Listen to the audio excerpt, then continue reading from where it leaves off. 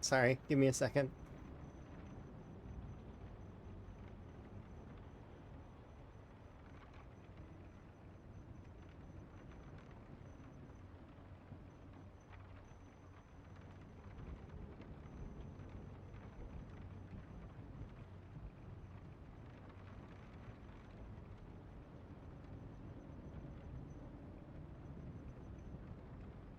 Okay, nearly ready. Sorry.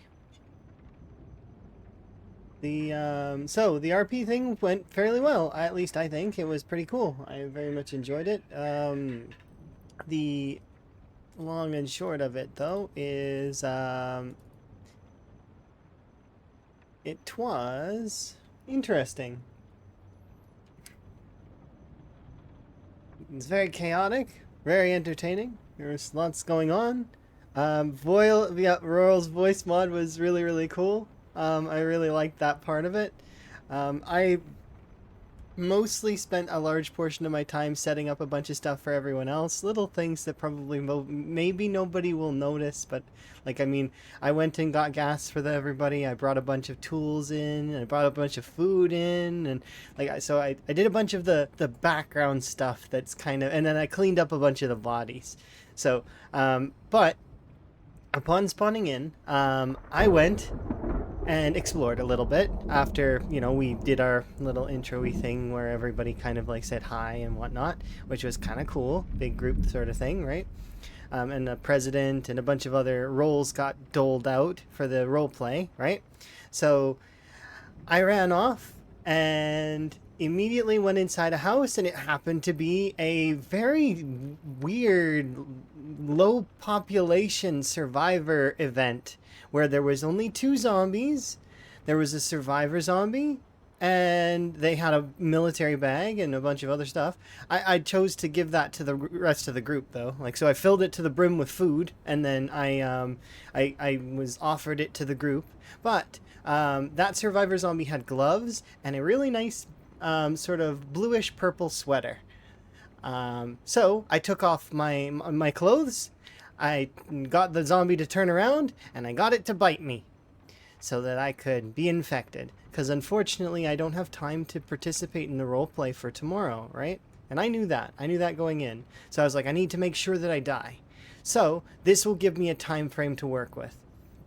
So, anyways, so kill the zombie, put on some clothes, and act like nothing's happening. And then off I go. Unfortunately, I didn't get to go out in a bombastic way. I kind of went out in more of a relaxed kind of way because I positioned myself in a bathroom where I knew I would be found, but I knew I wouldn't be harmful to anyone.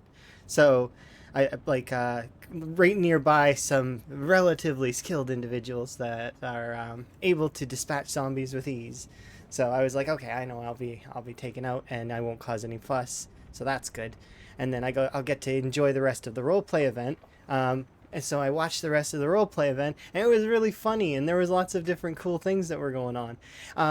At times, though, for me specifically, it was a little bit overstimulating. Like there was a little bit too much going on. There was a little too many people, for me.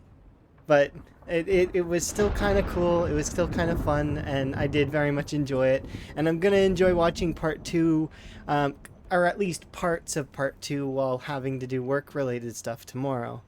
Or I say tomorrow, I mean today, because yeah, that's my days transition strangely, and that's why I'm here now. Is because we're gonna enjoy a stream. It's gonna be average length today, so no like super marathons because I've got stuff to do later. But we're gonna have fun, and I'm gonna put forth a few kills. I don't know where my cursor is. Like you guys can see my cursor, but I can't. Why can't I? Why can oh that's so weird. Why can I see it over there but I can't see it here? Something's wrong with Zomboid. Oh, look, I can see it when it's all... What? Okay, here, I'm gonna restart Zomboid. Because clearly something's wrong. You're amazing! The roleplay was streamed for some folks. I had the option to stream it, but I decided that I wouldn't because it was my first time. And also, so for my character, I initially intended my character to be like kind of a Debbie Downer, like a depressed kind of goth style character, right? It's the initial intention of my character. However, I ended up being timid wallflower, is what ended up happening. So which is, it is what it is. It's fine. I was okay with that. Because I was there was a lot going on, and the overstimulation kind of uh, forced me into that kind of mentality. It's not anybody's fault, I'd never done it before, right? So, uh, is it doing that thing again? Yeah. So there's a strange thing happening where I can't see my cursor at all. Like I can't see it, but I can see it over there, which is weird.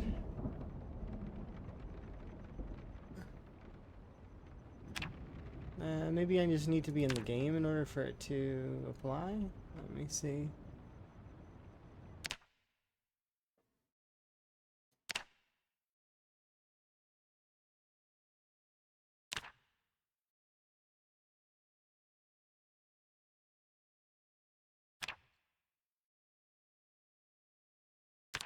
Let's try changing it to windowed.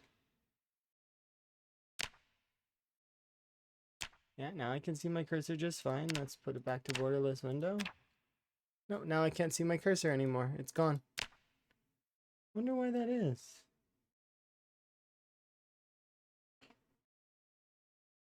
Okay, here. I can see my cursor on OBS, which is so weird. I can't play like this. I really can't if it decides to stay this way. Because I need to see my cursor. And now I can, like, so... Uh, oh, I just had it on there. Come on.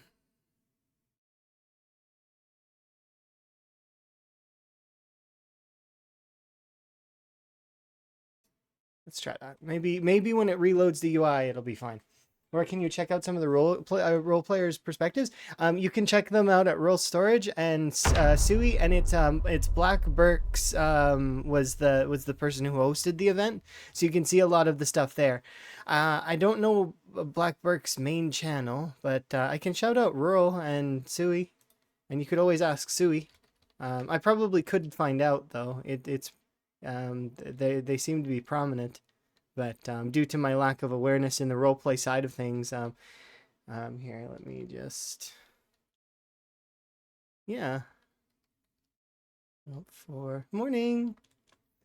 I'm just gonna see if I get to have my cursor in the game, because if I can't have my cursor in the game, I can't play like this. Yeah, I can't play like that. It doesn't work. How do I fix this? Show cursor somewhere? I know that there's a setting for it.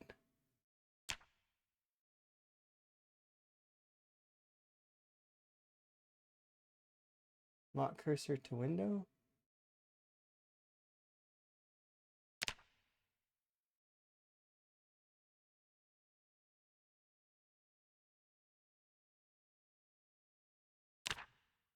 Ah, there we go. That's fixed it, I think. How was the thingy yesterday? So it happened, it was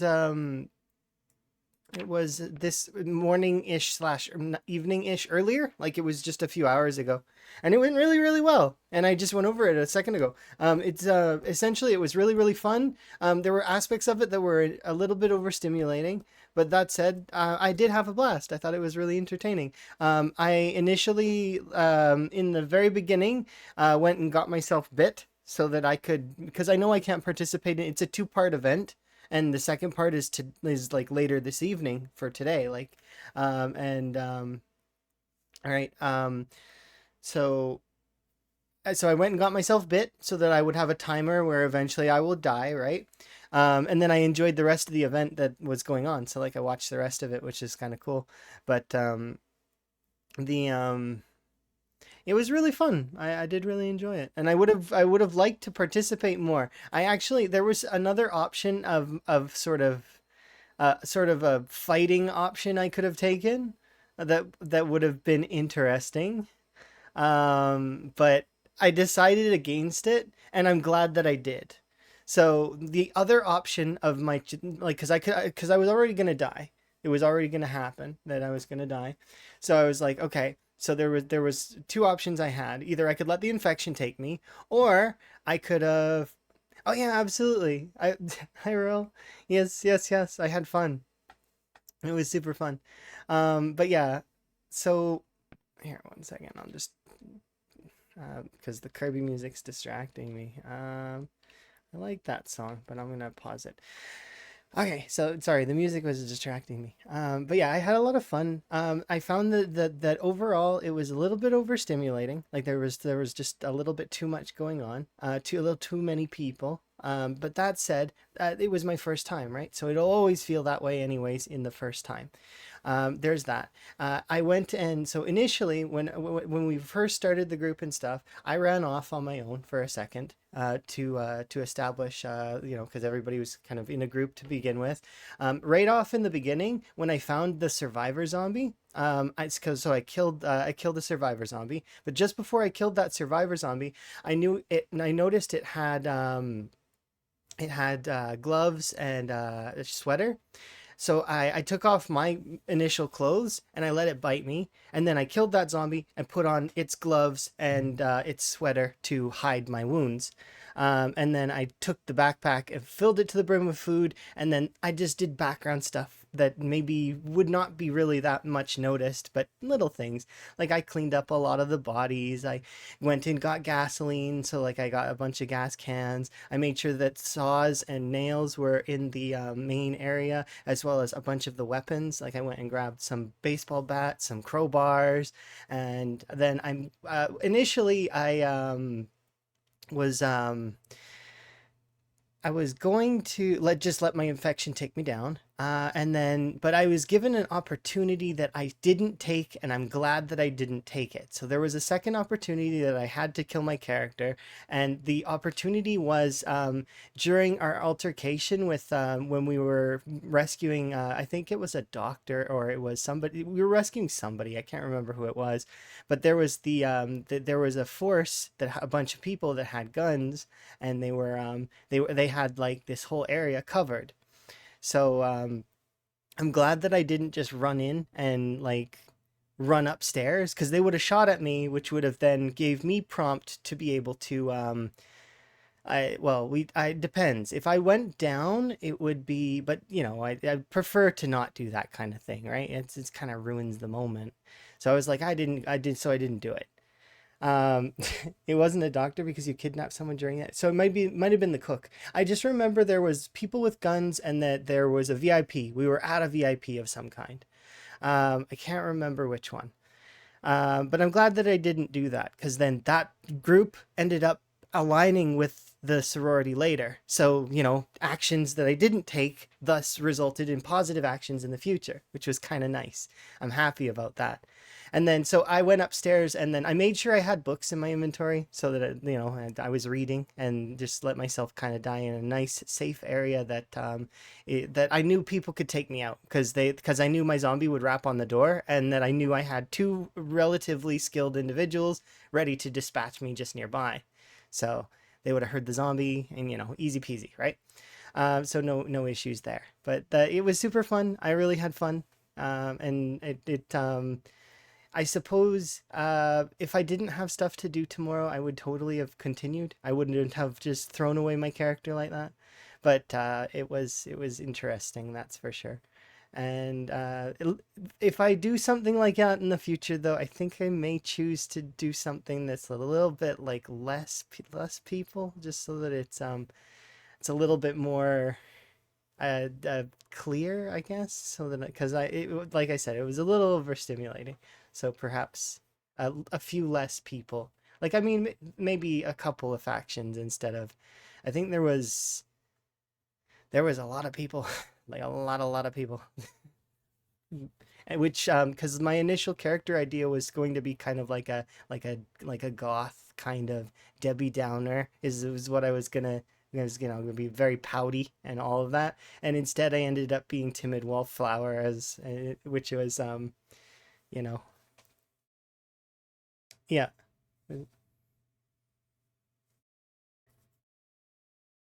Yeah, it would have been interesting to spawn everyone in like just different random houses and maybe even scatter them. But, then that would have there are downsides to that as well, right?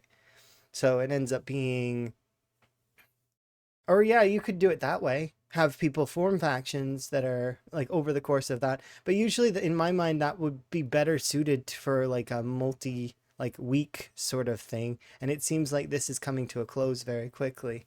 So I'm not sure. It's one of those things that's strange. And once again, it's there's millions of ways you could do it that would be very interesting. But yeah, I had fun. And I'll do something like that again for sure. I'd opt in easy for something similar. It was a blast. Just poor timing on my part because my work is up in the air a lot of the time. I don't know exactly which days we're going to be working sometimes because it's based on certain things that um and it just so happens that I have to be there for today later. But yes, it was really cool. But hopefully you had a good time, Merle, and you enjoy your rest. For those that aren't, shout out for Earl because Earl's great. And then I can shout out Sui later because Sui's the one who invited me.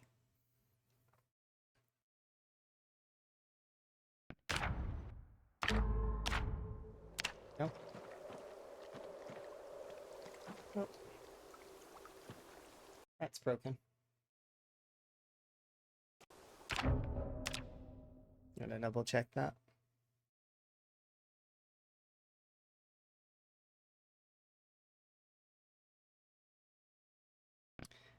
There we go.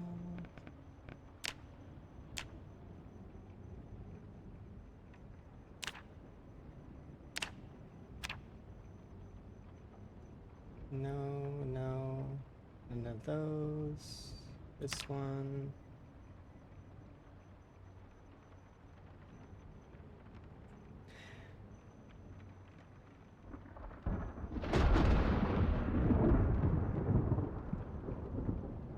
I don't know why I'm doing this, because that, but yeah. It leans towards more storytelling that way as well, because then you actually like start getting kind of attached to people, and then when they do inevitably die, which is gonna happen probably, then it means kind of more. There's more organic stuff to roleplay with there. It's kind of interesting. Mods and Lua quarters. So I have both of those there.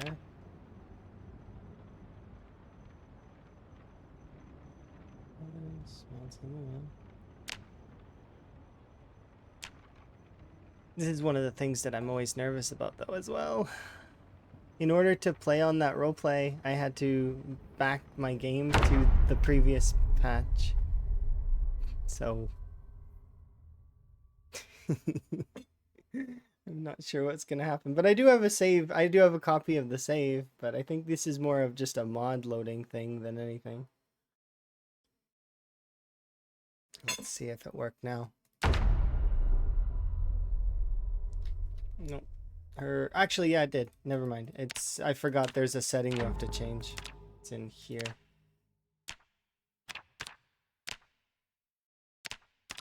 My brain's just forgetting where everything is briefly. Yeah. I'm gonna shout out Sui as well, because there we go.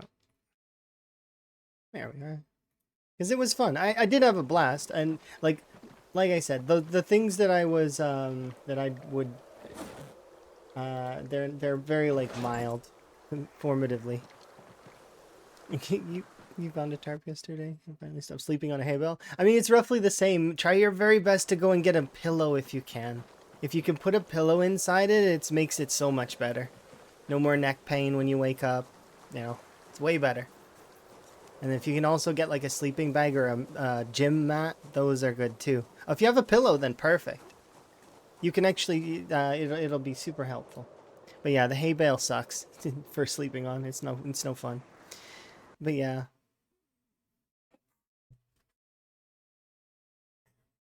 sorry, just gotta click that there on the other desk. Oh, and so also, Rural's voice in that whole thing was just like it was just so well played.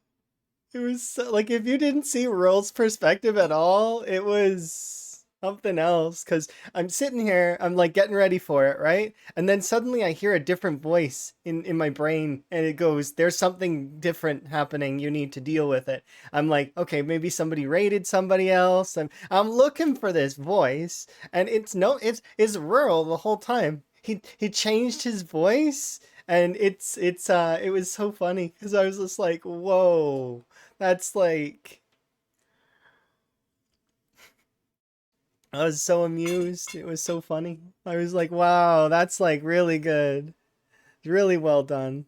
Like I mean, there are some spots with it though, but I mean, you can barely tell. Like it's like one of those things that you'd have to have a really good ear to pick it up.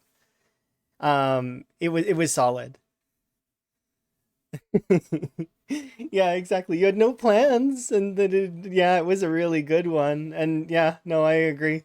It's probably the best one I've heard outside of like there's like a couple that you can get that are, but those ones are very expensive, very pricey.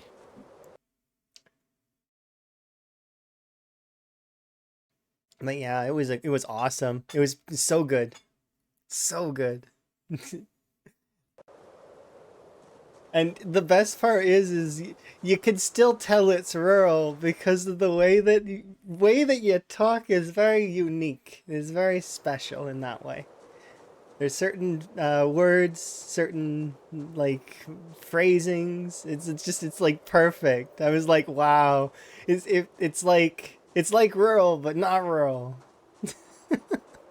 It was so good. Yeah, exactly. 99% of them are just like, and you get the very like expensive ones that you can get that are like that let you change pretty much everything. But yeah, that one's really good. You've got that one's got like frequencies, and it's just really cool. But yeah, I'm so I know I noted it down because I'm like we all know that I'm gonna move eventually. That's the plan, right? I'm not taking any of this setup with me. I'm selling or giving it to charity or something. I'm going to do something with it. Probably maybe giving it to friends. I'm not sure, but I know that a large portion of this setup here is going to be gone.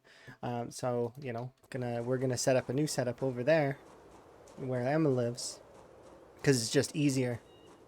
So we've got very soon we'll have the PC. Specifically, the PC will be done. Um, the rest of the stuff is just bits and bobs. So like desk, but like I mean accessories and such. But I'm looking forward to it. I noted down that microphone because that is a 5 stars. I'm just like I don't even have plans to use those kinds of things like the voice changer or anything like that because it's like but it's nice to just have options, right? Especially for things like that, like when you got like a role play or a D&D session, maybe you want to have a little funny voice or something, definitely improves things by a lot because it's really well done. That was 5 stars. Very interesting. I almost wish though that I hadn't gotten bitten so early because I got bit early and I'm like I should have about roughly 2 hours or so to before the infection takes, and I should be plenty of time to at least help out and make sure that everything is set up good. So I spent a large portion of my time making sure things were tidy, as well as that, like the bare essentials were all around. So I made sure that there were saws. I made sure there was nails. I made sure there was food was stocked to the brim. Like I put in like four bags of food, or the grocery bags. It was just like tons of food because so like I stuffed that big military bag all the way full. I put I had a garbage bag full. I put a can opener beside the garbage bag so that somebody would nick it and put it up there. It would be really really awesome. Oh yeah, you'd never have grabbed it because you'd never heard of it. But then they were like, somehow they heard your mic was broken, and they're like, "Here you go," kind of deal. That's really cool. It's awesome when companies do stuff like that. Yeah, I'm looking forward to it. It'll be hype.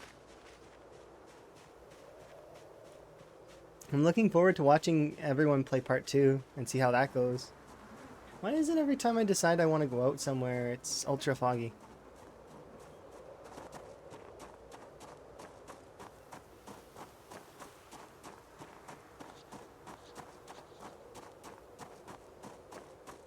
I'm not worried about the price of the mic so much. Usually microphones, they vary. Like, I mean, it's fine. My current mic is a very, very old mic. It's a Yeti Blue from ages ago. And it's starting to wear now, but I've had this Yeti for like ages. Ages and ages. The one problem I have with the Yeti though is that it's very sensitive and it will pick up everything. And even trying to figure out how to get it just right, it's still not just right. It'll never be just right. That's it's one of those things where it's just a little bit too much sometimes. And then the mute button breaks. So sometimes when you push it, it's not quite right, and sometimes like it doesn't turn on, it doesn't turn off. So I very very frequently don't use its mute button just out of sheer fact that it wears, right? And I don't know if that's if other folks have had similar problems, but Yetis are good. They're just and it's been a good mic. I have no complaints about it outside of the that like I mean, oh it's a little too good in some ways, right? Too sensitive.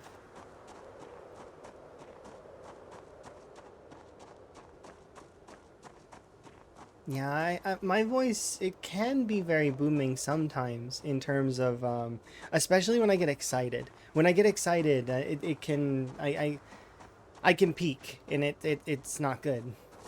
Most of the time it though I'm okay-ish and I've been getting better with my sound stuff over time, but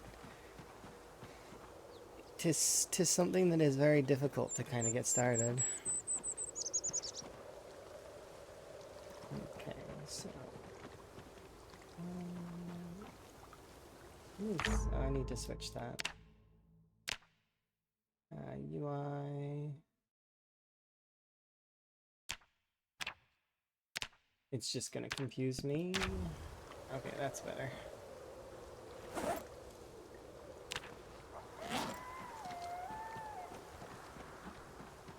But yeah. Enjoy your rest, by the way, Rural.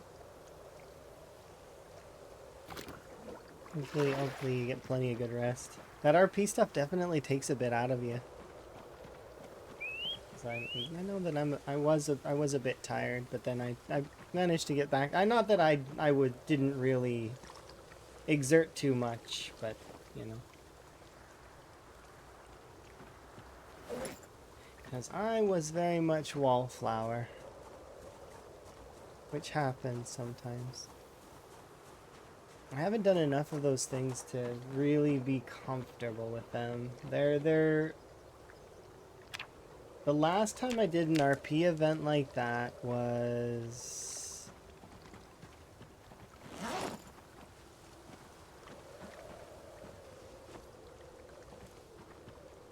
trying to think. Last time I did an RP event, it might have been a few years ago.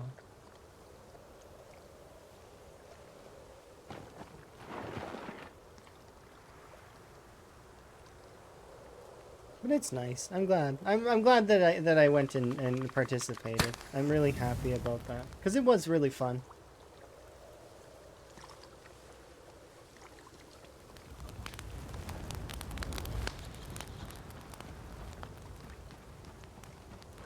Yeah, definitely a really good improvement from a headset mic.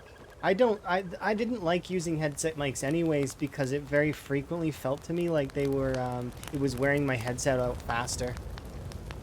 It might not have been, but it very much felt like that. So I was just like, eh.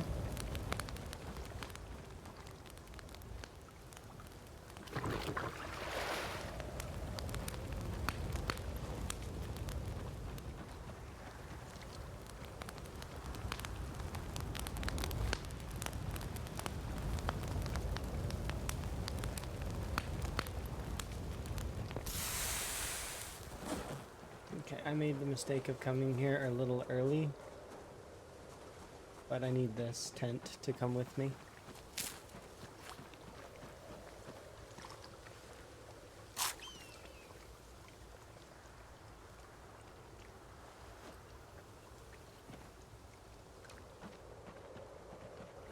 Because the other area has a tent, but I don't have... Well, it has most of a tent, but it's missing part of a tent. So I need to go back, and we need to get the rest of our weight up a little bit before we continue. As much as... Because 79 is not enough. I want to be at like 84, 83. But yeah, I'm looking forward to the move and stuff. Because it'll open up more opportunities to do stuff like that. Because it'll be... there'll be less... at least for the first while, there will be less...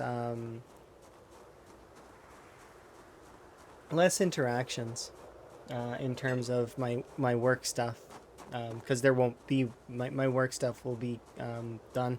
There won't be more work stuff because so long as the move stuff happens, my business will be sold, so I don't have to worry too much about that.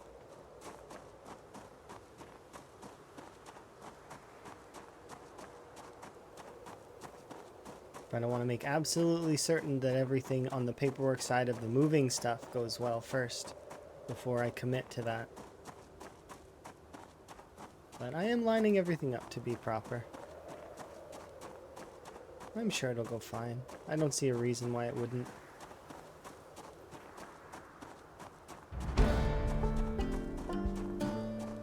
Hyperdrive, go!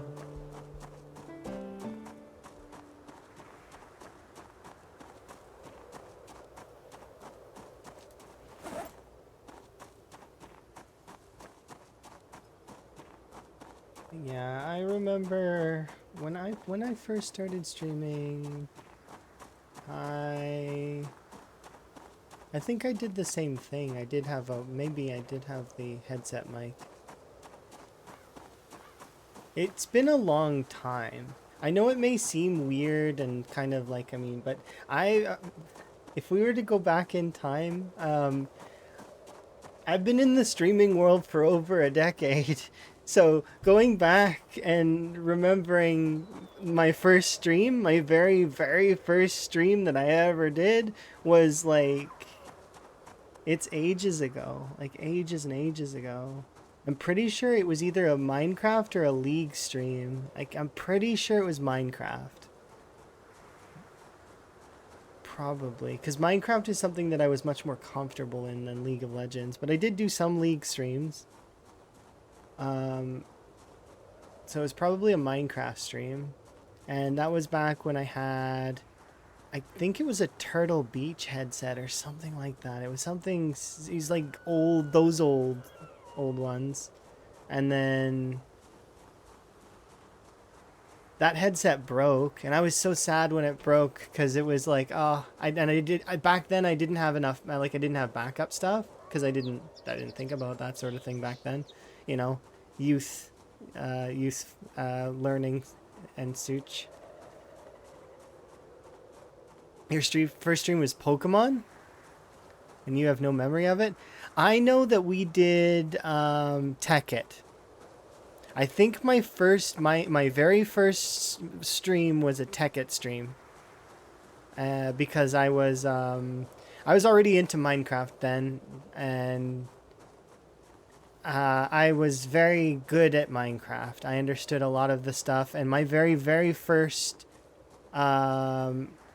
Minecraft stream was I'm pretty sure it was Tekkit, and we did turtles and my very first mod in Minecraft that I ever modded into the game before, because I used to play hardcore Minecraft in survival mode and all that stuff, and I played Minecraft when it was on a browser. Like so, I've been in all like around for that community for a long time, and was IC1 like Industrial Craft, the first one. That was my first mod that I'd ever played, and I thought it was amazing. I was like, oh, look at all the cool tech stuff you can do. And eventually you get further and further and you add more mods, and then playing like all those fancier packs. And I like the challenge mode ones, they were more fun, like playing like Crash Landing and those Minecraft mods. But Minecraft is one of those games where oddly the community of Minecraft is both very nice sometimes but very toxic and very immature and very like I liked some people in the Minecraft community, but a large portion of folks were just absolutely terrible in that community. That's one of the reasons why when I did get into PZ eventually, way later, like after my Overwatch days and after all of that, like after all the different games that I played, from Guild Wars 2 to Sea of Thieves to all of the other games, PZ was such a breath of fresh air, because it's the community of PZ is very mature and wholesome for the most part. There is the minority of PZ that's loud and obnoxious, and they complain and they whine and they cry on Reddit, but majority of the PZ folks are wholesome, kind. They want you to be part of, like, any information that they have, they'll give you, and it's meant to be a wholesome environment, and I very much am happy with that, because that is exactly the kind of community I wanted to get into and enjoy, and I'm happy that PZ's like that. Yeah, we have our extremes. There's a handful of PZ that's a really rough, but yeah, it's one of those things where it's fine. Yeah, and the thing is I'm the kind of person that doesn't my concept of time is always weird. It's always been weird because of my sleep schedule. I have restless sleeper and wakeful in real life. So what that means is I will sleep for a few hours, and then I will have a full battery for me. A full battery that I can pull from.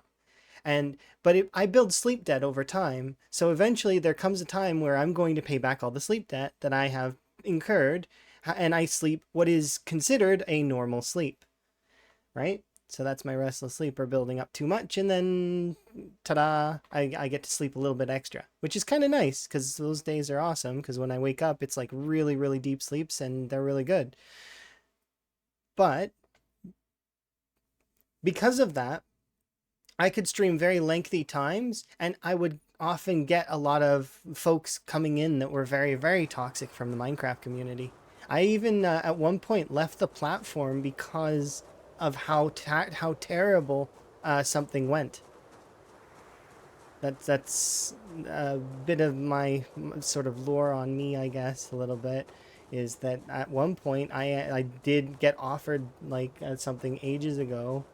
It's and then I left the platform, and then I came back, like, and because those things are all gone now. But I came back a year after I'd stopped streaming in general. I stopped streaming the whole thing. I took a break for a year, and then I was like, okay, and then I came back closer to the middle or the start of build 41. I don't really remember exactly when I came back but when I started learning time 16 PZ, and it was a type of gameplay that clicked with me, that I really I remember what happened too. I remember when it officially clicked in my brain, where everything settled in my head, and I was like, it was like one of those epiphany, wide-eyed moments where I laughed. I laughed out loud. I was like, this is this is awesome. I just I knew I knew that everything was gonna be easier and that I understood a lot. It happened over here. I remember it happened right here by the church, behind the church. Yeah, I got my epiphany there. I popped level 4 nimble and level it was between level 7 and level 10 short blade and everything clicked and everything was easy. And I won't forget that moment because it was a special moment. Very special moment for me. And then we went on for that run to live for the longest character that I ever had. That was my character. And that's what began our journey in PZ, and eventually we started playing other things. We in terms of other runs, and just it became one of the staple games that I think I will always play because it's there's something comfortable and solid about PZ. Even with the roleplay we did, like the roleplay server, it's just got this feeling. I wasn't really like even really paying attention to the gameplay mechanics so much as just enjoying the world and enjoying the things that were happening around. Once again, though, it was a bit overstimulating. Sometimes there would be so many people talking that I couldn't. My brain was like too much going on. Can't focus. Um, yeah, I liked that. It was fun. Yeah, I've played a lot of games and I've seen a lot of stuff, but even so, you still keep learning, no matter what, right? Regardless of how much you've been through, and all of that, because just having time doesn't always set you up to be ready for anything. So, because like I mean, I don't know. It's just how it feels, I guess. You ran off a bunch on your own just to get away from the noise. I tried to, but I didn't want to leave people like without a buddy to keep them safe in case, because I thought maybe the other factions might show up, or that things would be a little bit more close knit. The map was much larger than I anticipated. There was a lot more traveling than I expected there would be. So when I seen that, I was like, oh, I probably should have taken the injury a little bit. I regret the timing of my injury a little, because I could have taken it a little bit later and I would have been able to live a little bit longer and it would have been more, a little bit more fun. Hmm. Hindsight's 2020 though. I still had a good time. And I got to enjoy the both sides of the story kind of deal, which was fun. Because I'm watching like one side of the girls talking into the microphone, trying to, hey, I need anybody there, and I'm watching the other folks talking in the wrong channel. So like I'm like, oh, this is so even if you do everything right, it doesn't like because other humans can be making errors. Like it's just like, and I didn't want to say anything because it's a meta, right? Like so I kept it to myself, but like it was just like watching the full picture is interesting, and I am glad that I died earlier so that I could enjoy that part. You're like, yeah, seriously, where are they? I mean, yeah, they were panicking and talking into the other one, the general, the 0.2 or whatever. Mm-hmm. And the fact that you went Mission Impossible was so awesome. I was so keen. I was like, I'm like, what is he gonna do next? It kept me on the on edge of my seat a lot of it. But then same when they were pointing guns at the other folks. Like I was like, and then there was two deaths over there as well. So it was like, oh, but yeah, it was cool.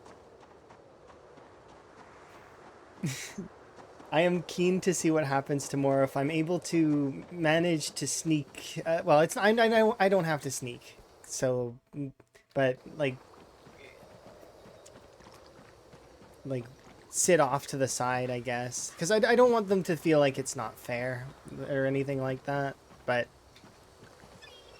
I watch some content.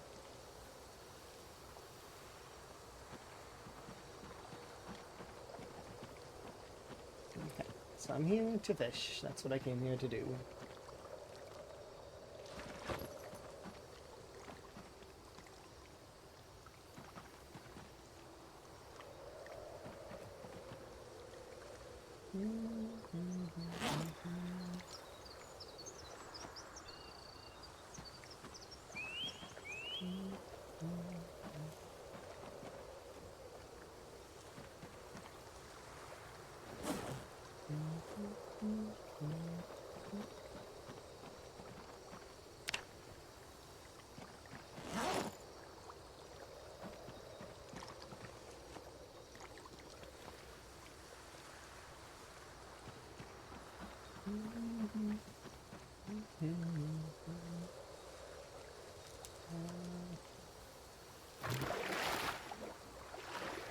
Yeah, it was cool.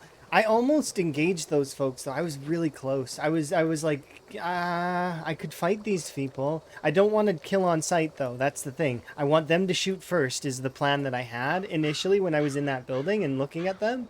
I was going to run through and over to the VIP because I knew the VIP was upstairs. So I was tempted to do that, run right past them and go upstairs because I know that guns are not like guns aren't all that. They're good, but unless you get a neck injury, you can like I could have killed all four of those people. It wouldn't have been that difficult for me, given the fact that they think their guns are all that powerful. No, but just saying. But I was like, nah, I'm not gonna do that because that's me using meta knowledge, and also I mean I need to take this from a role play perspective. And then I was like, so I very much was like abstaining from all that, and yeah, so the gun part of it, like, and that aspect of it went through my mind, but also like my own character and what my own character's reaction would be in that situation. So tentative and not wanting to go in, and being very kind of like cautious. So I was like, okay, I shouldn't do that. And then I'm glad that I didn't because then they aligned with the sorority later. So win-win. Like I'm super happy.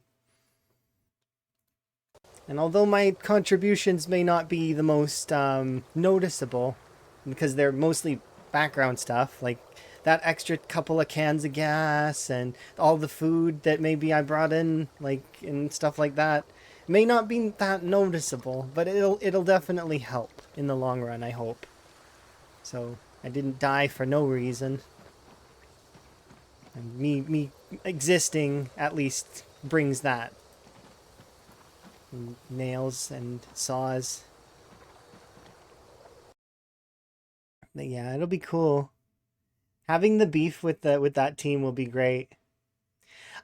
Kind of. Except I didn't do cooking because I seen that Ultra was already in the kitchen. I'm like, I'll let that the that aspect be covered because like I don't want to step into there and then and assist when it's not needed, right? So I was like, I'll just go collect food and then bring it there.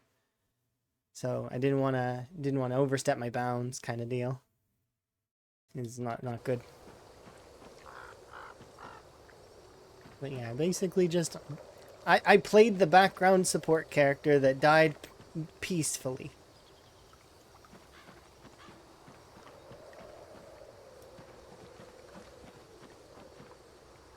All right, let's catch some fish. Let's put you on the ground.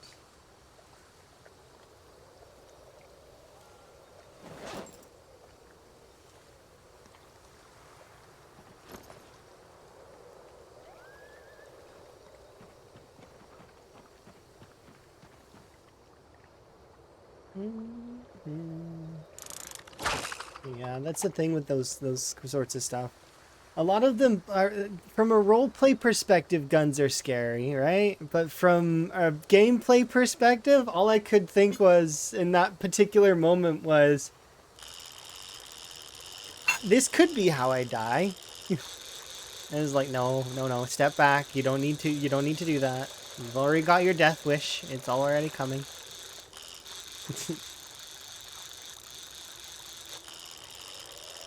Sometimes it's difficult to parse those sorts of things and then make the right choices. But I feel like I made the right ones for the most part. Outside of the basic one, which I should have waited a little bit longer to get injured.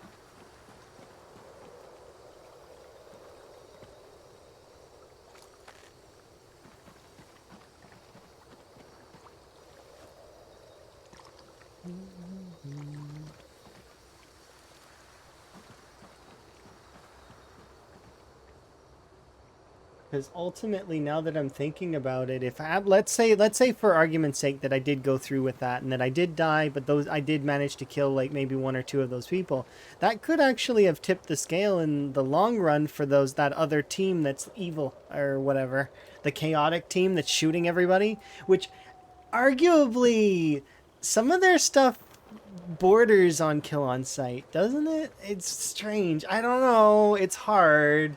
Like it's those kinds of things are always really really hard to balance out, and it's tough.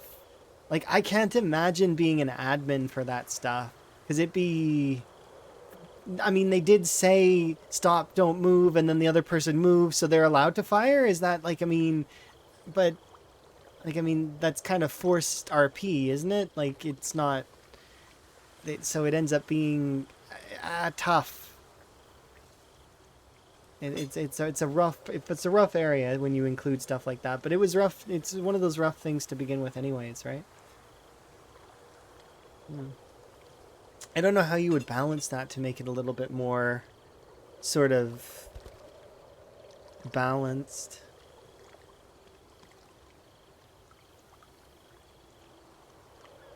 Because role play versus gameplay versus, because like there's so many different style pieces that kind of slot into different sections and cause it to get very tough. Yeah, I agree. Villains are hard to play, and it's hard. It's really hard to do it right.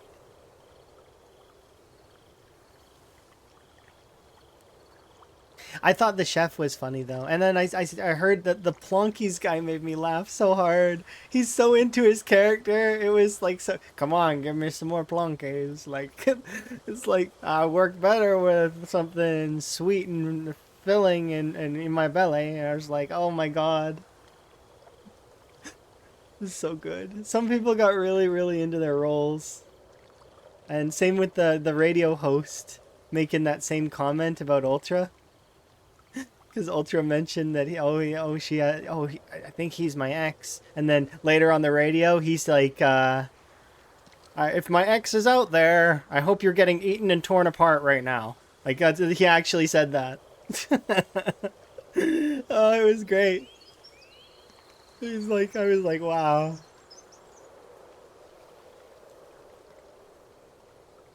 Yeah, it's one of those weird things, right? It's tough. Because you can force folks to RP in a certain way with that, and it ends up being making things sort of stale in a way. It's a sort of hard fisted way to do it, right? You'd love to see the folks that didn't stream. I see. I was like, should I stream this? And then I was like, nah, I can't right now because one, it's my first time doing it, and so I was like, I don't really want my first time to be kind of extra pressure. I already wallflowered as it was, so I would have even tensed up more if I was on stream. I think, like it was tough, but I agree, more perspectives would have been better. Yeah, that part was really funny. The when he commented, I'm like, wow. If my ex is out there, I hope you're being ripped apart and eaten. I can't remember the exact words he used, but it was along those lines. No, no, no, no, no.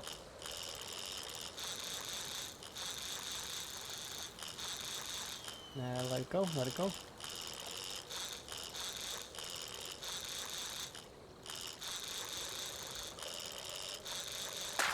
There we go. Oh, you're... Morning. How goes? Are you enjoying your challenge? How goes your run? I seen you're getting your kill count going. Kudos. You're going to get you're going to get up there very soon. It's very, very soon. We gotta watch out. Potential world record incoming. And I mean that. You just have to survive the longest. Remember, it's a marathon, not a sprint. So you just have to survive us all. Easy peasy.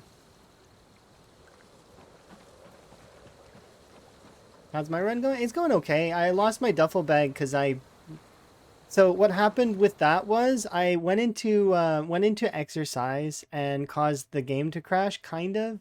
Either it was the exercise that caused it, but it said Stack Overflow, which is annoying. I think I played for too long without a restart, and the so what happened was I put my backpack on the ground, my little duffel bag on the ground when I went to work out. And when the game crashed, it didn't save the backpack on the ground, but it was no longer on my character, right? So that whole backpack just got deleted off into the void. Nothing important in there except my writing utensils, and I guess technically the teacup that I nicked from West Point. So that teacup that I risked my life for, kind of, is gone now. West Point took it back, essentially. But it's okay. It's not a big deal. It's just a teacup. But it's a lore-based teacup that has now been voided. You'd be so mad about the teacup. I know a lot of folks would be very mad about that, but it's one of those things that even if it was a military bag or something, I just wanted to know why it disappeared so that I could help other folks. Because in the event that other folks were to receive something of a similar problem, I almost guarantee that there's a large amount of frustration that could happen in that. It doesn't bother me at all. I don't care. I'll go get another duffel bag. I'll go get more writing utensils. Even if I lost something of value, like let's say I lose the only saw that I've found so far. Like, I mean, whatever. I can continue. But the point of the matter is that I didn't want it to happen to someone else, because that could kill somebody's momentum. Imagine you're going through and then you lose your entire like backpack worth of inventory. That could make somebody very upset. I don't know. It's one of those strange ones, right? It definitely depends on whom, but yeah.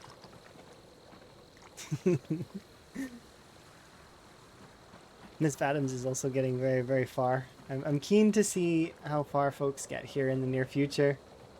Because my work schedule is going to be very much busy, so I'm not going to have very much time to play. So, which means that we'll see if other folks can catch up to me. And also, right now, Twist is also in the lead by a considerable margin. Like, he is way ahead with 3K kills. He's like nearly 4K, and that's how it goes. But don't worry, that's how it goes. When you get up into the to the point where you have very high weapon skill, you can start pushing thousands per day.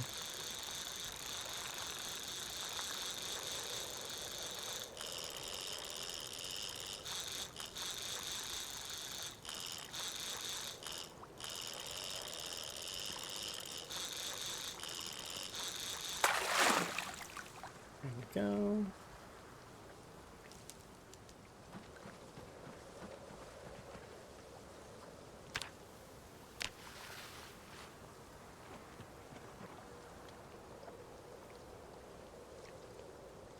Add some more bait.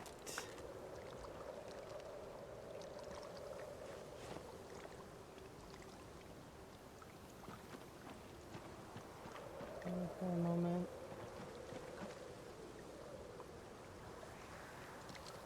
I'm super looking forward to seeing the different perspectives of the rat race, though, and what routes people take and what PBs people can get up to. It'll be really cool.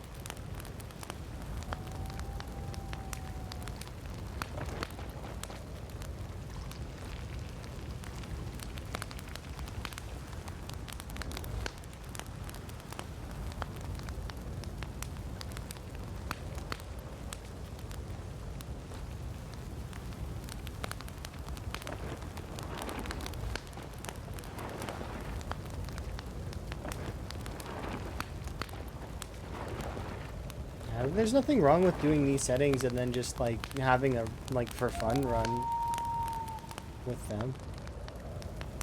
Is that ambient noise? It was really loud.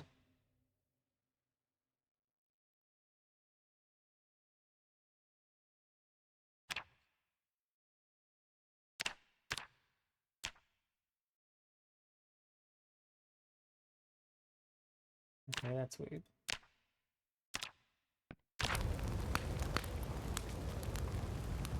Yeah, it's fine. It's good to mimic the settings and have a go. They're very tough settings though. There's aspects of the settings that can be increased as well. So there is a slightly higher difficulty than what we're playing on, but it's not by much. Like we're playing on pretty much the max difficulty. Outside of, you know, adding silly things like sprinters.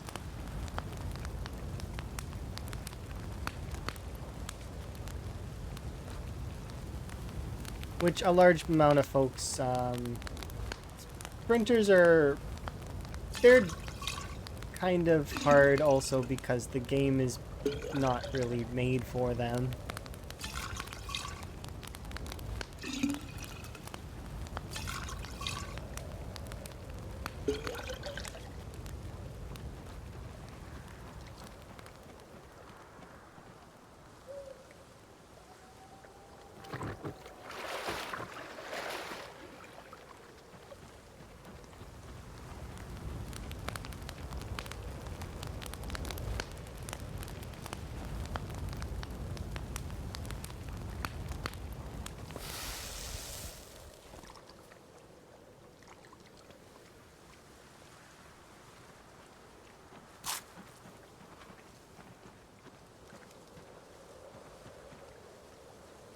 Yeah, I'm not surprised. Because Bonds is one of the...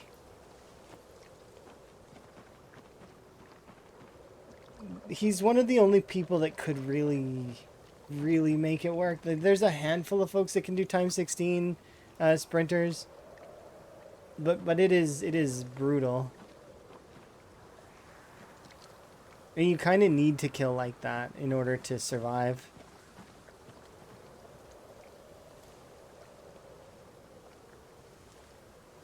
And just died with 735 kills. Yeah, that sounds about right. It's insanely hard, and the biggest thing that about sprinters is the unforgivingness of one mistake. That's all it takes. All it takes is one tiny misstep with sprinters, and that's it. The run's end. Same with shamblers, but at least shamblers there's a little bit more room. Like you have a little bit more leeway. Sprinters, there's no leeway. It's completely out of leeway.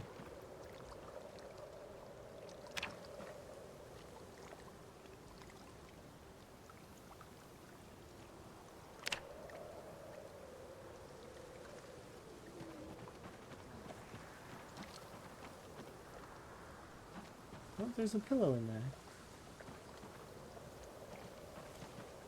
Okay, I need to grab something really quick though, so I'm gonna BRB for like maybe 10 seconds or so, maybe less, I hope.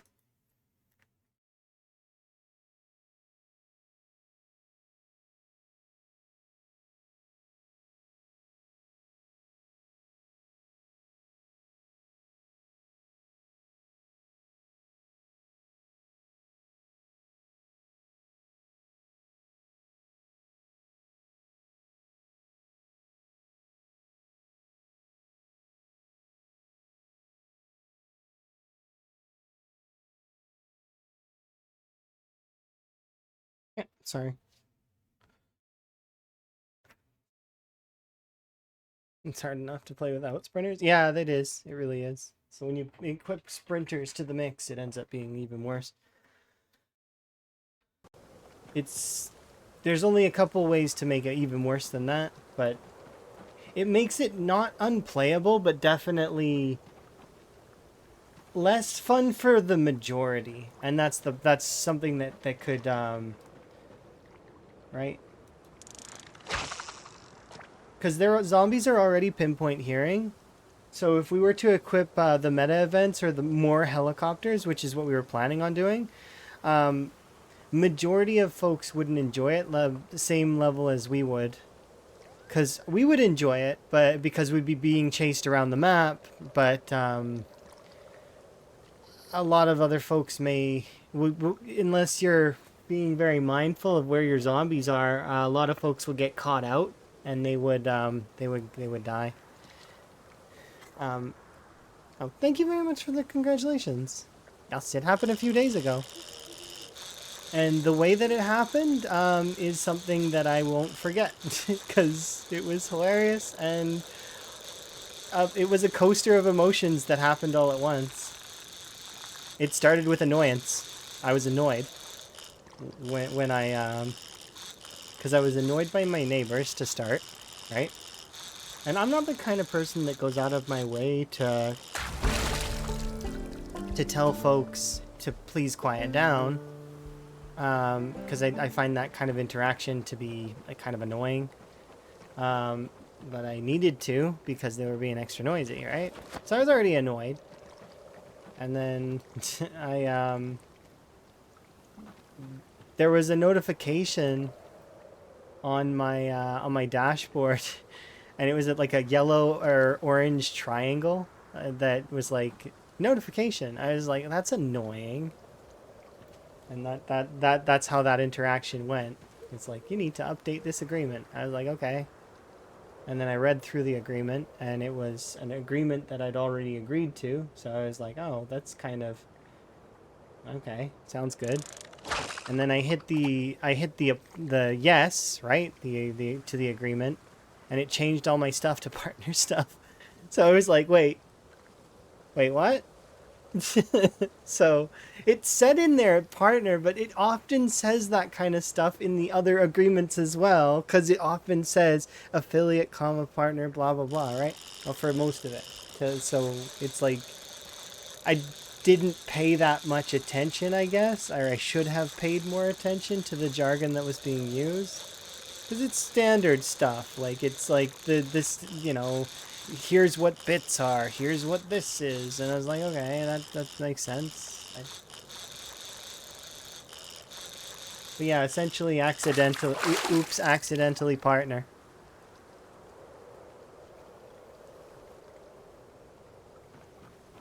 Yeah, there's often a lot of that, right? Okay, I need to catch another water bottle because I am, let's catch another water bottle. Because I don't have one. So, my other one got taken away. But yeah, it's one of those things that's kind of fun. You like to think that Spiffo took it and stole it away to West Point. I don't. Technically, Spiffo did take it because when my game crashes, that's what happens. That's one of my desktops is Spiffo. You guys get to see it, and then I get to see it for a little bit, but then I launch the game, so I don't get to keep seeing it. Because Zomboid doesn't rehook right away, so you guys get to see Spiffo for longer than I do.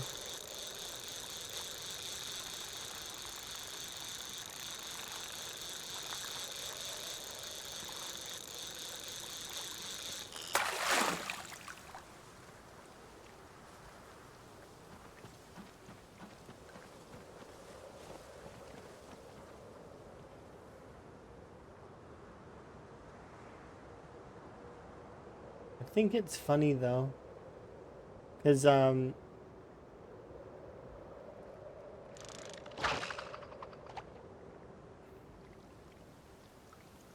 essentially my reaction was live. Essentially my reaction was live because I just to that stuff because I'd already gone live, so I had no idea. And it was the best way that they could have done it in just the right way. It like lined up perfectly to the how I would have liked it to happen. So I don't know if it was on purpose. Like I said before, it's one of those things that I am appreciative of it though.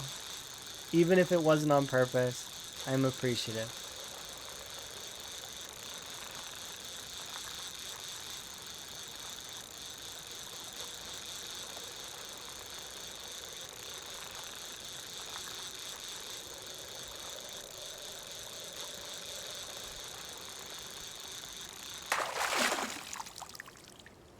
Empty bottle? Seaweed.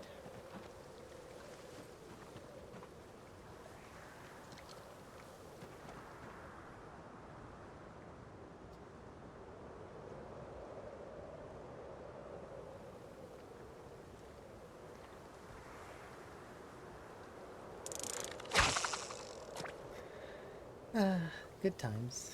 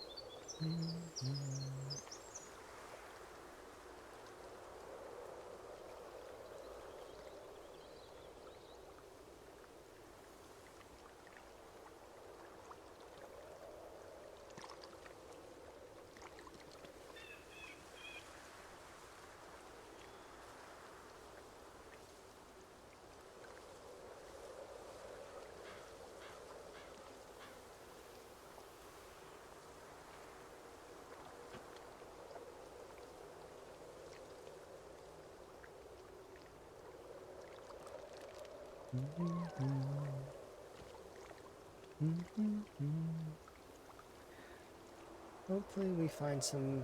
I want a plastic bottle is what I want. Let's see if we can get one.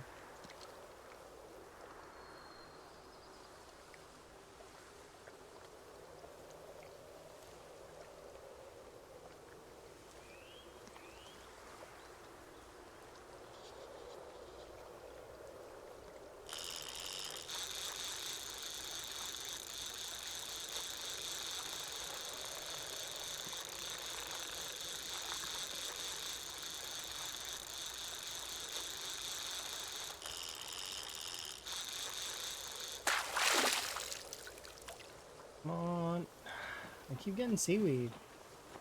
And I'm not against getting seaweed. I like seaweed because it's good, but I can't see anything.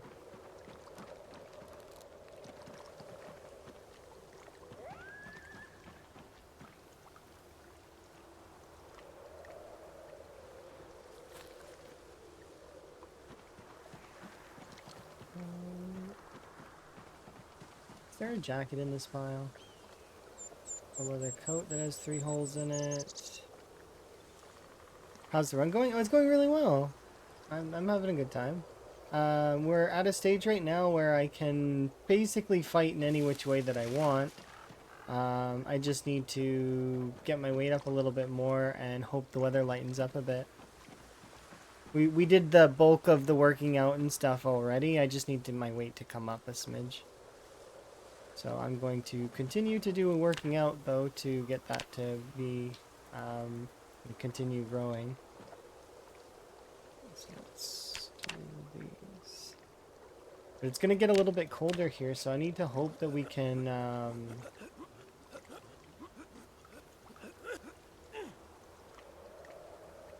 can get a new jacket, because one of the things that got deleted was my jacket, which is not a big deal, because actually it's not the best kind of jacket in the world. Oh, oops. Just need to make sure that we get a new one.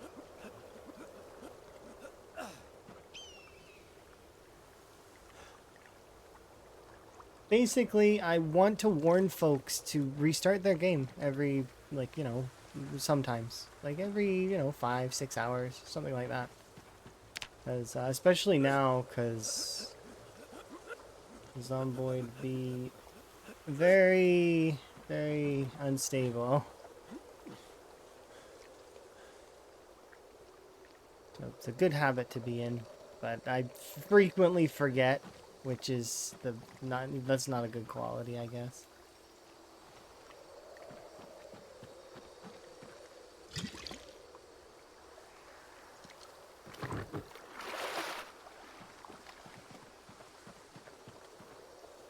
There we go.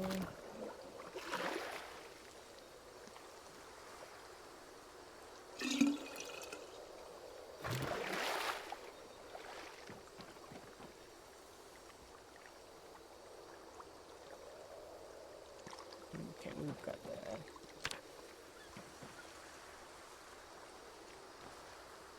Alright, let's try and get ourselves a new bottle.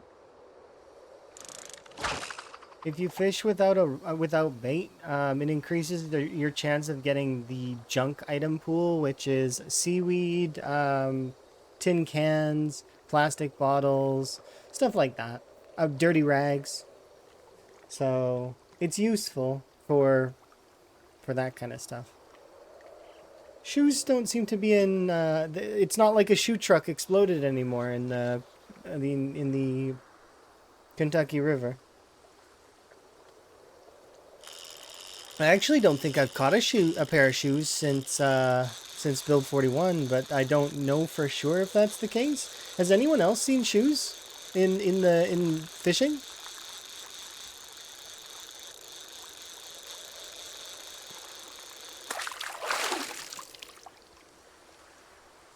Oh yeah, I forgot broken nets as well.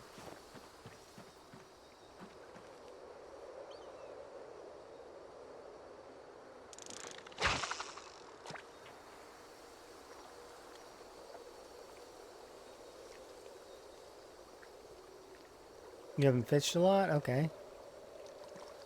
You haven't played this game at all? But you haven't found any fish or any shoes in. Do you have any?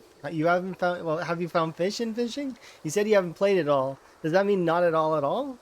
Like, so then you haven't found any fish with fishing either. And so my statement would still be correct.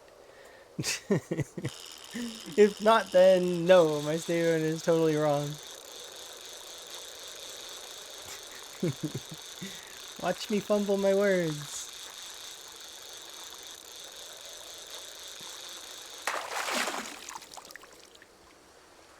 Oh, that's a tin can. That's not what I'm looking for.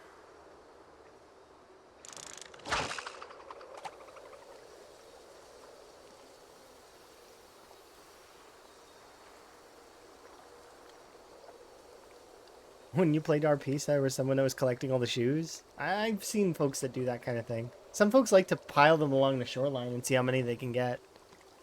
It's the same as collecting the IDs or collecting the badges, or there's a lot of those kinds of things, right? Where you collect just random items just to see. But before, it was like a shoe truck exploded. Either that or there's a shoe factory somewhere in Knox that is directly connected to the river, and all they're doing is dumping in shoes. Like the end of the conveyor belt goes to the river. It's just like if they don't have anybody doing collecting the shoes off the conveyor belt, it just goes directly into the river. Build 41 river shoes. Apparently we can make our own shoes now, but I haven't actually looked into how hard that is to do. But I could look right now while I'm... Well, no, I can't because I'm fishing, but still. I gotta wait until I catch this fish. And hopefully it's a water bottle, not a fish.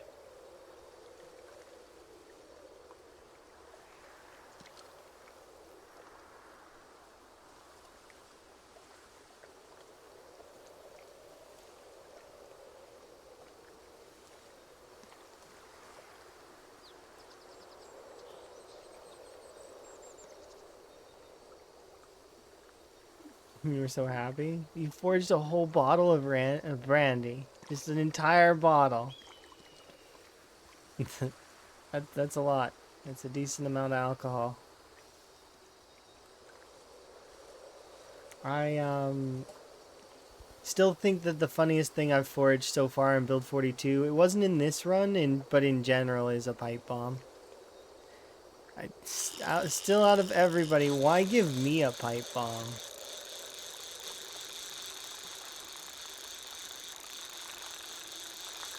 I don't need one of those. Someone got a Spiffo suit? We need to find the Spiffo outfit and... Ah, finally, plastic bottle. Okay, nice. So now I can...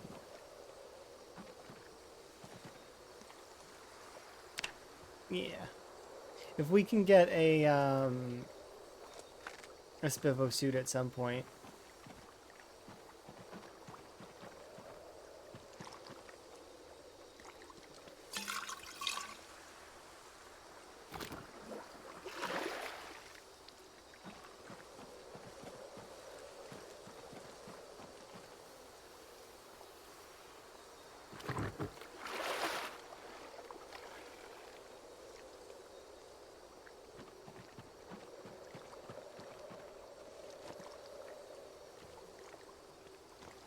There we go. It was near a field near me. I've been finding a lot more skulls and that kind of stuff. And I understand that that stuff is good to have in the foraging tables because then you get like extra bones and especially... but I really hope that Dogbane hemp is either nerfed slightly in its crafting cost for twine or alternatively that it's increased in its frequency. Because right now it hurts. And yes, we can argue that we're on challenge mode settings kind of a little bit, but even on Apocalypse, it's pretty bad right now. I found 3 total in so I've got 7, but three pickups of it in 3 months. Wow, sorry, 2 months and 29 days.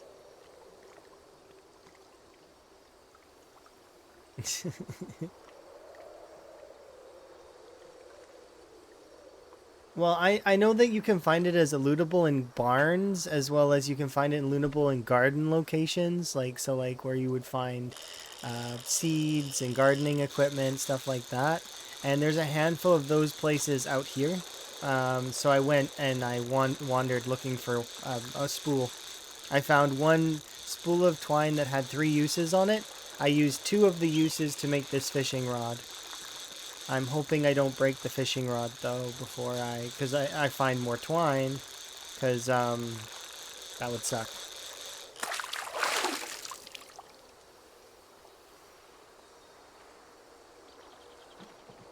Too small for slicing.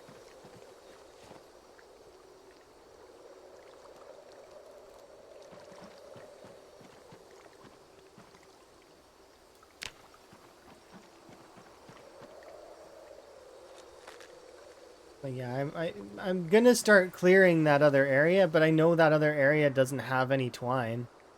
So knowing that area isn't gonna have the twine is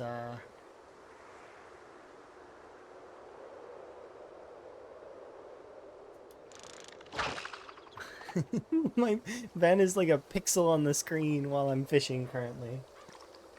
Like, wait a second, this is way zoomed out more than I usually do. Oh yeah, and I need to get rid of this because we don't need this. Listen only.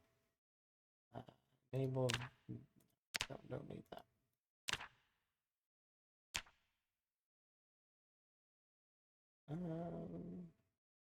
Oh, I wonder if it changed my reticle. It might have.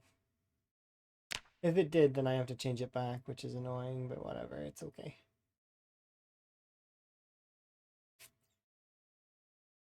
Where is this? It's under here, isn't it? Yeah, get rid of those 2 ones that are way too far. There we go. That's better. It's still too far. What the heck? Isn't it?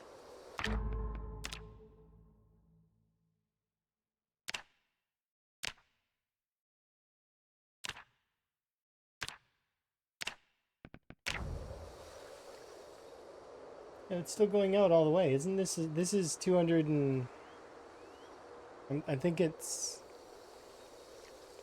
Do I need to restart in order to... I might need to restart in order to make it save.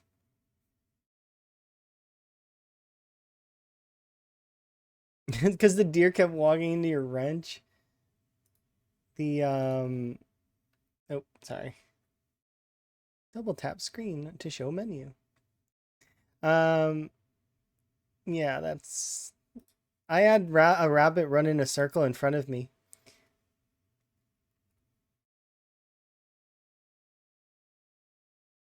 He's like running in a complete circle. Just kept running over and over again.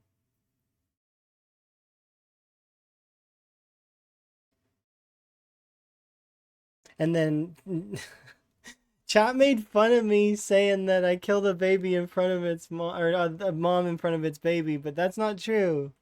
We have no proof that that baby was part of that mom. There's no way to know unless I go and catch the rabbit and we prove it. And later that rabbit grew up. I seen that it had aged, I think, because there was another bunny in the camp that was an adult suddenly out of nowhere, and it ran off. So I think that rabbit is fine. Yeah. We need to survive. What do you mean? What did you join into? I had to restart my game because the zoom was too big. It was zooming too far out.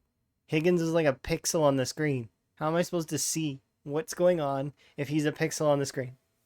I can't zoom out that far for a couple of reasons. One of them is it annoys me when I can see when the zombies are coming into frame, like, and that they're phasing in, kind of. Like, does you know what I mean? Like, if I go so far out that I can see them, they're not rendered, and then they are rendered. Like, I watch them rendering in. It's I'd prefer to not see them rendering in.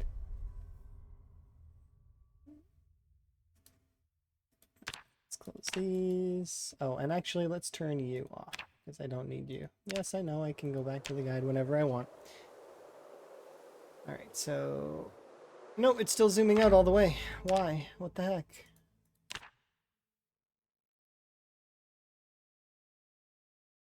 That's not 200%, right?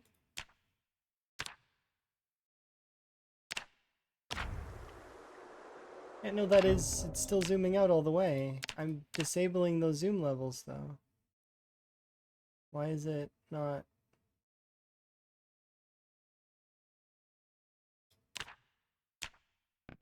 Is there something wrong with the zoom levels right now? Like, I can keep it from going all the way back, but that is so weird. Why is it like that? I don't remember it being that way. Also, we want this. Leave the car in the ignition. Resume normal speed when actions are completed. Drop items near the center of the square.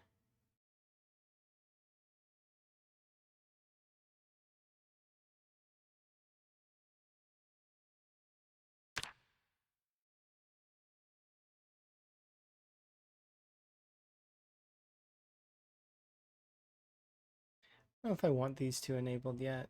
I know this one's useful for some folks, though, so perhaps I should have that one on. Yeah, I'm probably going to need to restart again. Okay, hopefully, one second. Before I do UI, these two zooms are disabled currently.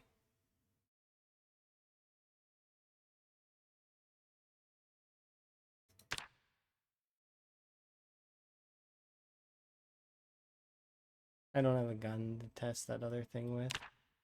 Okay. Well, let's quit and start over and see if that saves those settings. Most of those settings should save, right? But you were talking about killing another mother rabbit. Look here, it's not my fault. Survival. And that rabbit walked directly into my knife. It's not my fault. It could have chosen life. It just didn't. You've had a problem limiting your Zoom? I've not had a problem limiting mine. I don't know why.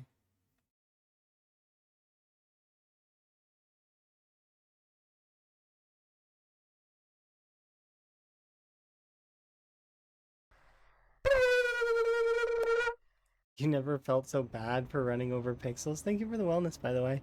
Um, there's a clip. I can't remember where that clip is at the moment, but there's a clip of me out of context talking about running over a family of five. Like, it's not my fault though. It's the animals. They went in front of the car every time, multiple times. It's not my fault. There's no light. There's no preservation there. They're not trying to preserve their own lives. They're like lemmings.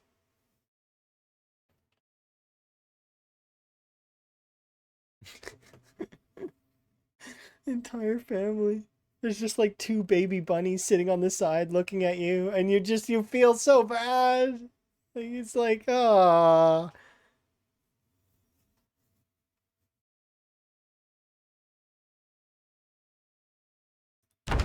Okay. Yeah, it's so true though. Nope. So for some reason the zoom's not fixed, but that's fine. I can just deal. I don't mind that, I guess. I'd prefer if the zoom was, but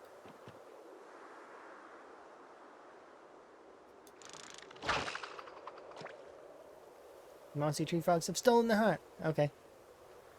Sounds good. What else?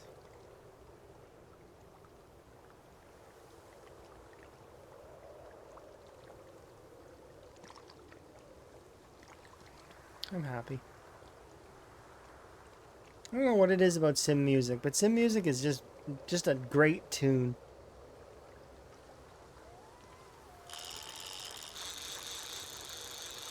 I need to do another Sims playthrough. Like, I haven't done a Sims playthrough in like years and years. I got the Legacy edition of Sims, so we could totally do it. Yeah.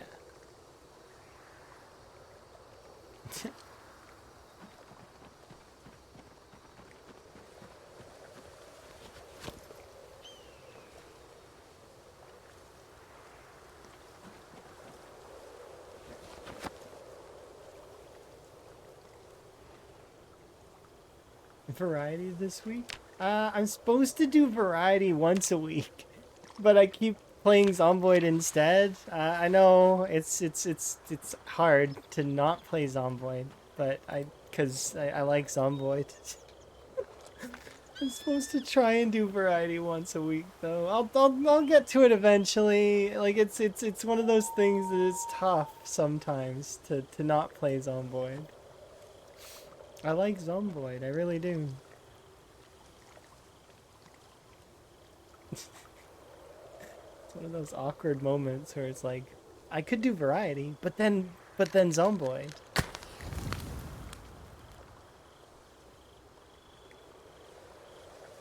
Zomboid just sits there and smiles at me, knowing that I'm going to keep playing it.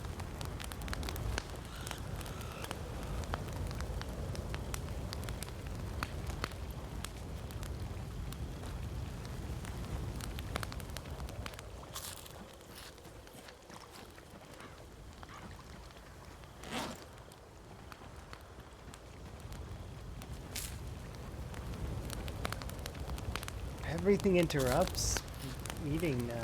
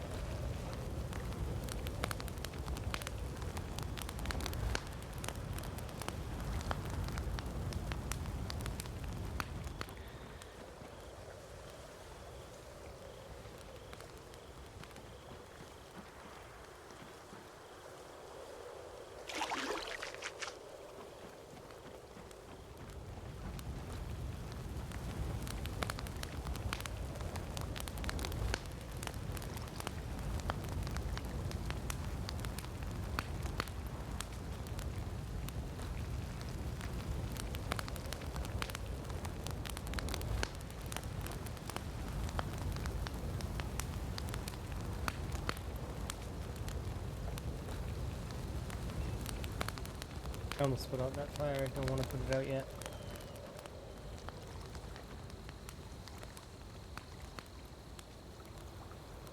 But the itch to get on PZ is strong. I'm not surprised. Because PZ is great. It's a great game. Phenomenal fighter. Because at the end of the day, you could always just play PZ, you know. It's, it's there. It's calling. Always. A little bit. Just a smidge.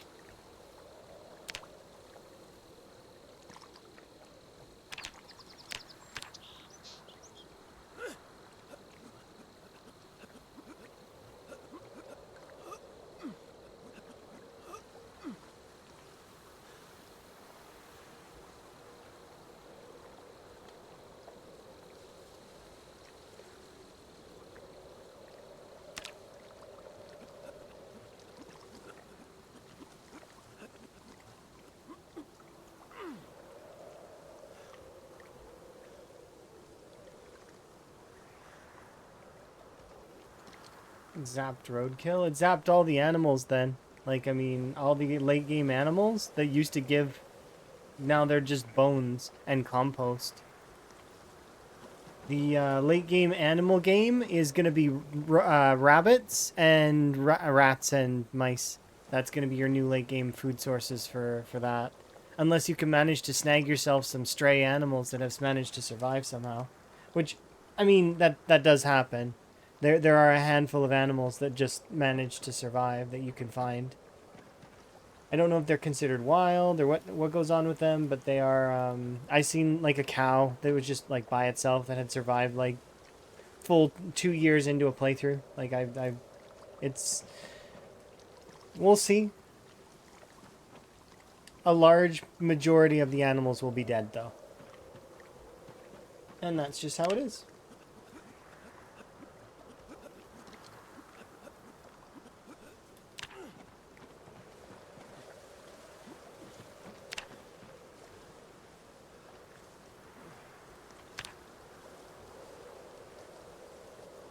But we'll see. We're probably going to adjust a bunch of stuff in the near future. We'll have to wait and see how they decide to do.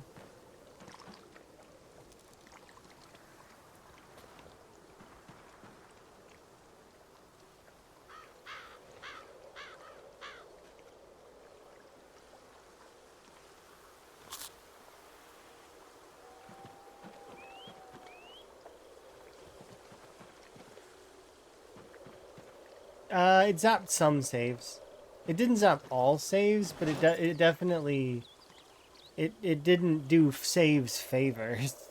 There's a handful of saves that have been, like, very much affected. So... I would say yes and no.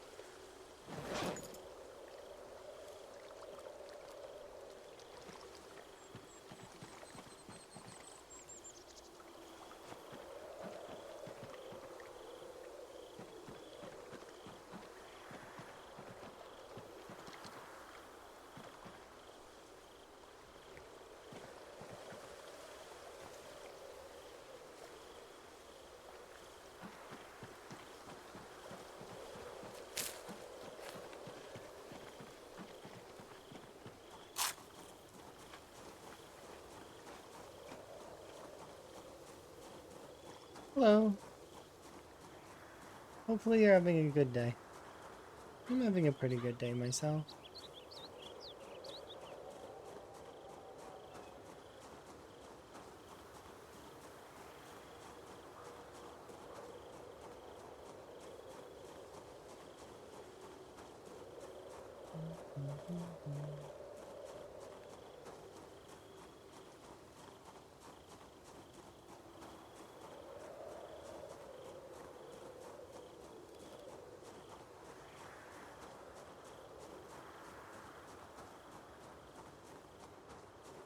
Before you go make mac and cheese. Oh, you got a meal kit. Nice. Are you gonna add anything fancy to it, or are you just gonna follow the instructions? What is your mac and cheese dream? Do tell. I'm curious. How do you make mac and cheese? Do you add like regular cheese to it as well, or do you add other seasonings, or do you just go with what's inside? Sometimes do you just use what's the pasta that's inside?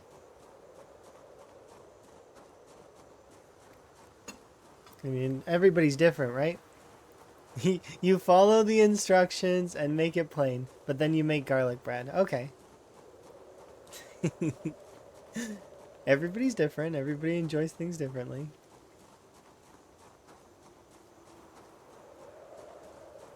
Thank you for my frog cat back. Okay, let's speed walk.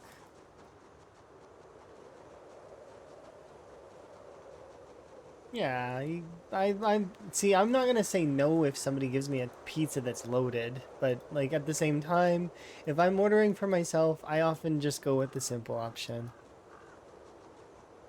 Thank you. I do appreciate. Yeah, it's often I take the simple option because a lot of the time, especially if I'm with someone else, I'll order a duplicate of whatever they order sometimes. Sometimes I order for myself though and I pick randomly on the menu. Sometimes I ask folks what they would what their recommendations are, like the waiter or waitress or depending on where we're at.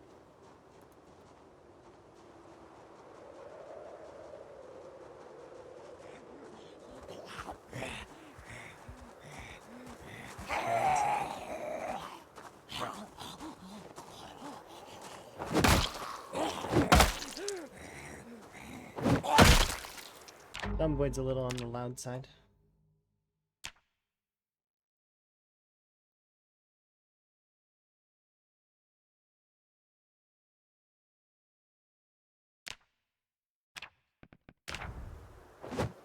That's better.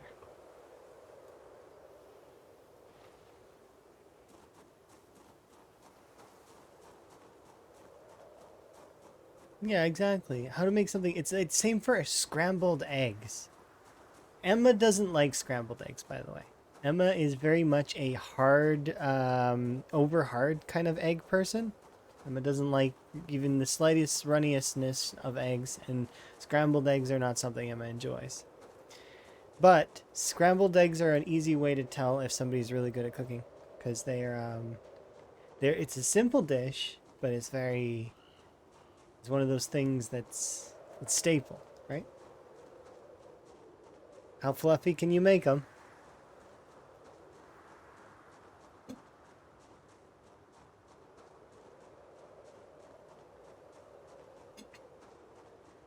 Omelets? Yes, omelets are good too.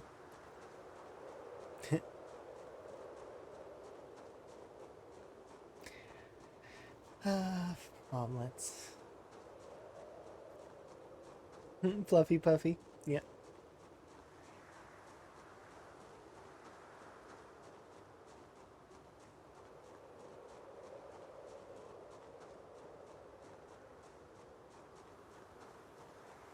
Finding a biker zombie that doesn't have holes in his clothes. Finding any zombie without holes in their clothes is annoying. You know how many zombie feet I'm looking at to try to steal their shoes? And every pair of shoes has holes in it. It's like every zombie's been walking through glass. It's awful. It's the worst. Because I need replacement shoes. I really do. Because, if we stomp a lot, eventually my shoes wear out and I need new shoes. Yeah, I usually try to keep at least 3 at my main campsite, and then we go from there kind of deal, right? I want to carry this with me, but at the same time I want to eat it right now so that the weight is not weighing me down. So I'm just going to eat it right now.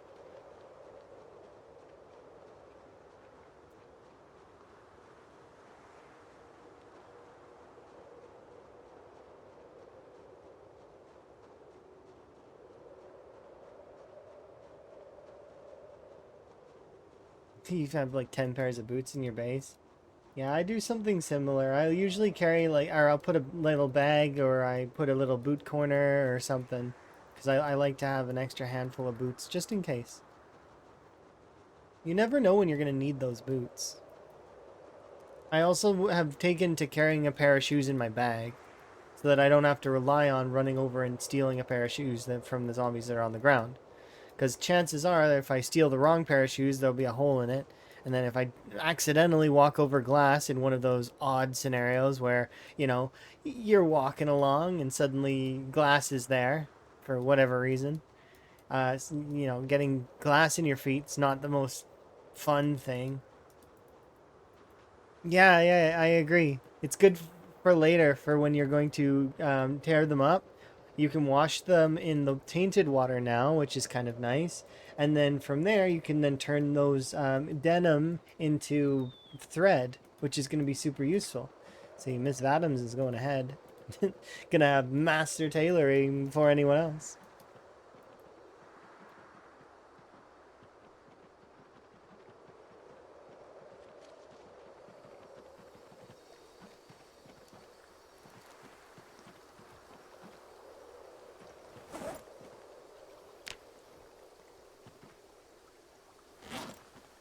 And the best part is you can make a bone needle now, so you don't even need to find a needle to sew with.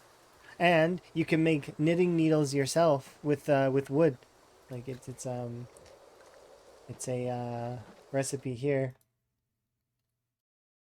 See, so you can make your own knitting needles too, out of like bones or anything really. The what else was I gonna show in here? Something else that I wanted to show. I don't remember it right now. Oh, shoes. I was gonna look up shoes. There should be some craftable shoes. Yeah, so we can make Western boots. That's awesome as well to be able to make these. You can make sandals. You can make crude leather footgear. These are really not that hard to make. Surprisingly, the tire sandals are quite difficult to make.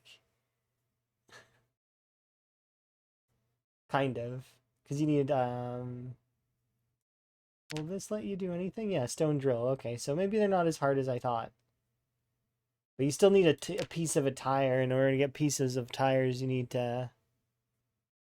Peak fashion. Yeah, totally.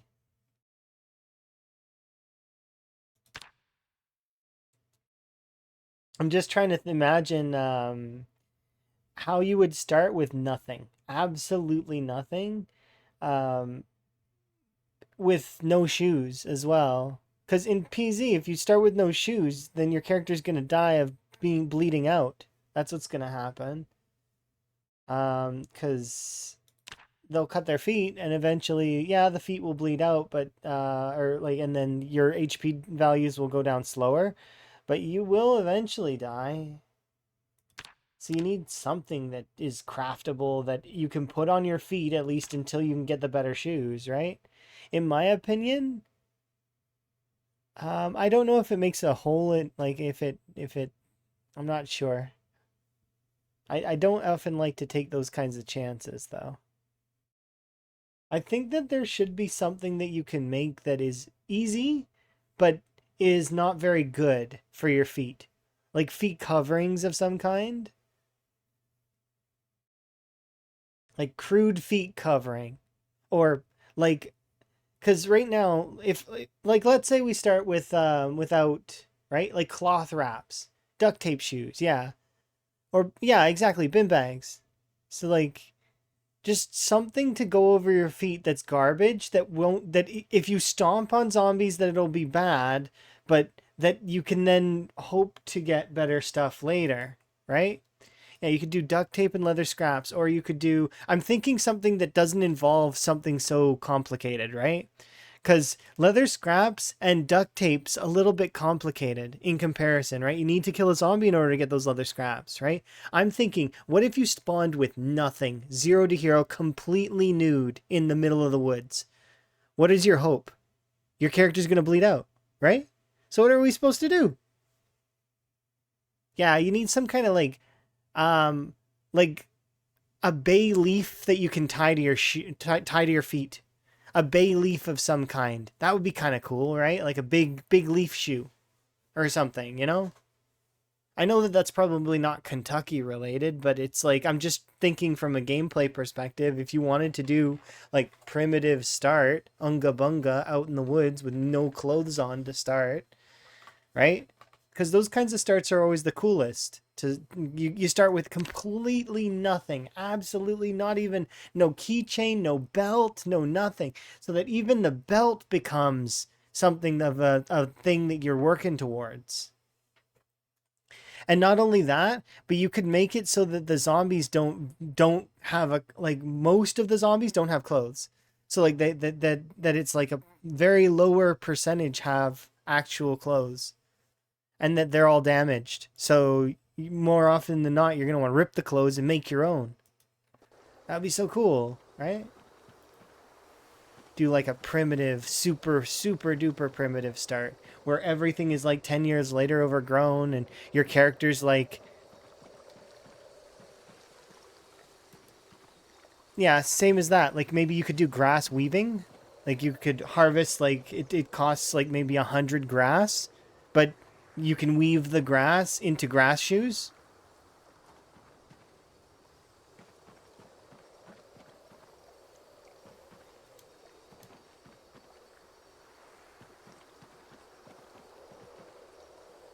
I don't think we should give any more recipes to Dogbane Hemp right now. I'm not until they fix it so that it's a little bit more available.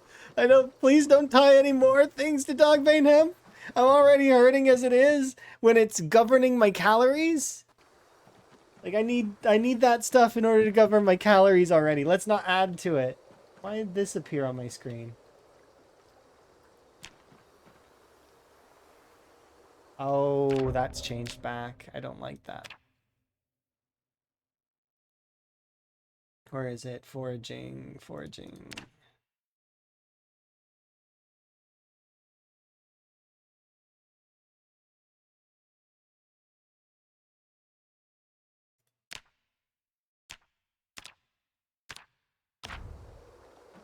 There we go. That's better. Enjoy.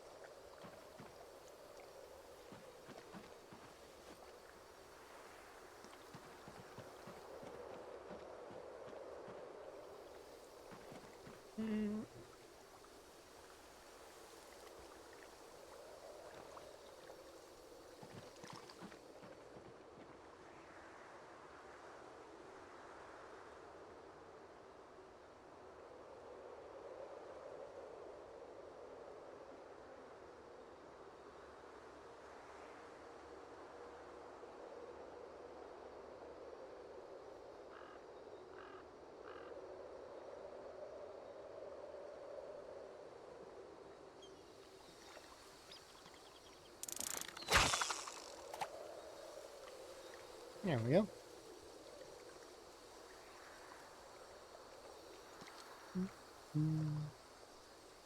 Thick skin could reduce feet injuries. That would be kind of cool.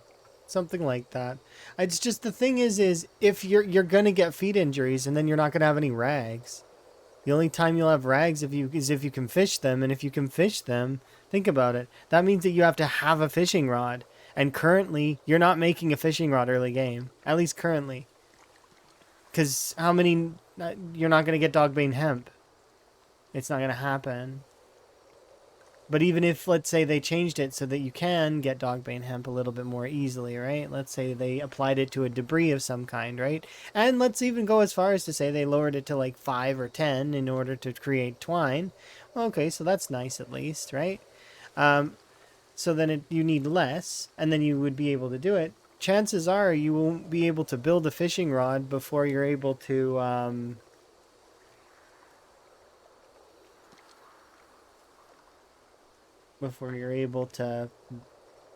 be injured by your feet, because you would have to fish up or you'd have to kill a zombie for their clothes so that you can rip them up, or you would have to fish up some of the rags and then wash them and use them to heal your injured feet.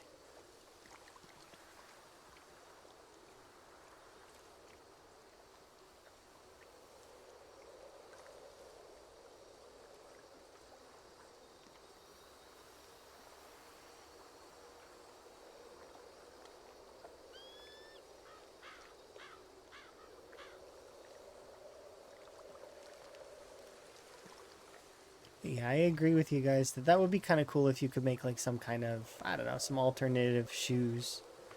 Because the other ones, they're good, and I would be neat to be able to build up into the leather shoes and stuff like that.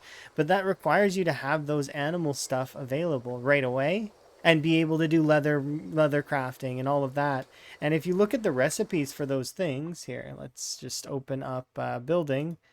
In order to do leather making, first off, you need the fleshing tool, which you can carve from a bone, which is fine. Okay, so you can get that from carving.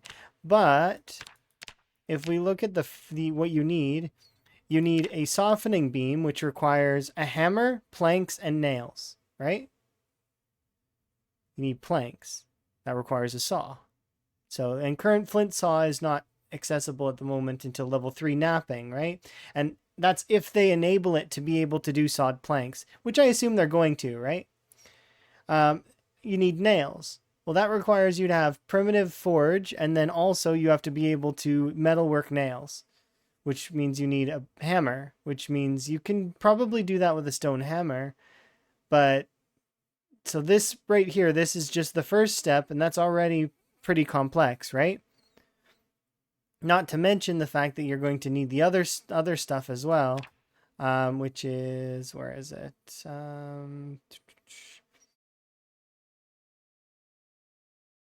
The tanning barrel is more, right? And then drying racks are required, which requires varying levels of twine, right? Look at this, 4, 8, and then it also requires a saw, which, assuming the flint saw works, let's pretend it does. It probably won't right now, but let's say that it does. To get to this stage where you can make the leather shoes, you've already needed to hit past the primitive stage and past into essentially what is the simple stage, right? Where you already have access to a higher-ish tier, or not higher-ish, but medium tier tools, right? So it's not really primitive. So you can't really make a full set of primitive stuff.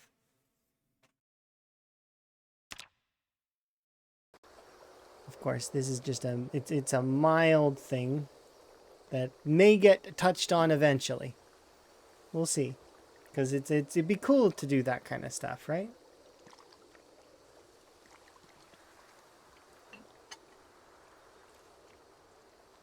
It looks like a placeholder. It probably is. A lot of those recipes are the same, and that's what I think too, is that a lot of them are placeholders, and that eventually what they're going to do is they're going to have better flow for all of that stuff.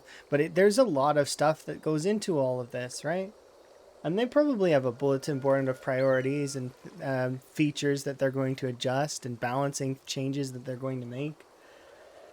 And then they've got things that they're working on that are new, like the new animal systems. And think about it, they just added raccoons, and they're going to try and add in a bunch of other stuff in the near future as well. So we'll see.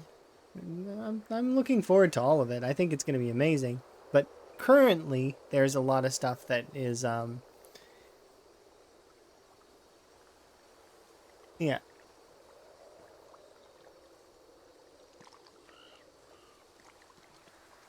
Well, that's the case, right, for a lot of it. Like the fact that you need 5 dogbane hemp to produce 1 rope, but rope has a larger tensile strength than the twine, yet you need 20 twine in order to make, or sorry, 20 dogbane hemp to make 1 spool of twine, which means that each individual piece of the twine is worth. I understand it's from a gameplay perspective because the twine is used for a lot of different things. It's used for weapons, it's used for, but that's the thing, it's used for a lot of stuff, so its cost should be less than it is, not more.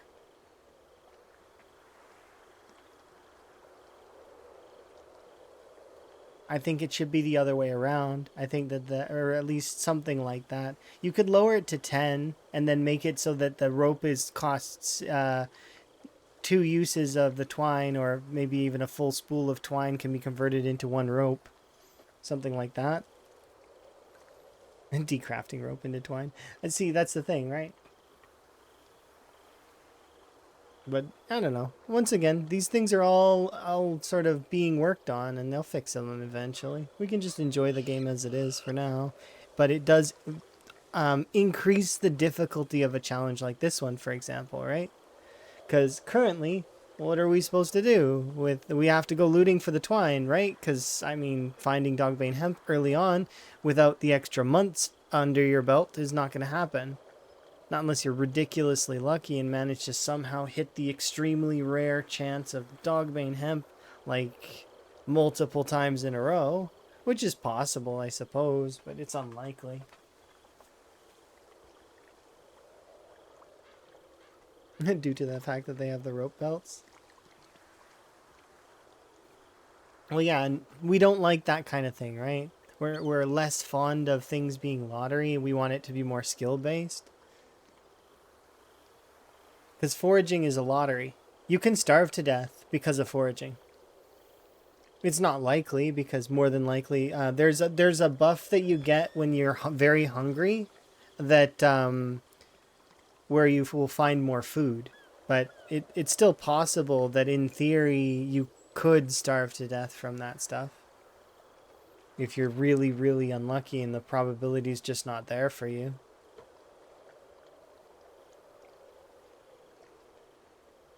Yeah, exactly. Debris is one of the answers to it. That's why I said that it's either you're gonna make the dogbane hemp more accessible through debris, or you're gonna have to lower the recipe cost, right? At least that's because they've added the new foraging elements now, and the new foraging elements have now caused a slight oversaturation on certain items. A very good example is how many different skulls are there in the game? There's a lot, right? So when you're walking along a road, you're gonna find like 5 or 6 skulls, and then a couple of stones, some clay, and a handful of other things. Meanwhile, if you're foraging along a forest route, you're gonna find some berries, you're gonna find some flowers, you're gonna find, but there's a lot of flowers, right? And a lot of berries, and a lot of mushrooms, and a lot of plants in general, like tons and tons of different ones. So when they're all active, they're going to be clouding the pool for foraging and making foraging less appealing. Because it'll feel like random chance instead of skill.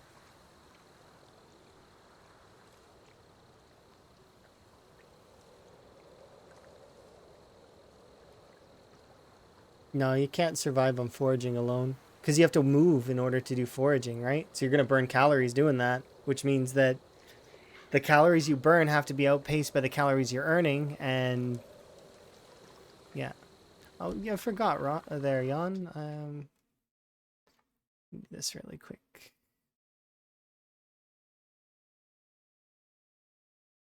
One second.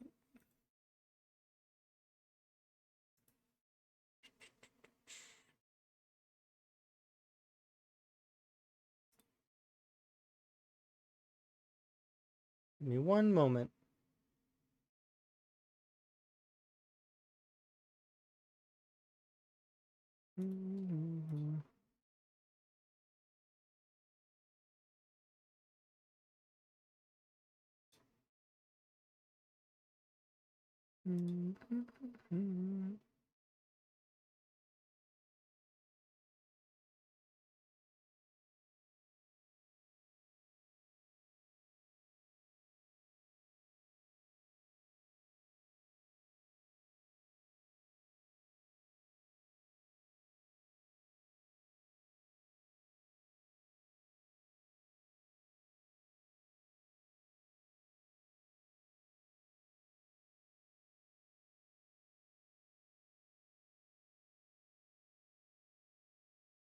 There we go.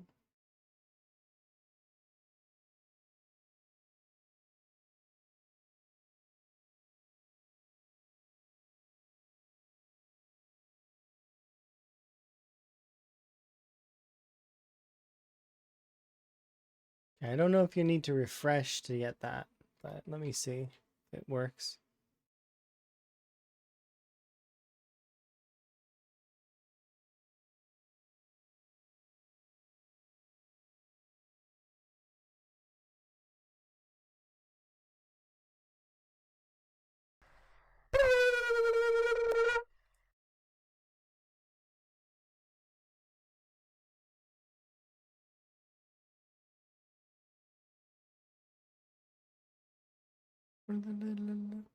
Thank you for the wellness. Do appreciate. I will get that here in just a moment. I'm just checking something. I'm sure it'll load here in a moment. But yeah, trapping can be nice.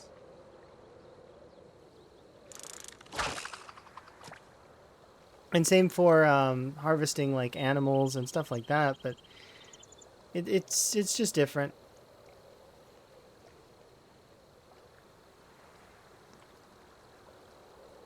Oh, that reminds me if I wonder if that was answered about the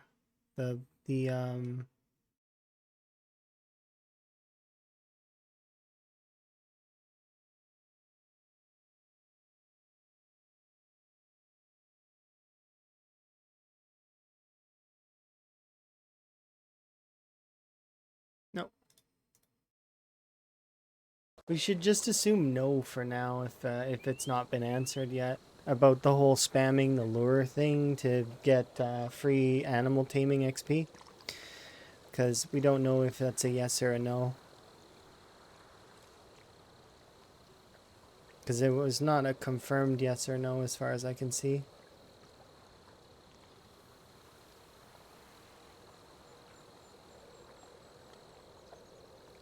Because that could in theory be an exploit if it's too much XP.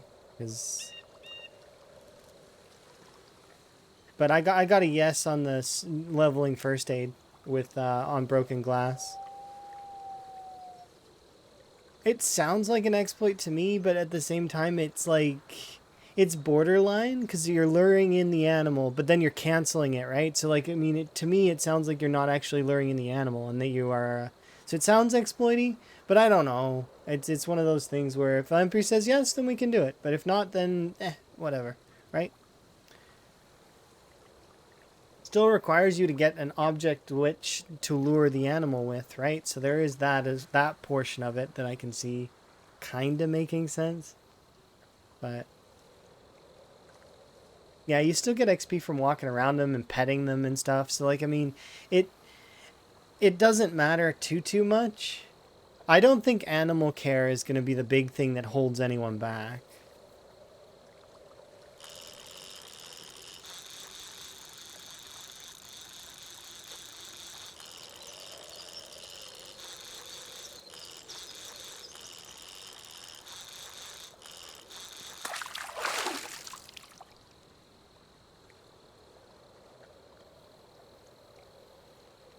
This is the smallest alligator gar anybody has ever seen in their lives.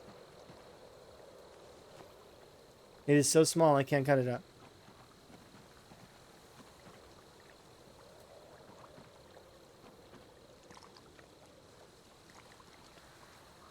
Yeah, I'm not even gonna cook it. That's why there's no point. I'm not gonna cook it. There's no necessity to do that. It was like not a real alligator gar. It was a pretend one.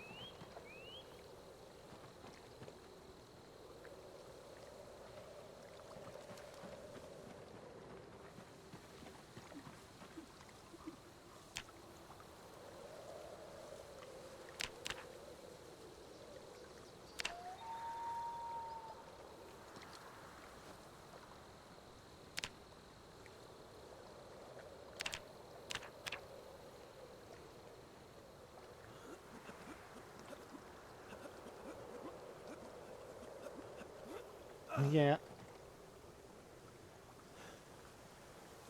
Would indeed be more useful.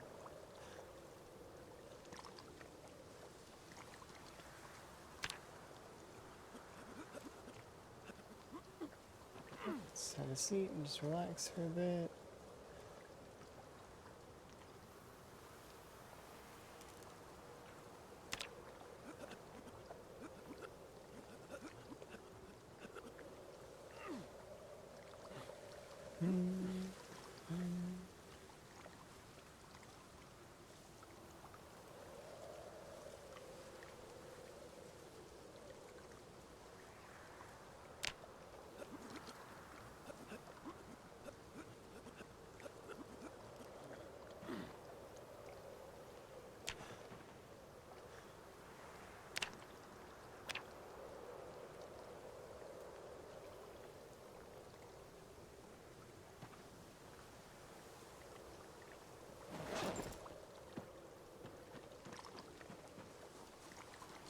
Let's go get some food this way.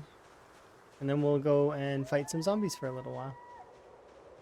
Because my plan today is to hit over 1,000 minimum, if I can. Probably, if I can push up to... We'll see how high I can get it. But I know that I may have difficulties doing streams at the start of next week. We'll see. So that will make it more... The more I get, the better. So like Sunday, Monday, Tuesday, Wednesday, etc.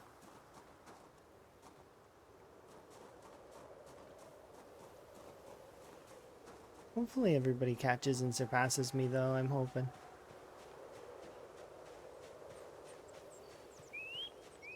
And then there's folks that are ahead of me and they're going to take a lead. And that's fine, I'm okay with that. I wouldn't be able to keep up with them anyways. They are ridiculous.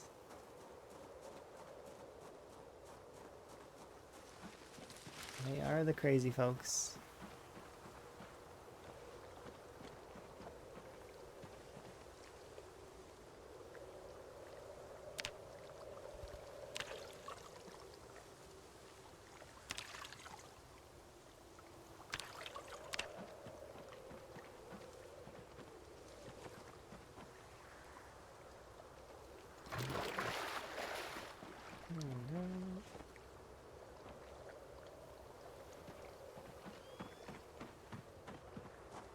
Okay, let's go this way, and then we'll go north, and we'll start slaying zombies. I need bugs, though, now. Arguably, I need to keep grabbing these sorts of things as well.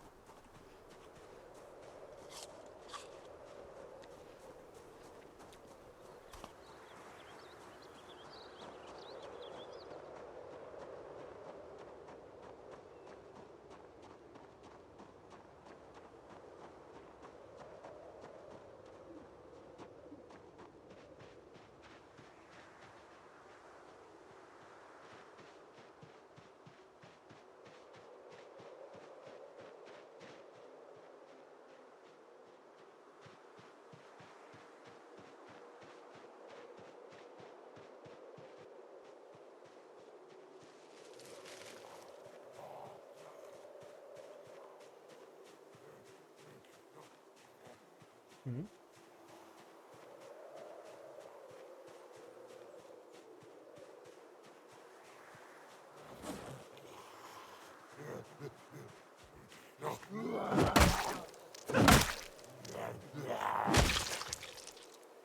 Oh, cool. Work shoes. Nice. Right off the bat. Now if I can get my hands on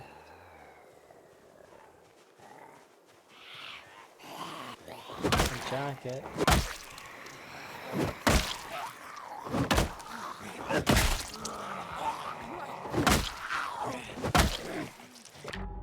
What is with this?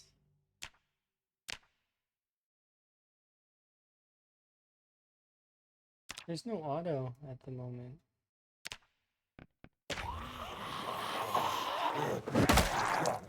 Maybe I'm just being really sensitive for some reason.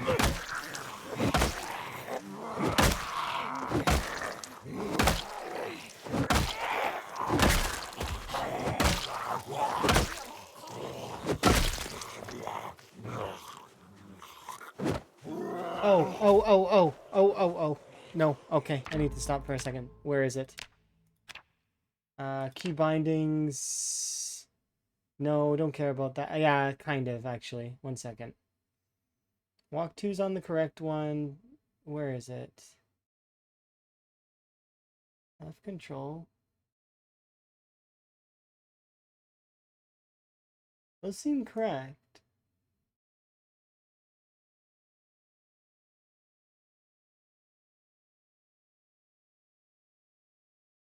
Why did it do that then? Weird. Okay, never mind. Maybe I'm just misunderstanding how...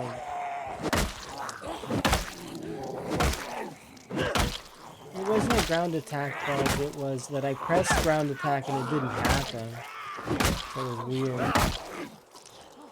Because I did push for a ground attack, but no, it seems to be fine now. Yeah, it was weird. I pressed for ground attack and it just didn't register it. I don't know why. It's okay, it's probably nothing. It could have just been some kind of fringe scenario. If it happens again, then I'll consider that. But, like, I mean, I don't know.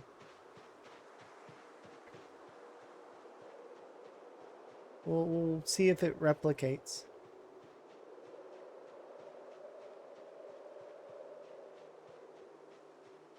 So what's happened between today and yesterday is I actually I didn't uninstall PZ, but I did go back to build 41.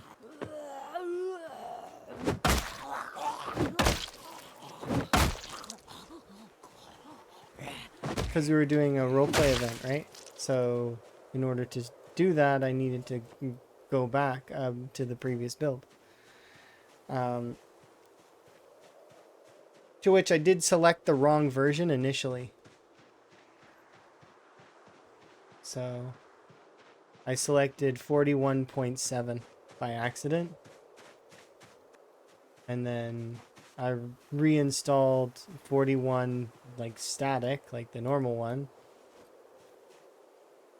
And now we're on 42 again. So 42.4. So it shouldn't have any major effects. And it should remember most of my settings. I don't know. It's one of those weird scenarios where I'm tempted to actually just fully uninstall and redo everything. But we'll see. If I see some weirdness, then, you know.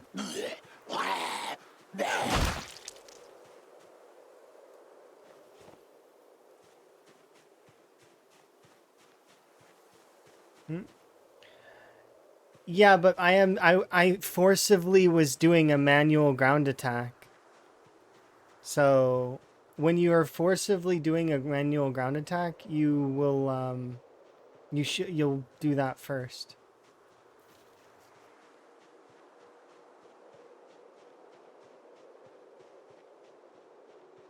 Or you should.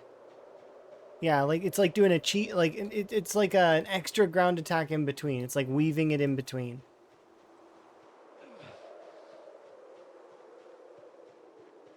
I'm pretty sure I would have had time to do it, but it's hard to say. It's fine. I don't care at the end of the day. So long as it's not broken, and that it's fine. And it seems like it's okay. It could have just been my control key didn't go down properly, which is weird. So perhaps I should pause and have a look. No, it seems like it's fine. I don't know. Because that could be a thing too, right? It could be me, it could be the game, it could be the hardware, it could be there's a lot of different things that are all interacting at once in order to make this happen, right? But yeah, we'll see. His was a forced ground attack because I think there was a crawler or one of the zombies went over a fence. So the game registered a crawler nearby, even though it wasn't nearby.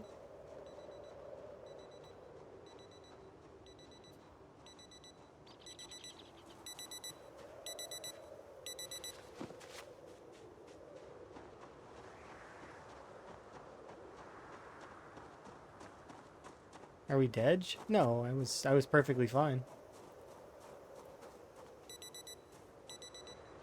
Hey.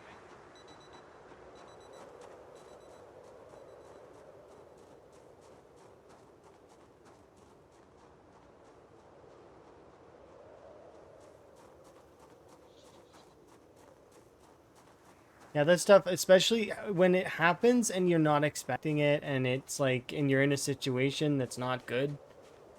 That's a good example of that. Sort of sucking a little bit. Am I using the bag to lure zombies? Yes, indeed I am. That bag has 48 watches that are set to go off every 30 in-game minutes, which means that every time, so there's always a watch going off in that bag. Thus, it'll pull zombies in, and then I can approach the zombies from a flank.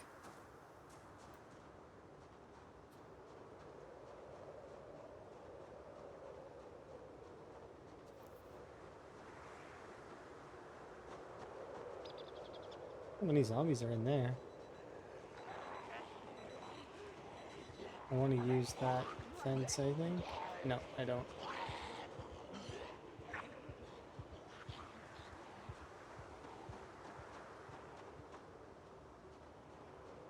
Okay, most of those other zombies won't stick with this group. We have to take into effect that Higgins is also clumsy, so he's really noisy. But you'll see that, what is it? These ones will stick with me, but the rest of them that were on the way will stop at that bag.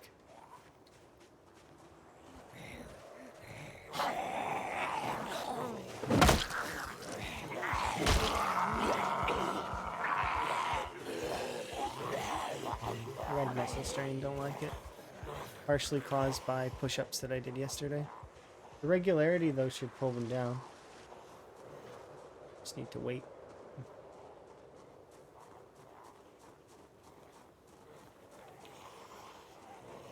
Do you remember I did this trick when I first played Pinpoint Hearing? I had a couple of these styles when I first played Pinpoint Hearing. And then I seen them again in use by a lot of other people, and I actually genuinely do not know where this particular trick came from.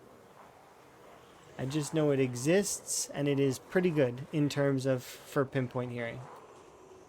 It just makes sense, though, right? Like, they're zombies that can hear fairly far, so they are affected more by this kind of strategy. Now, in saying that, it is not a perfect strategy because it also makes that area kind of scary in a way. Because what can happen is that watch bag can have some staying power, but it has a limitation based on its radius. Meaning that if a large group of zombies were to surround that and then I walk away, they'll disperse because of their migration if the bag is not rendered in. Because I had to run away, right?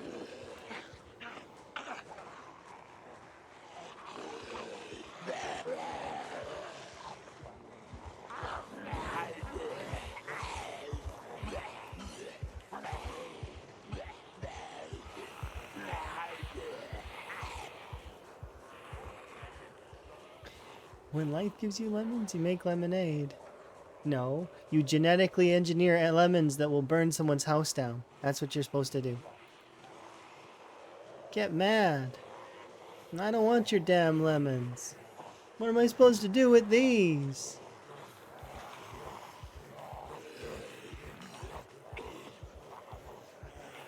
Demand to see life's manager.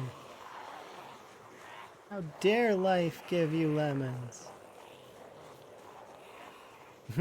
That's one that I remember from a long time ago. When life gives you lemons, you squirt people in the eyes and run like hell.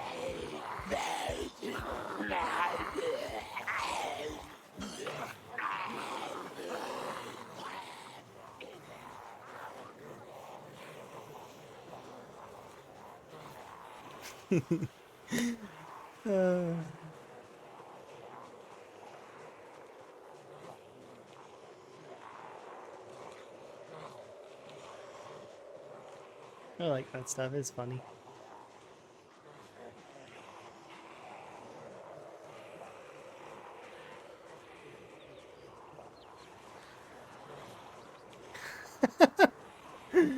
Being dyslexic and savoring those melons all day long. Melons are delicious. What kind of melon do you think it is? You think it's watermelons? Or is it cantaloupe? Perhaps it is honeydew.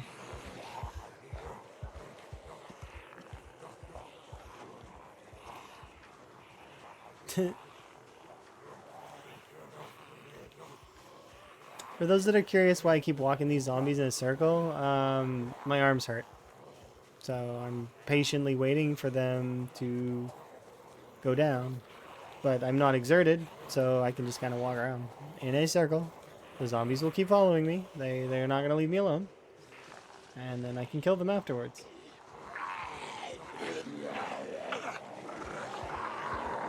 Unfortunately, Higgins is scared. Because of his innate cowardliness. And that's most of it, actually. Cowardly. This group's a little bit too big.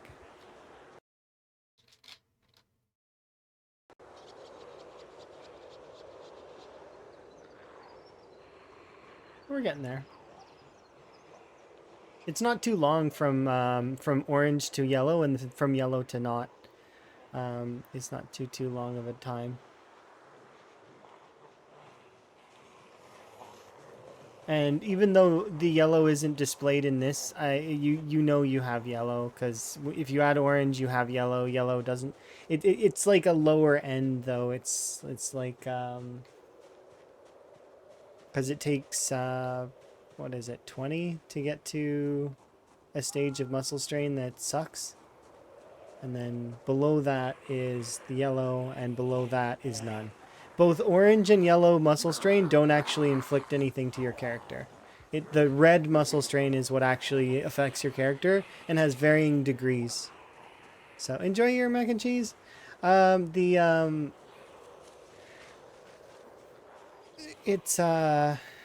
those have varying the red one has varying degrees. And actually currently when in the health menu you can see the red one. Because there's a display thing that's happening with the health menu at the moment, where it actually will show level 2, level 3, level 4, where your attack speed gets like completely thrown in the garbage. And you do no damage. And oh, also you don't get any XP. So fighting while you have maxed out muscle strain is bad. Because you do no damage. You have no XP. So now we can fight.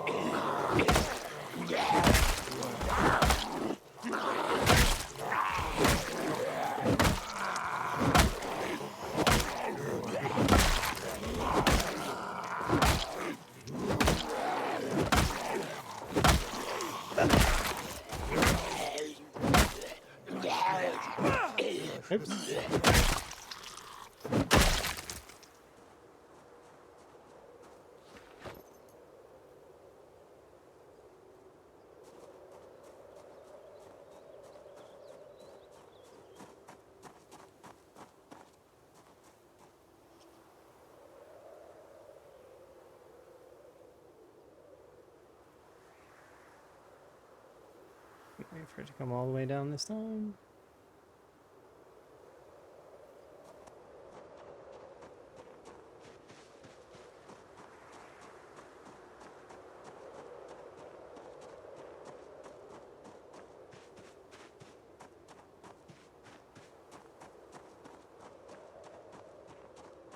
Maybe.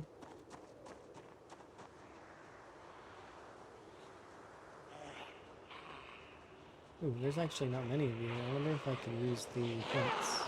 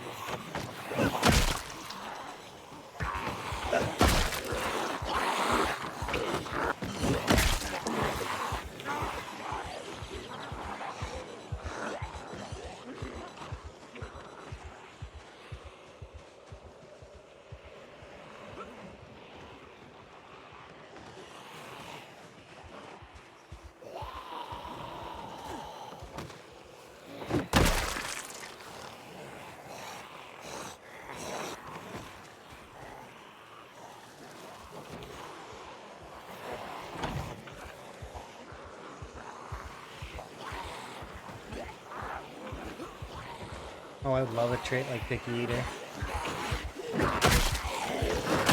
Oh, you gotta eat cooked food, or else your character gets upset.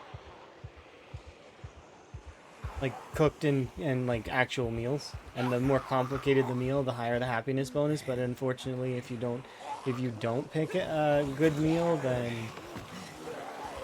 unhappiness is like double. I would take that every time.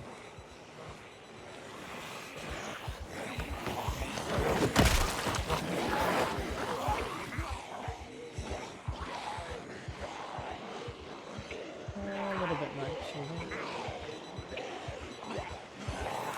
Maybe not, though.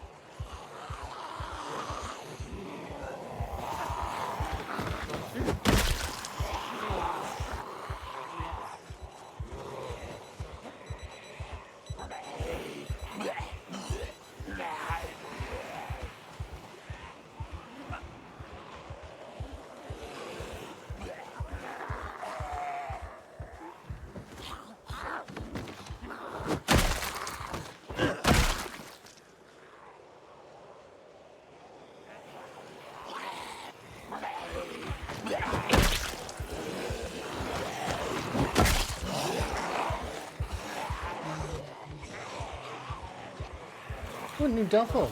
Nice. I don't have to wait too long for that either.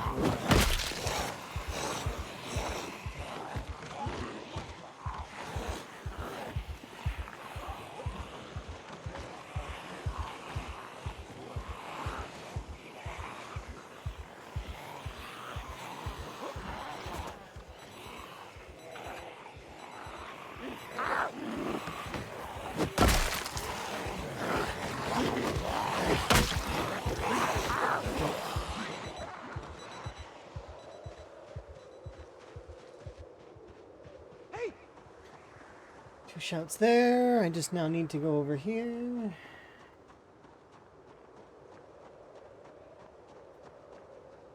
Hold for a second.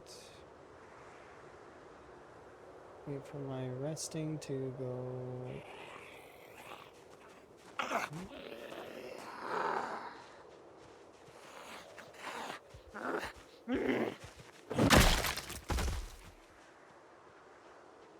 Let's wait for the resting to get back up.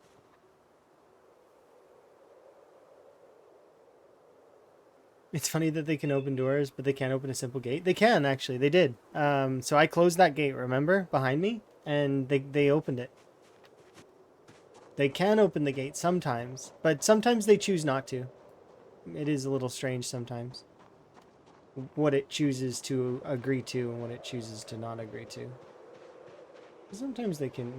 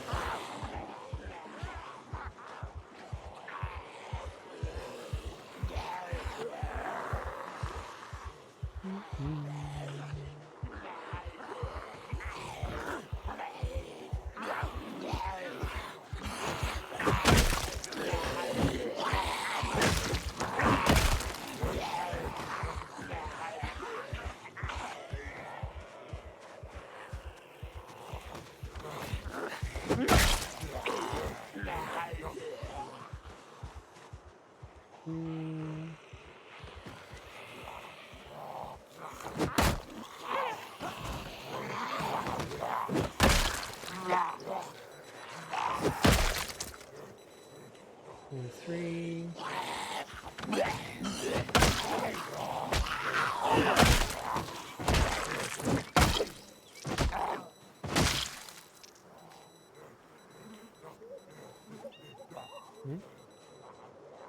Last one.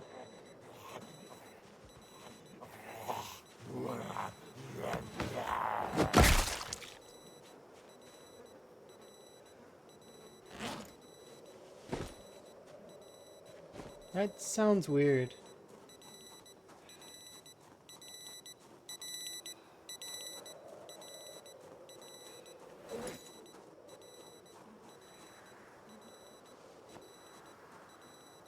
Oh wait, I don't know why I'm doing that. Copy all these things to there. What? Whoa, whoa, whoa. That froze me in place. I don't like that at all.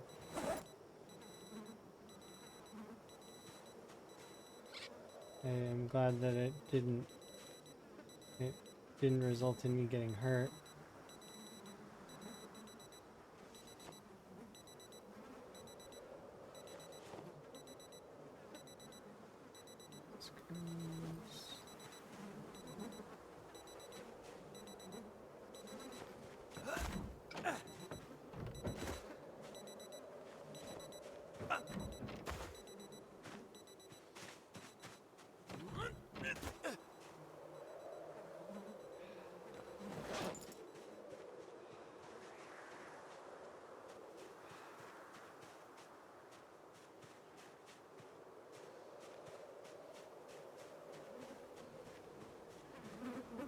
That's still so strange. I've never seen that before.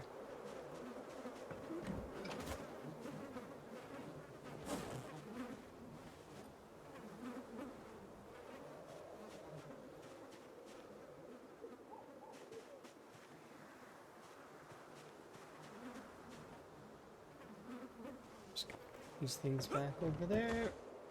Yeah. And before we continue, I am going to... Oh, wait. I was like, I'm going to mark this. I can't mark it right now. I don't have a pen or pencil or anything. Darn it. That was one of the best parts about the spawn that I got. The spawn that I got was the West Point Town Hall, right? The part of the benefits of that spawn was I got a full... Like, not a full suite, but I got most of the pens and pencils. Darn it. Oh well, it's like it's a mild thing, but it's like, ah.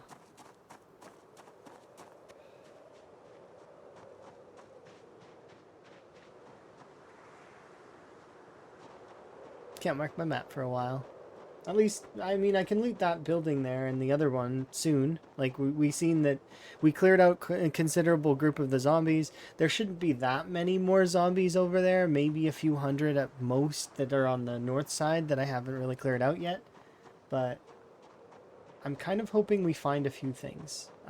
First off, I need to put these prescription glasses because I want to keep a spare pair of prescription glasses at each of the locations for our character.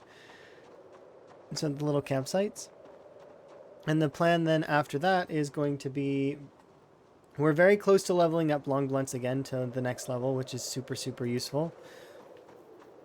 It'll just make the... Very quickly, we're going to watch as the muscle strain disappears. There's not going to be muscle strain anymore. Like, we're going to very rarely see it.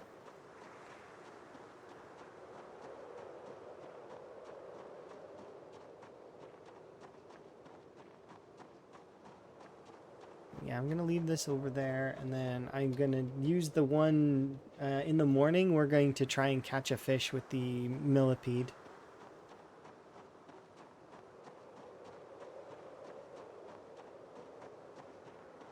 If we're lucky, we'll catch a fish that is fair-sized. That way I can continue my weight gain for a little while. Just for at least a couple more weight. And then... I know it's a little bit of a trek that I'm doing right now, but that's on purpose to kind of make sure that we are not in a spot that's too dangerous. So...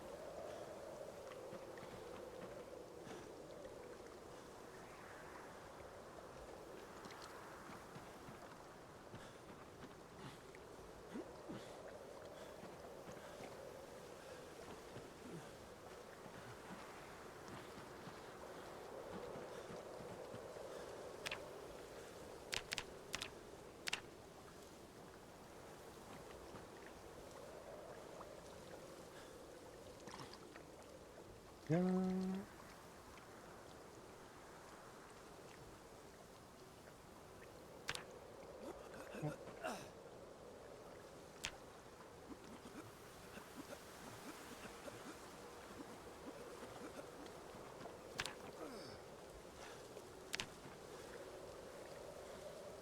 Ooh, we killed 65 today. Not bad. It's probably the most we've killed so far.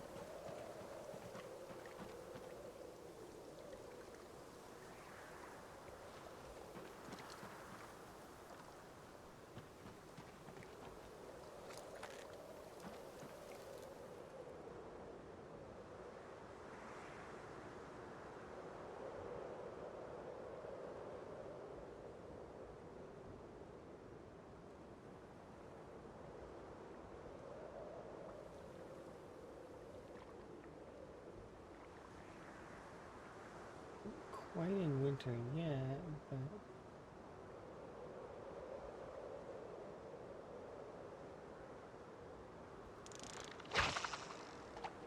There we go.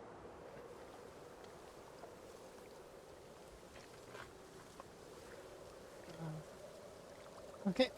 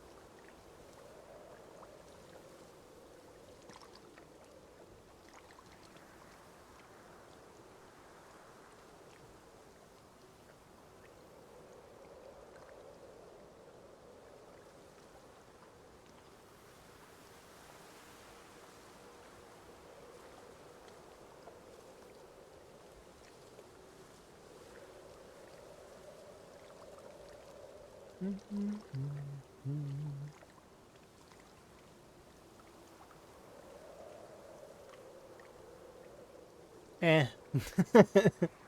Meh. Winter's coming. Mini cry winter? Nah. Not even mini cryo winter. Because cryo winter on its easiest settings is -40. Right now it's 0. Like, I mean, that's like still t-shirt weather. It's not even in the negatives yet. Like, it's positive. We were talking about it earlier. Me and somebody were talking about it earlier. Minus 20, or no, it was 20 degrees Celsius, which is what is that in Fahrenheit? Robot, tell me what that is.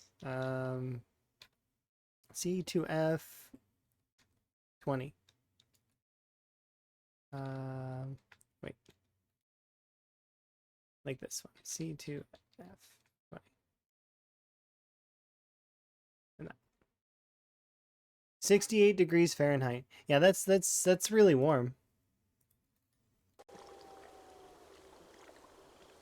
-40 Celsius? No, -40 Celsius is like, that's a cold day. They're the same. Celsius and Fahrenheit are the same at that point. But yeah, they're it's it's so funny. 20 degrees Celsius is only that's like, it's still a warm day. To me, that's actually like, I mean, I would prefer it if it was a little cooler than that. It's a little too hot. 0 is freezing? I know 0C is freezing. It's not cold though. Cold is like -10 at least. You gotta get to at least -10 before I'm thinking about a coat. Maybe. Maybe a coat.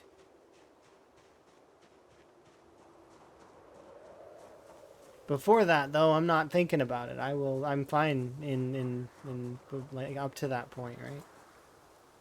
Here's how you can see, like, I mean, yeah, definitely from northern Canada. It's one of those things where it's like, yeah, it's fine. We can go out in a t-shirt in those weather. It's fine. That's t-shirt weather.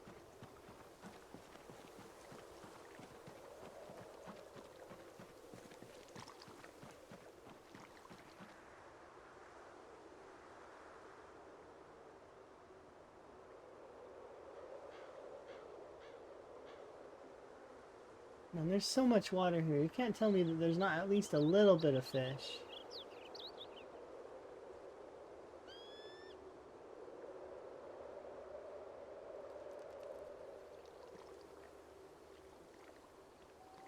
This water is like shinier than I'm used to. What on earth is this? You guys seeing this? Why is the water so shiny?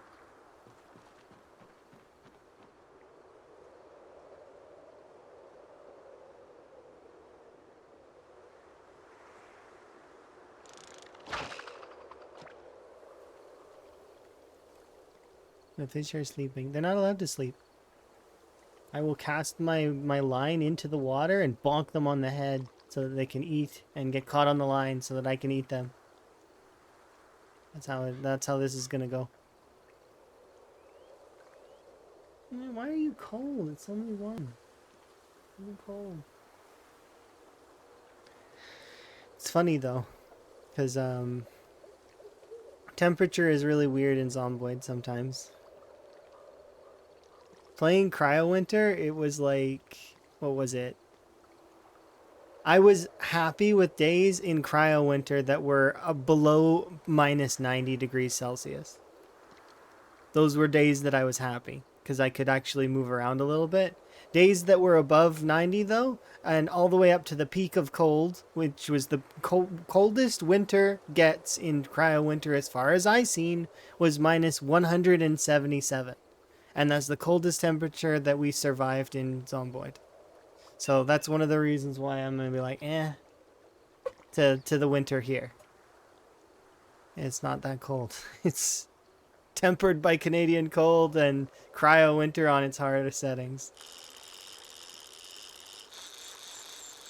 Atomic Summer sucks. You spend a lot of your time asleep because there's no way to combat the heat.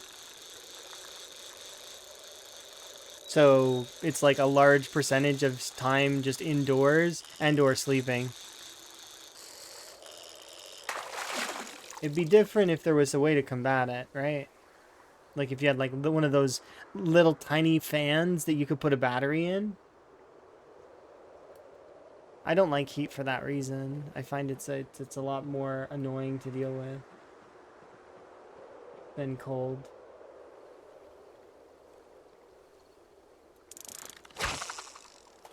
Don't starve mechanics for summer. Yeah, like you could like wear the little umbrella or whatever. Tie an ice cube to your head. Watermelon. Watermelon was one of the best parts of those sorts of summers. Receiving watermelon.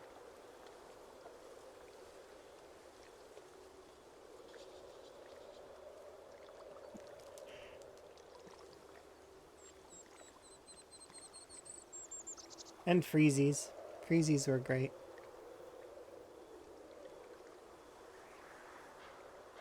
Yeah, the umbrella hat.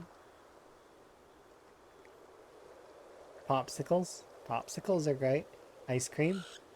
I have an ice cream still. I still have one ice cream that I haven't eaten. I'm gonna eat it today, probably. Maybe I'll eat it after stream. I want to get to at least 1,000 kills for sure today, which is gonna happen.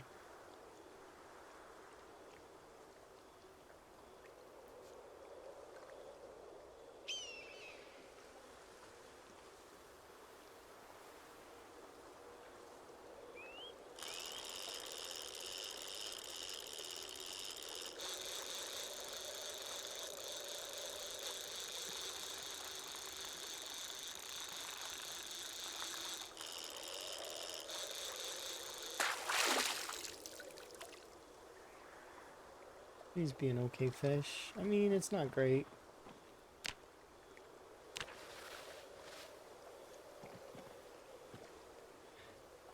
Oh, apparently we still have some bait on the hook. Going to the shop for snacks. Enjoy your snacks. This makes me curious. I am gonna be curious with when Miss Adams comes back and to which snacks were collected. Seems very like a very important question.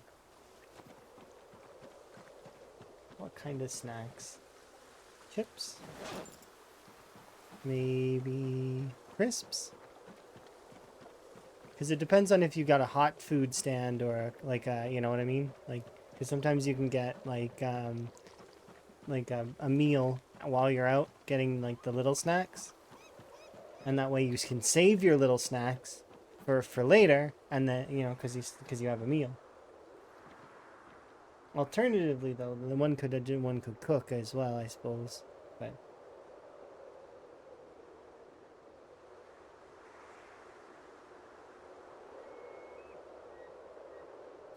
These fish don't like to exist, huh? Where down the river do I have to go to find fish?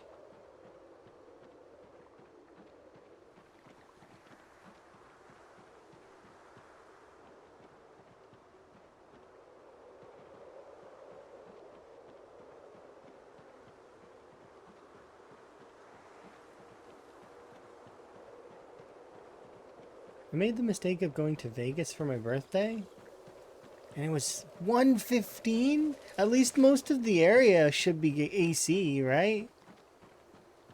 Vegas is in a desert though, isn't it?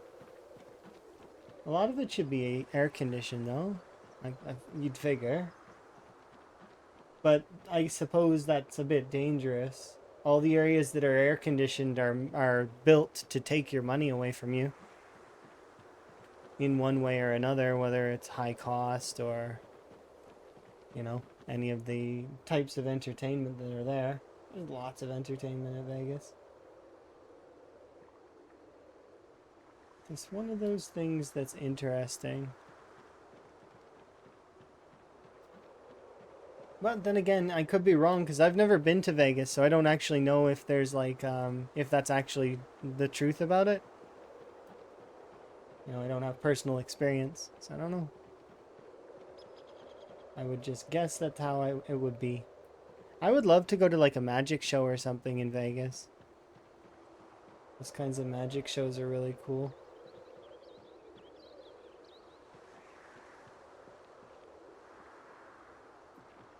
I think there's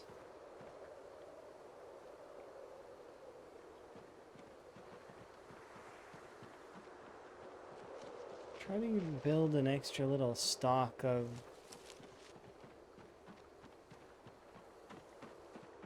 fishables is difficult.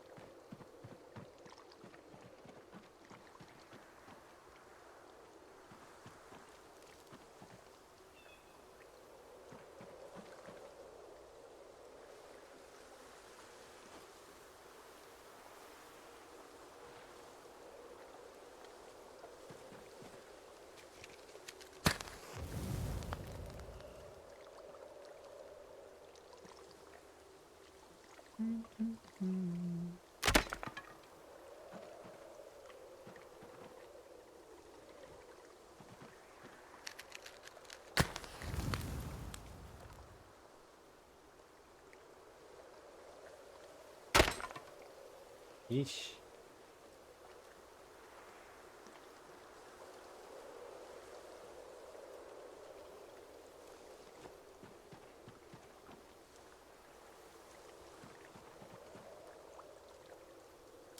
Can I not cut this with oh, can't cut it with the fillet knife either.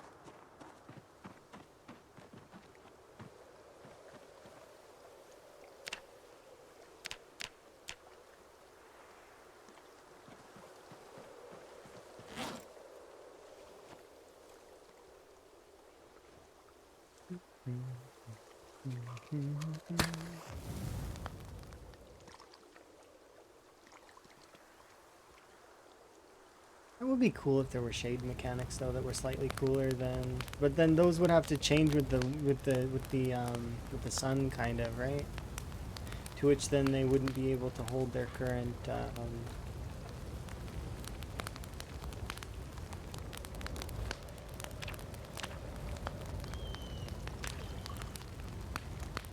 it probably would be very resource intensive on the game. A system like that. But maybe not. It has a whole moon cycle, so I can't imagine.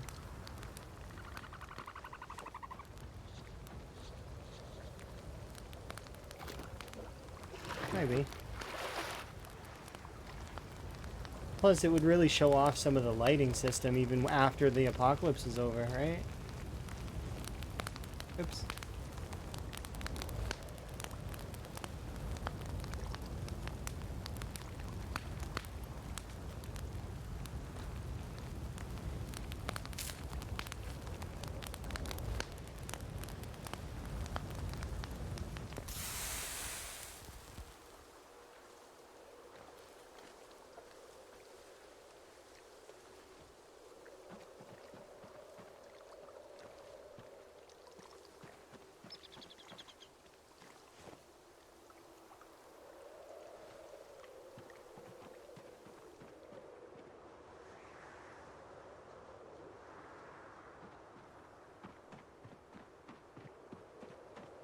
Okay, let's go and explore these two houses and have a look. If it looks promising, I'll start moving towards them. But if not, then, well, I mean, we'll come back. We're still gonna come back anyways, but it seems like there might be promising. We did put in quite a bit over there. To which then we would start pressuring the next area, which I know that area has way more zombies than the first area. So we'll have to wait and see.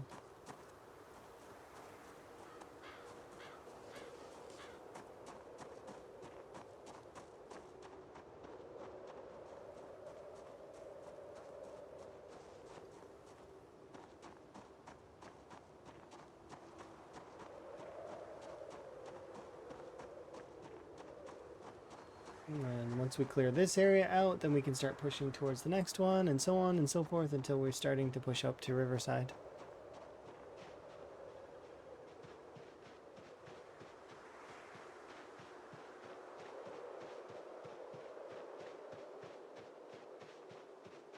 And we'll full clear Riverside. Shouldn't be too bad, I don't think, but we'll see. It is Riverside though, so it's like very swathed out.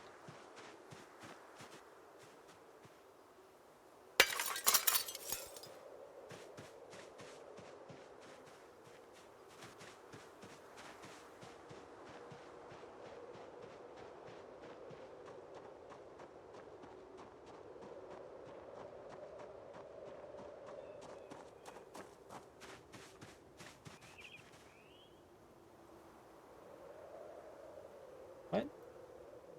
What? I don't have the fishing rod on me at all. Why am I in the fishing animation?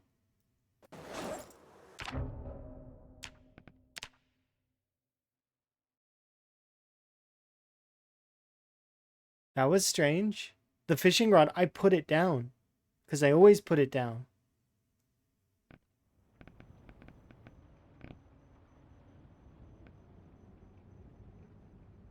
That was very strange.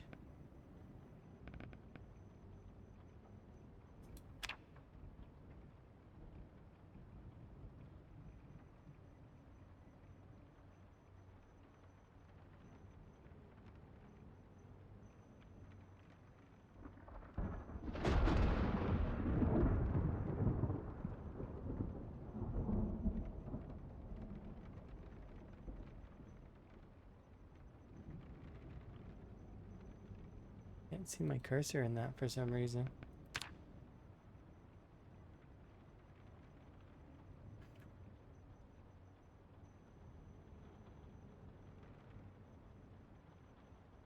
I guess whenever I interact with the fishing rod, I'll just, How goes the zombie? It's going pretty good. That was weird. I wonder what caused that. Could you imagine if there were zombies there and I was fighting them and I went fishing animation?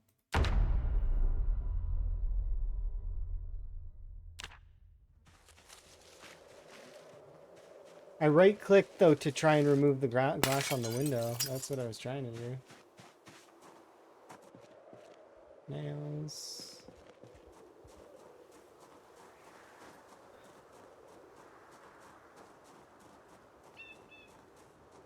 So that fishing rod bug is still in the game.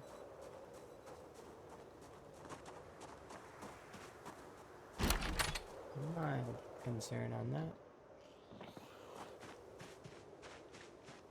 But I haven't seen that bug. Like, usually I put the fishing rod on the ground, right? So...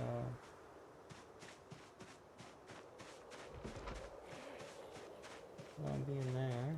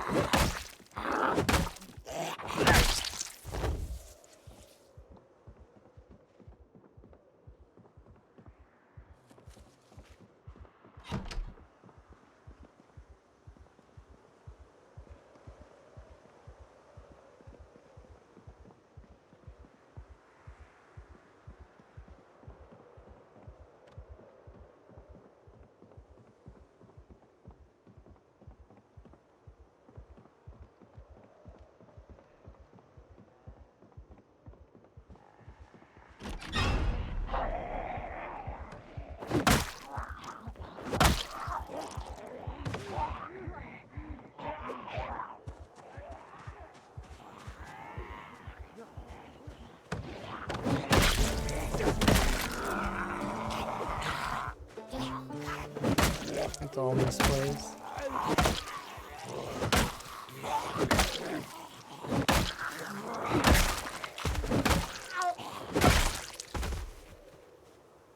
There's like 4 or 5 misplays back to back just now.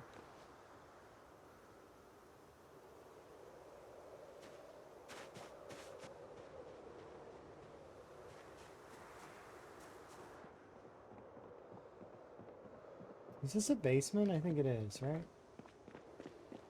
I don't bother with it for right now. I don't have a flashlight, so...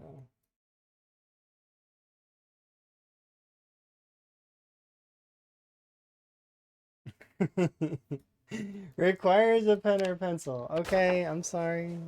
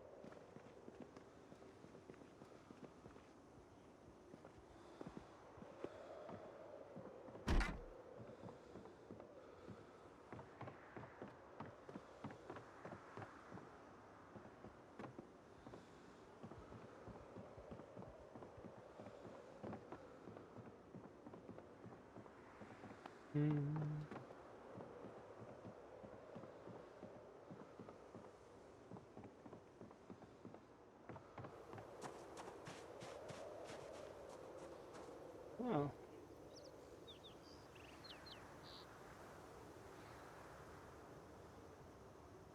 There's nothing there, unfortunately.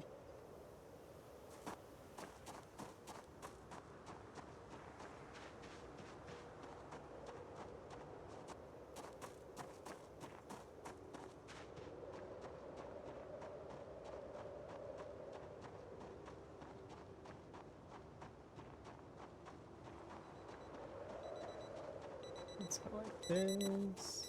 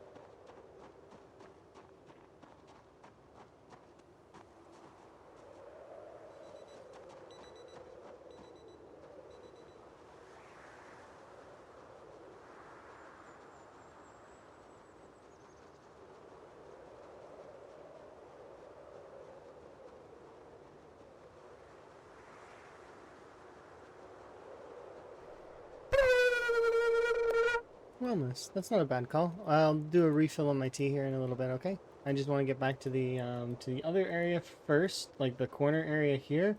And what I'm gonna do is actually I'm gonna pick up that the tent and bring it forward.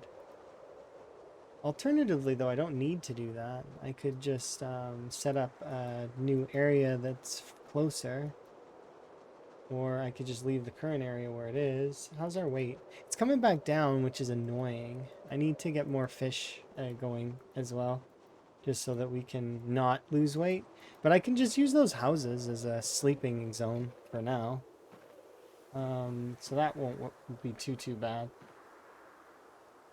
Here, let's equip this in both. And we'll use this as the...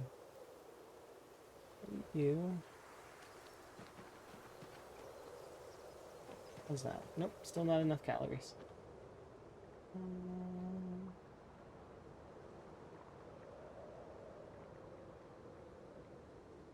So I don't know if it's going to be enough, but what I'm going to do from now on is after I'm done using the fishing rod, I'm going to close and reopen the game. Because I don't trust it at all to not kill me with the fishing animation. So just to make sure that the fishing rod hasn't been used at all in the save after. If I'm using the fishing rod, I will just reopen it so that it's safe, or at least as safe as I can make it. If somehow that bug happens again while I'm like because that's not good, because if I'm in combat or if we're in a spot where, because that'll get me killed. And I'm sure it's killed many of people. It happens to you constantly? Have you tried closing the game after fishing and reopening it? Or have you already tried that and it still puts you in that animation? No. Okay. So I'm going to try that and see if that kind of keeps that bug away from me. Because I've only ever experienced that bug a handful of times, and usually it's because there's a fishing rod on me. But this is the first time that it's happened, I think, that when a fishing rod has not been in my inventory and I've intentionally put it on the ground. So I'm glad that it happened to me out of combat, because that's dangerous. If it happens in combat, it can get you killed, like outright. Of course, that's the kind of bug that you can kind of debug out of, but I don't want to, right? It's not fair to me to have to load up debug and cleanse away injury because of that kind of thing, right?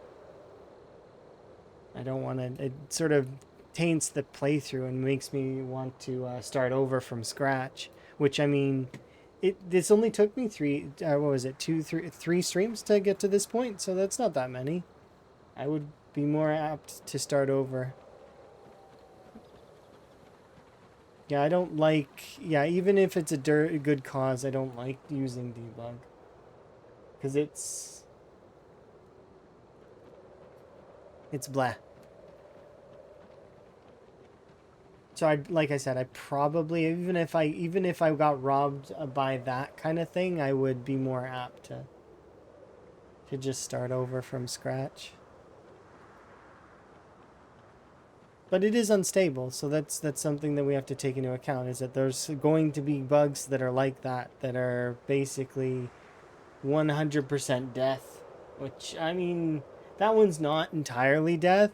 If I notice that my hands become fishing animation, what I can do is I can quickly hit escape and quit the game. And then if I quit the game and load back in, what can happen is the zombies lose their pathfinding, And as I'm loading in, if I quickly hit F2, then I can reposition myself to be able to then quickly run away from the zombies as best I can, unless they're mid-lunge, to which then I'd have to hope that I can manage something.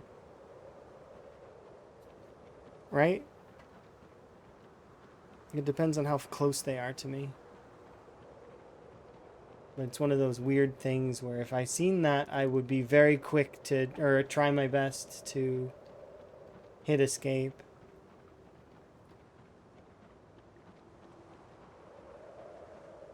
Because it is not fun to have those kinds of bugs. Because they don't feel like they're your fault, right? Like, it doesn't feel like you messed up. And because of that bug happening, though, I followed it up by going inside a building, not checking all the flanks with on the sides. I fought the one zombie by a window and the other one by a blind spot. Followed up with another one close to the window while another zombie's coming towards me. I broke like 4 or 5 of the zomboid golden rules all at once. All because I was a little jostled from that one interaction. Right? I didn't die for it, but those are all rules that I shouldn't have done them. Right? And that's when I said, I made a bunch of mistakes just now.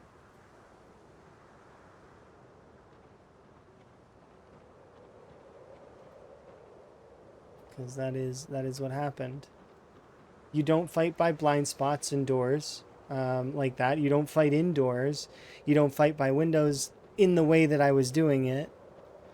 Like, there's a lot of those little rules that if you keep doing that, yes, you won't get punished for it right away, but they're the kind of rules that you will get punished for it eventually.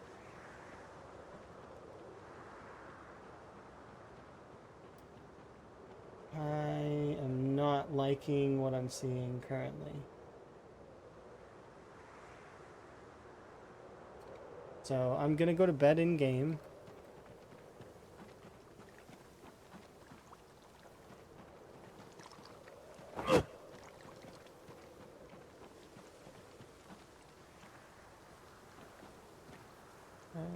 Waiting in game hour about. Yeah, I don't know what does that for sure, but it's definitely caused more than one player death, so I'm gonna guarantee that the devs already know about that phishing bug. So probably, right? It's gotta have been reported on the forums. I wonder what causes it. Because all I did was press right click, right? And because I was trying to go to the window and take the glass out. But instead, fishing animation, because I went into the nimble stance. But, yeah, I don't know.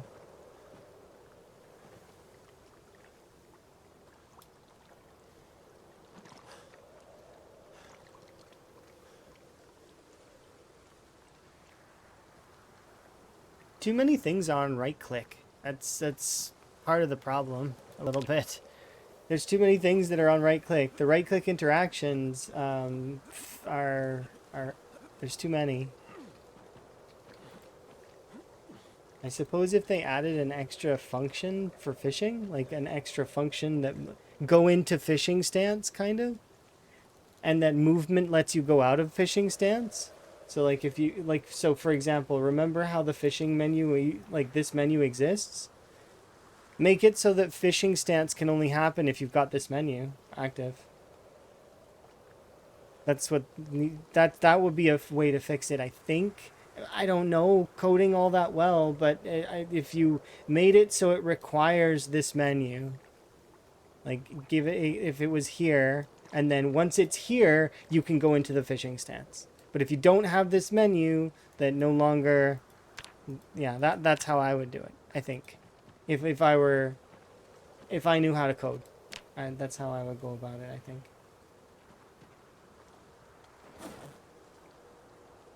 But it requires the fishing menu.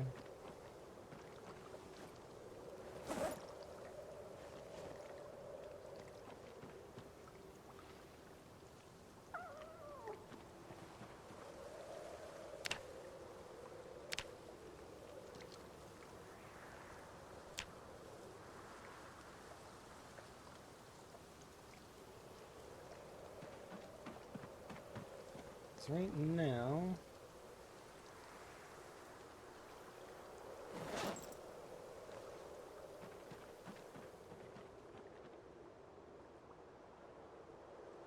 Look how much water there is, and there's just no... There's no way. I'm gonna run all the way down the river, the entire river if I have to see if there's any nodes at all.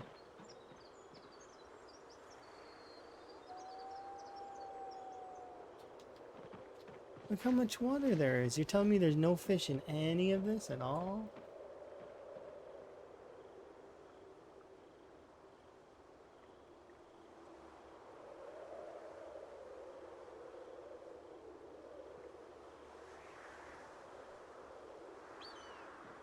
Something's wrong here. Right? Because, yes, sure. No, it says no, fishing is normal. It's not winter yet. There is no winter debuff. Something's strange here.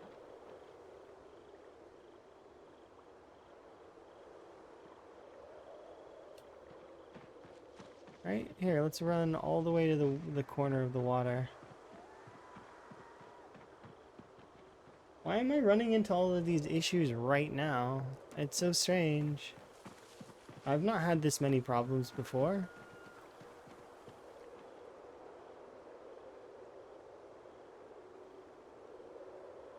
It makes me wonder if it's because I turned my game back to 41 and then came back to 42, if there's an interaction that's caused by doing that. And that I need to fully clear my PZ, like fully uninstall it, delete it from both locations, and then start again.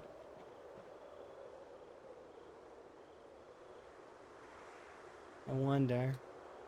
Because is there 41 files that are kind of causing problems in some way, shape, or form? Maybe there's a file that's getting read that's messing with the fishing.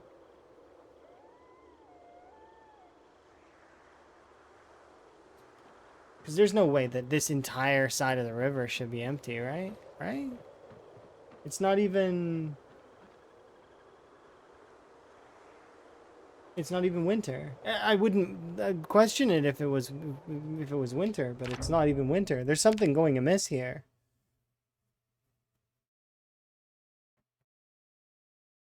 Something's wrong with this. And sure, fishing is set to poor, but that shouldn't matter that much. Like, it should actually just affect the size of the fish. It shouldn't affect the frequency to that degree. The difference between, you know, catching 40 fish or sorry, let's say maybe 10 big fish. And if you were to just keep fishing like the whole in-game day and catching maybe 2 fish, right?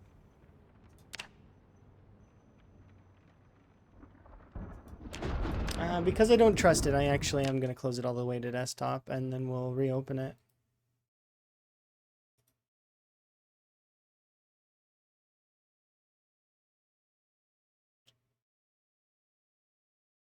Hello. I'm having some issues. We've had some strange interactions with fishing specifically, and actually both are with fishing.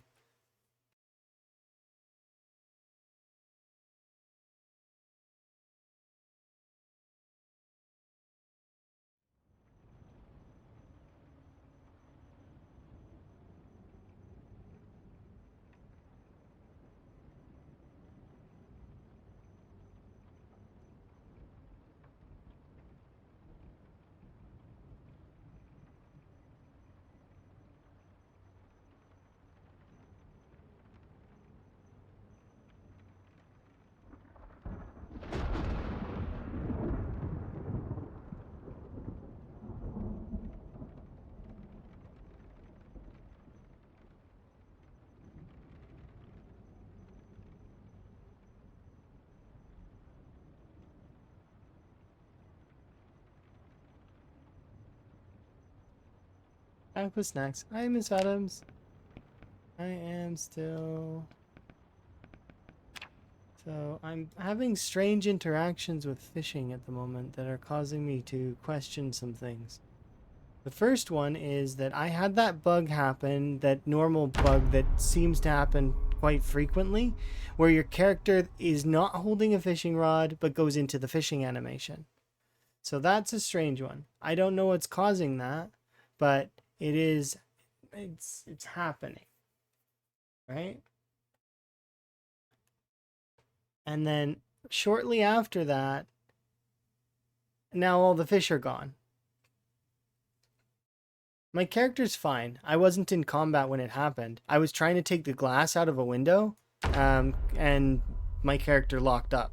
So I'm concerned in a way for a few reasons. The first one is, yeah, look, see? Look. Restarting my game brought the fish back.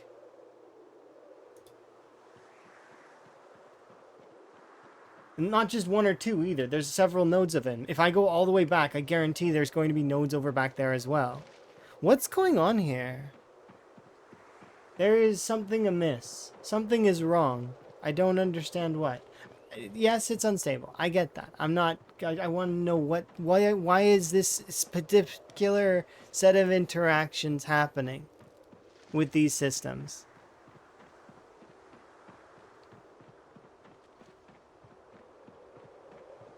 And how can we help the devs repair it? The no fishing thing is yeah, so the devs would know too then that happens sometimes. I want to know why though. What's the cause? Is there like a cause for it? Like, see, look, I've got fishing spots literally right next to my camp now.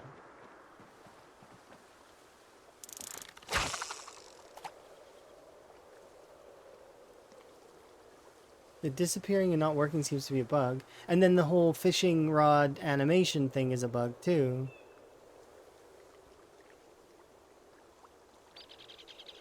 It could just be the phase of the moon. See, okay, yeah, you're not wrong, I guess. It could actually be the moon phase causing an issue. That'd be hilarious if that's what it was. You imagine? Only happens during October.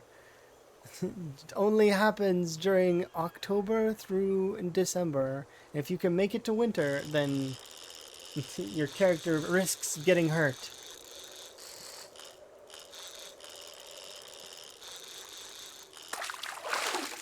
This isn't a fish.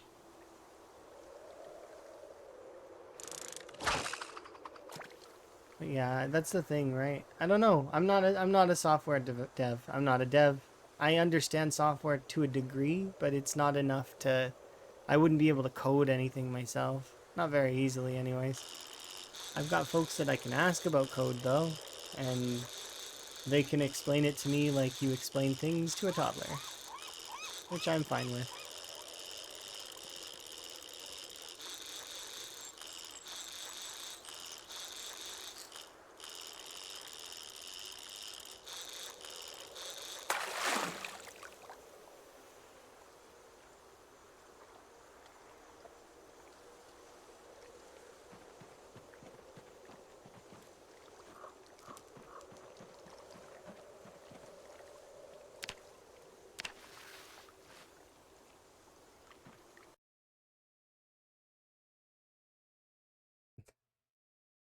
You want that so badly? There is a moon phase in this game.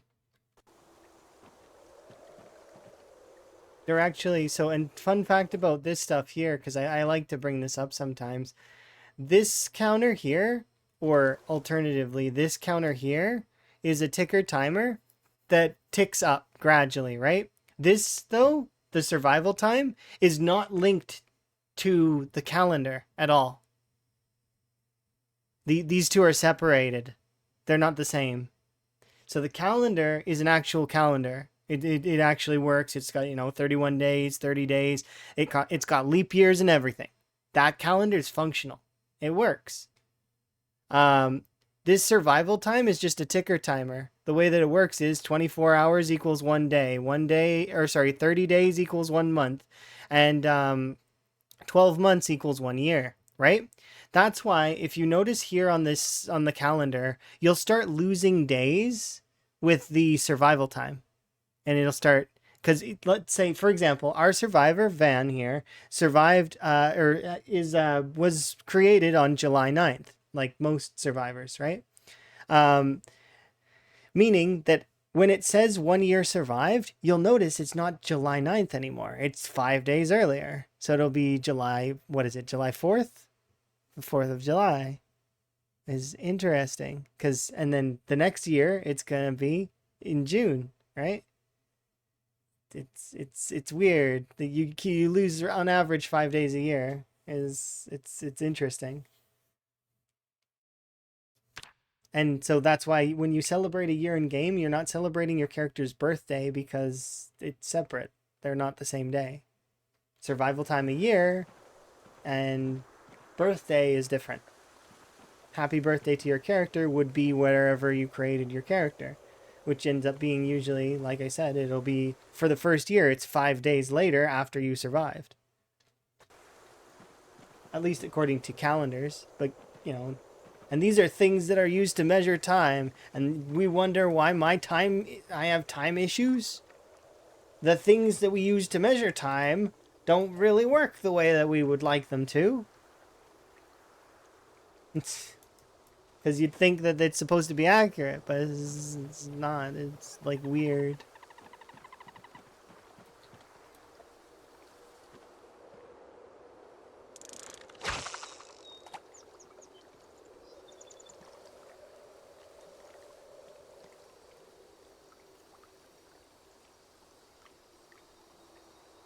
Regular exorcisms in the data center. Yeah, there's a lot of little things like that in PG though that are all work like together to make stuff interesting. PZ is lots and lots of little moving parts.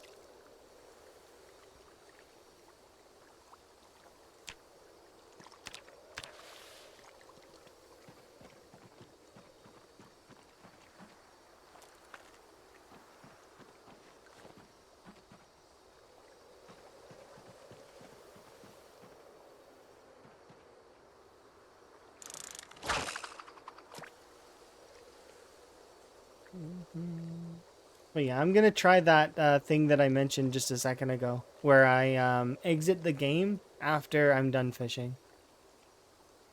If I'm gonna not fish for a while, then that'll be for the best, because then hopefully we won't have that issue out of ever. I've not noticed that interaction, and remember, I lived like for a considerable amount of time. Fishing was my primary source of calories, and I only had that fishing interaction happen a few times.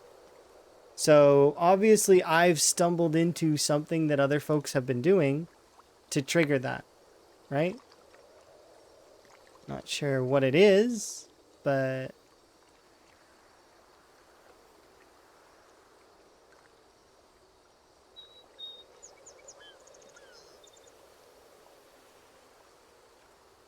I'd love to know.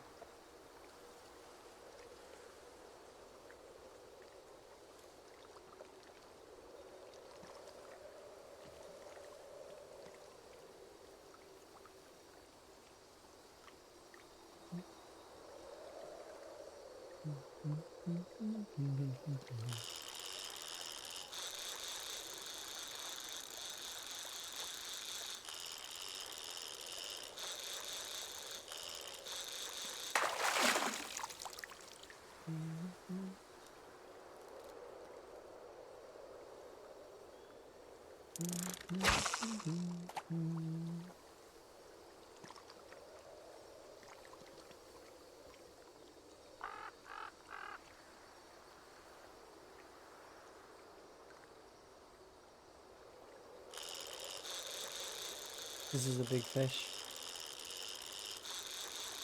Probably.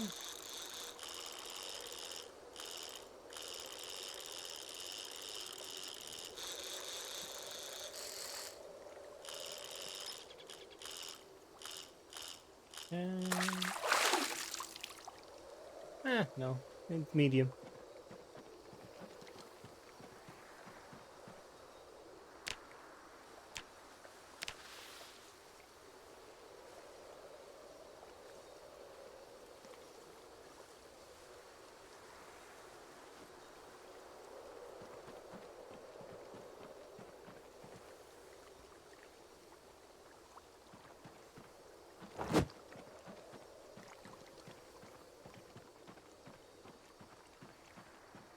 I'm trying to make it happen, but it's weird.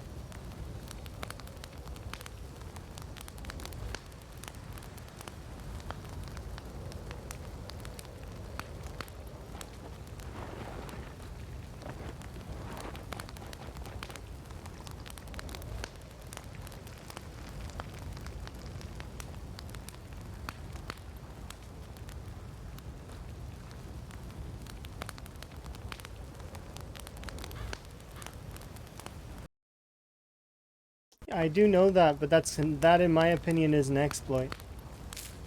And remember, this is a whole challenge that's based around not doing that. So I could exploit the fish by reducing them to a ridiculously low amount that has a high calorie yield, but I prefer to not do that. And, you know, it's something that I wouldn't want to do anyways, because it's not something that's going to stay in the game. They're going to remove that. Right? And at what point when I want to be using stuff like that they're going to remove eventually? It's just going to it'd be a detriment to me overall if I survive through means that would be otherwise exploitive, right? Because in the future, those methods aren't going to be there. So, not helpful. Right? I do know that exists, but it's not something that I would want to do. Other folks can play that way if they want to. I'm not against it, but like, you know, I'm not against people playing the way they want to. It's just not something that's going to be useful for me.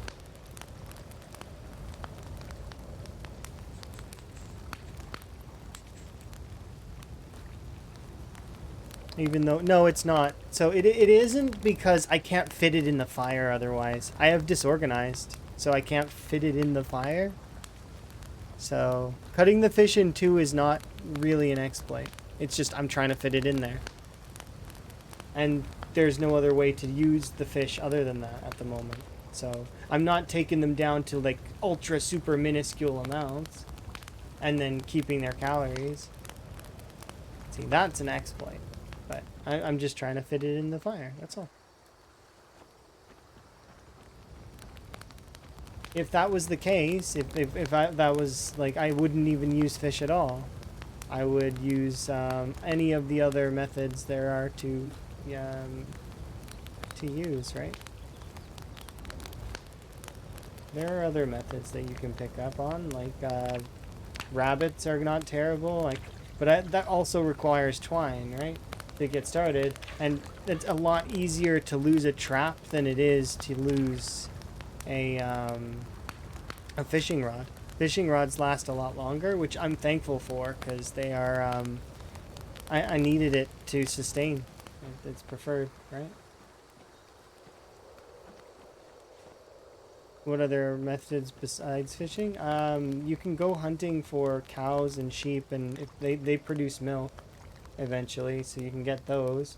Alternatively, rabbits are not bad because you can get them via trapping, especially if you took the trapping traits to get the additional trapping XP and all of that.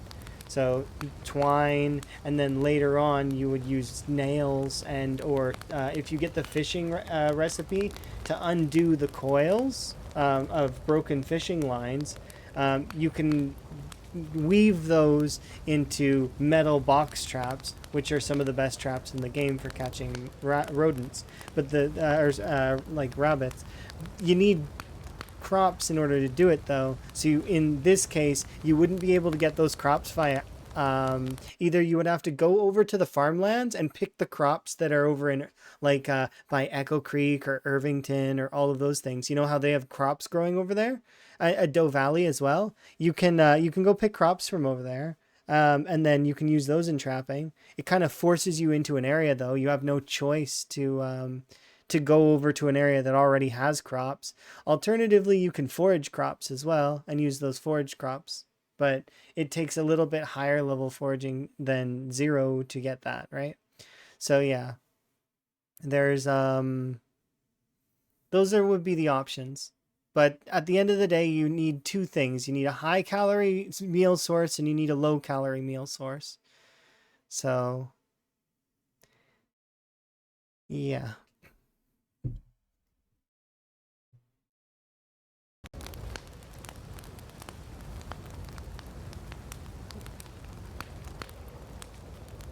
Those are the two things that are required.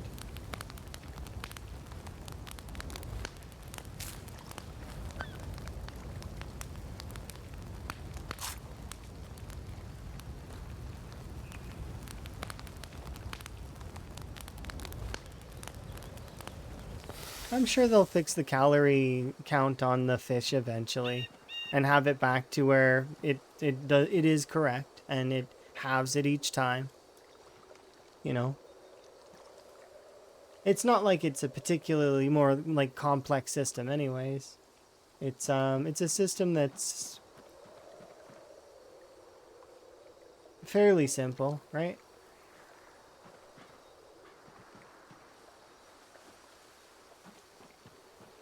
Um, yeah, so I'm gonna place you there for now. Interesting. I do exercise until tomorrow in game. Oops, I only did 10 minutes. I meant to do 40. We're gonna do exercise tomorrow till tomorrow in game. Then we're going to restart the game because I need to get rid of the chance for.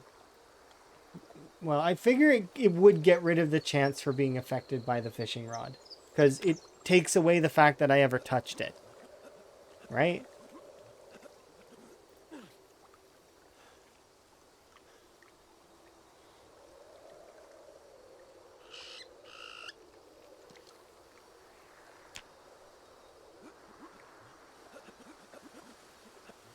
You heard they're switching to Unreal Engine? I really don't think they are. Because they've been coding this game this way for quite some time, and if they were gonna switch to a new thing, then that'd be neat. Up there. In fact, I only see it a couple times a year. I have a pet bear. It doesn't listen to me. It's is it a pet bear then, or just a wild bear that you see occasionally? Is it actually a pet? Like you actually caught like you caught a rabbit? Okay. She's very happy. Okay, nifty.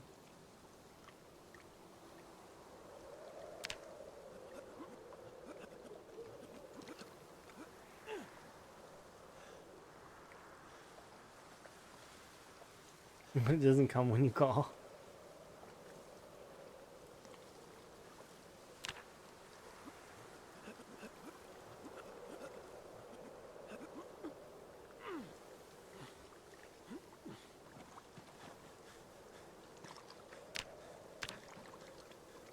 I think it's probably okay, but I'm still gonna restart my game. That's twice that's happened though now, kind of. The neck pain. I don't understand. I've got a pillow in the. I shouldn't be receiving neck pain, because I have a pillow in there. I wasn't receiving neck pain before.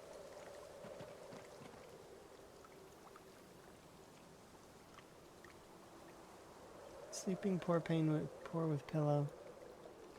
The pillow's too big. Okay, I realized that could be a thing.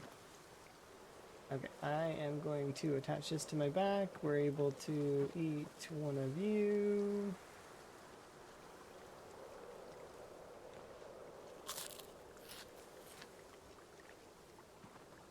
And it is now -1.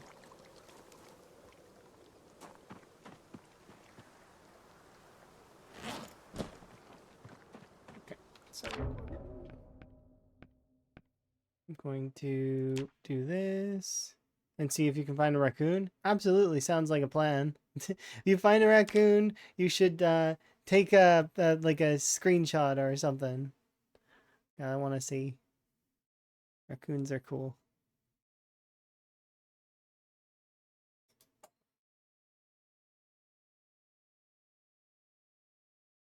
Let's see. So I'm relaunching the game.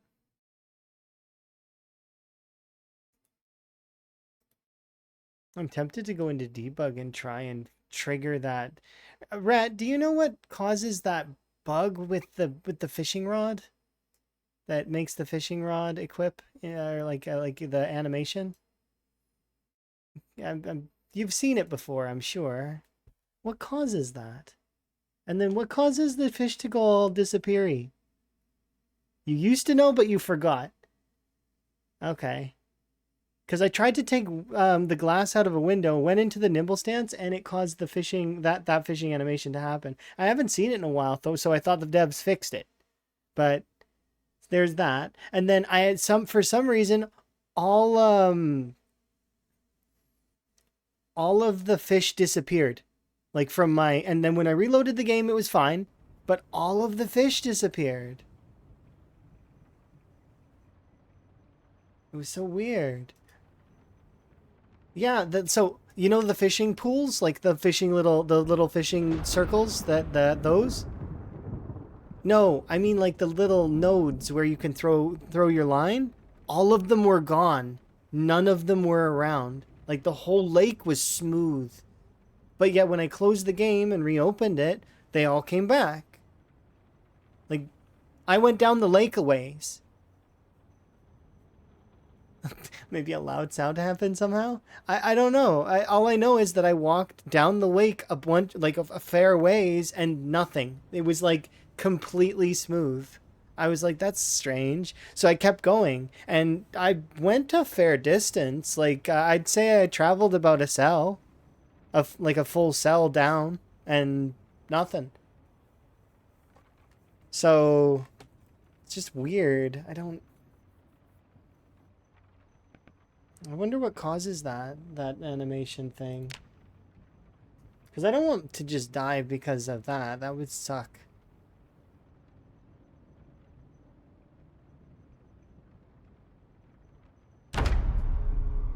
It fixes itself after, and you didn't even reload. Okay, that's neat. Maybe it's because you left the area and came back. Maybe I needed to leave the water entirely.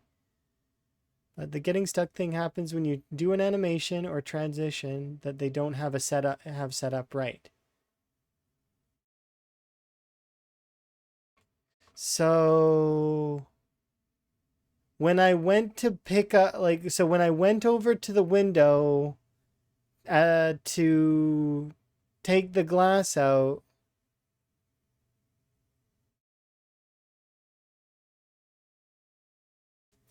but that's an animation they have in the game. I don't fully understand. And I did it right after I reloaded, so something's amiss there. I would have to go back. What was in my hand? Baseball bat, and it went like a fishing rod. And I placed my fishing rod over here, like or over somewhere, and left.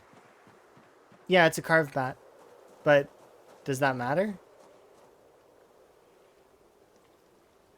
Baseball bat underscore crafted. It might matter. Okay. That would suck if these baseball bats that I worked really hard to be able to craft are in like a danger zone. Like, that would suck. Just a little bit. Okay, I'm gonna BRB though really quick because I gotta fill my tea up. So BRB.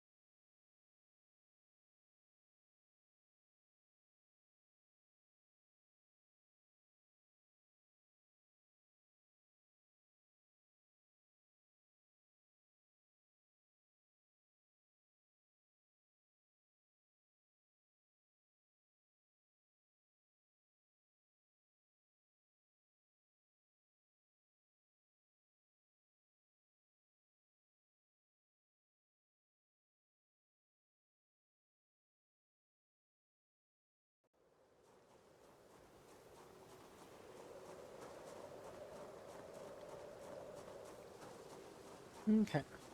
I'm gonna try and recreate that thing myself here in a second, actually, in this playthrough right now. Because what I did was I was trying to take the glass out of a window, so with the carved bat. So perhaps that's what caused it, is me trying to do that from the nimble stance. So there should be some windows over here. Let's just power walk our way over there. So it's that animation is triggered by an animation that they haven't finished. So maybe they're working on an animation for taking glass out of the windows? That'd be kind of cool. You know, like if you actually like knock the glass out, because they've got glass making. So I mean, why wouldn't they have something like that? You know, that would be so cool if they. Oh, they added a bunch of transitions. All right, so let's smash this window real quick. Oh, there's a broken window over there already. So let's try this. Nope, 1 second.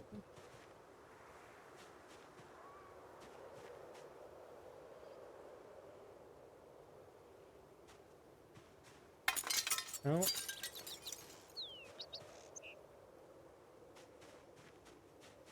What if I...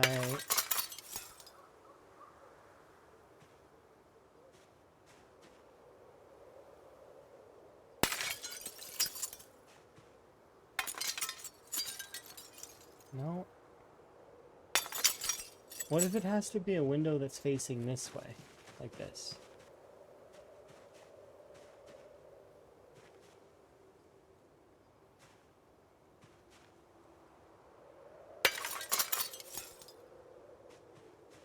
How did I get it to work earlier?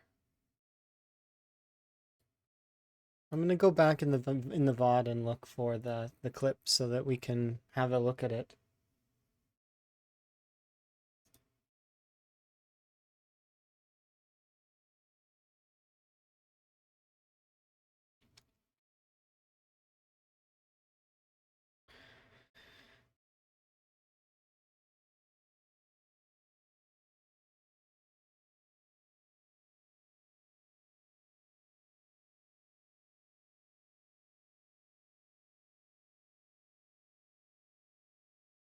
Mm-hmm.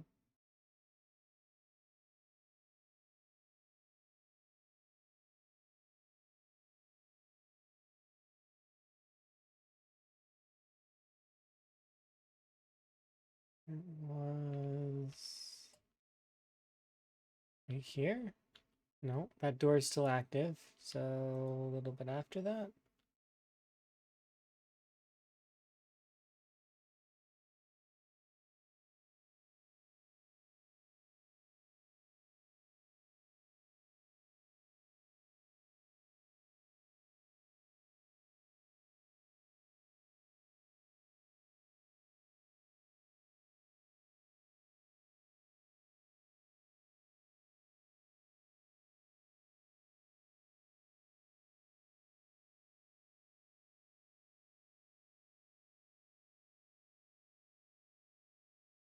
Yeah, right here. Okay, I found it.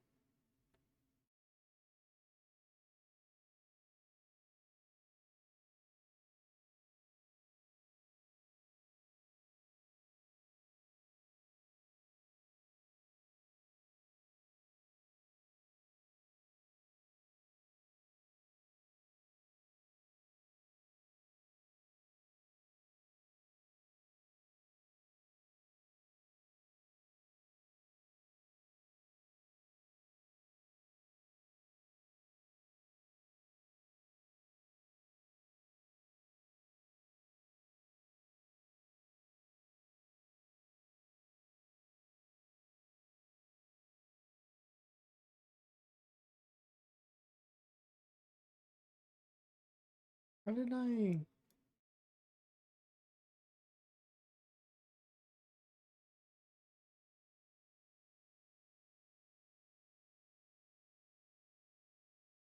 Why did it... It closed my window that I was doing the clip in. But at least I know where it was in the video. Apologies, by the way. I just want to suss this out really quick to see if there's some way we can.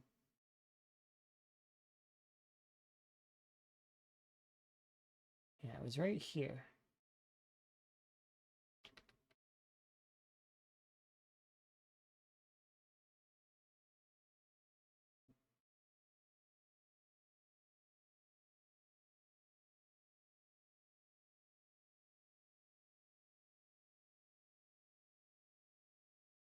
Yeah, it's good to figure out before it kills me, because I don't want to die. It doesn't seem fun.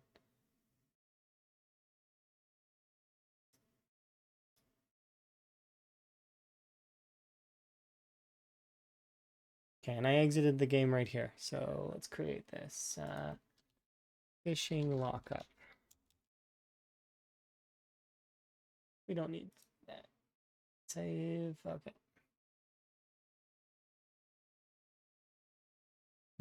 Vroom. Bye bye, family of rabbits. Here, Rhett, just so that we can have a look. Let's take it on to that other scene.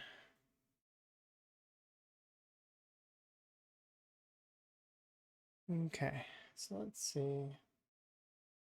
If we take this, slow it down.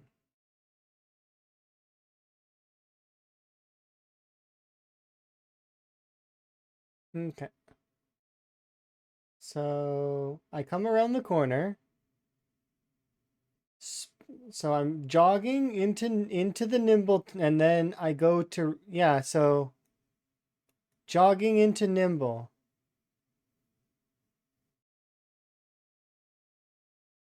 Jog into nimble. And that's what does it. Okay. We need to let folks know. Zach. But I'm going to try and recreate it now in the game. So while we're in a situation where we're not in danger.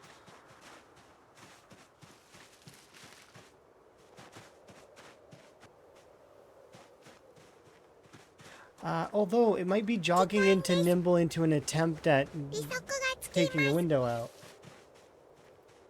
Bonds, thank you very much for the raid. We're doing science right now in a save that I probably shouldn't be doing science in. Hopefully you're having a good day. I heard that you are playing these settings and you got all the way up to 700 something. And kudos, 735? Nice. It's 100 more than I'm at. But yes, I'm having a good day. I'll do a little intro here in a sec, or I should just do it now, just because it's more important. But 1 second, yeah, and a month in, yeah.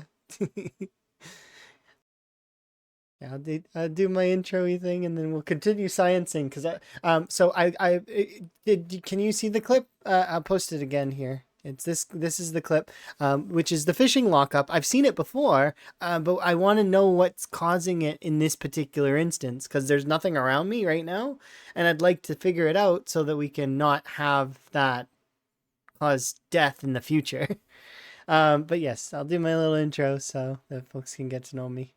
And if you guys aren't following Bonds, you should. Bonds is like one of like the best sprinter players for sure.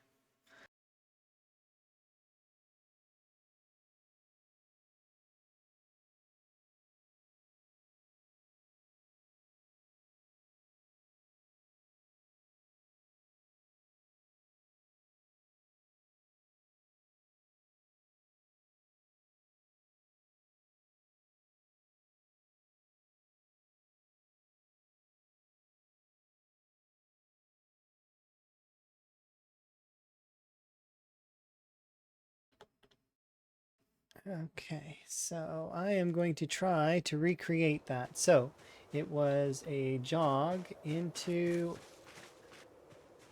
as I jog towards a window.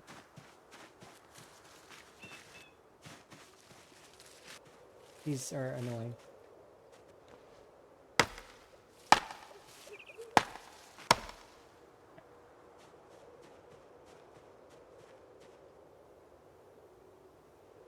using both hands. Okay. So jog into window. But I also like had my cursor on.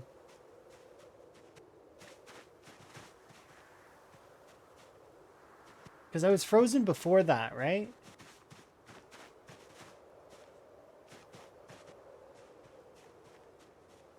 For you, it was interrupting fishing and then going to attack later. Oh. I could try that. That would make a hell of a lot more sense. Like, interrupting fishing with movement, right? And then going to attack later. Is that what you mean? That's what I think you mean.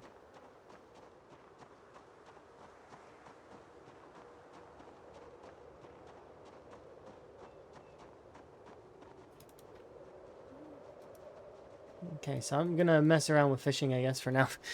This has gone from me trying to, I would like to hit 1,000 kills, to me trying to science and figure out exactly what's going on with this so that we don't have this kill the other participants in the rat race. Because I don't want that to happen. This is, because, like, I mean, losing a bag, that's one thing. Okay, whatever. We lose bags because of crashing and whatnot, that's fine. But this will straight out kill someone. So, that's obviously not preferred. I don't want that to happen. So can I put you on here? It says that you can be used as fish bait, right? Can be used as lure. But no, it can't. So why does it say can be used as fishing lure? That's strange. You can't use it as fishing lure. Only when it's raw. Just push to exit fishing. Okay, well, I'll just do it with the regular without. So let's see. Okay, so we're there. Push to exit fishing. Okay. And now, let's say I drop the fishing rod. We don't need you anymore. I go to swing. I jog. I found it! I found it! It wasn't the swinging. The swinging wasn't what did it. I went to shift. I went to run. It's a combination of the running and but it's there we go. I need to get out of this in order to re-replicate it again, but I can do it again. I pressed shift, right click, shift and nimble stance at the same time. Yeah, that's what does it. So when you nimble and after having interrupted the fishing like that. So yeah, Bonds was right. Bonds, you are phenomenal. We need to tell people about that so that they don't do it and have issues. Be cautious when you're fishing. I wonder if it works if you interrupt fishing with movement. So I'm going to try that next. This is very, very much important because these are like literally lethal bugs that could kill us and stuff. So yeah, awesome. Thanks, Buns. You're saving lives. One peasy folk at a time. But that's awesome. It makes sense that Bonds would know this stuff, though, because Bonds is the one that can replicate most of these kinds of bugs, because he finds them. He finds all of them. Yeah, if you guys aren't following Bonds, follow Bonds. He's like, because he plays sprinters, he finds even, like, some very niche bugs that are crazy. There's also stuff that he uses in the runs, too, sometimes.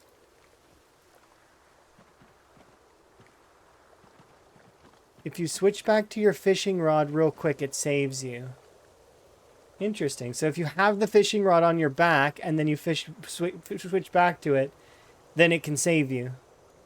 The reason to carry around a fishing rod with you, I guess. But let's have a look. So I'm going to interrupt with movement this time. So we interrupted it with movement. And now if I equip both like this, and then we do this... Oh, no, movement doesn't do it. Okay, so movement doesn't count.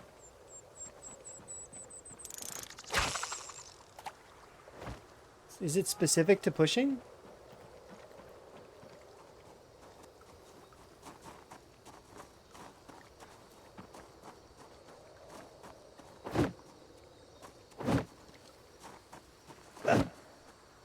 It's not doing it now.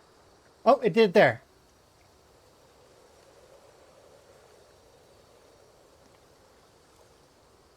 I think you have to let go of the combo. So let's swap back for a sec. Okay, so let's do... Oh, 1 second. Oh, it's doing that thing where the fishing rod's not being registered as a fishing rod. Okay, so let's do this, and let's interrupt it with movement again. Okay, so I interrupted you with movement. Let's see if I can't trigger this. Run, tap nimble, and then let go. No?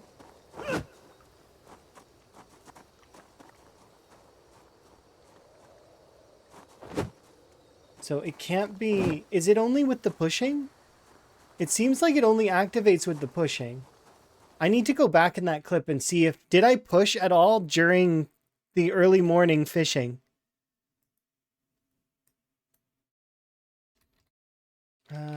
Videos... Back. Again, we go into the VOD and have a look. Did I push in that morning? Because if I pushed, then the push is what's important.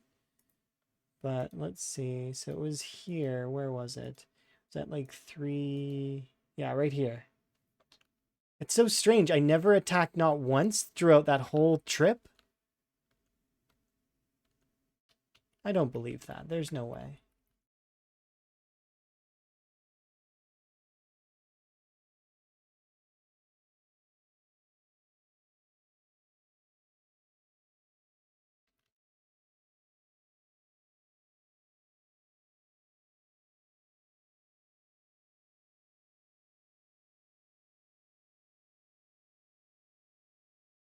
Fishing. I successfully catch a fish. Okay. 1 second.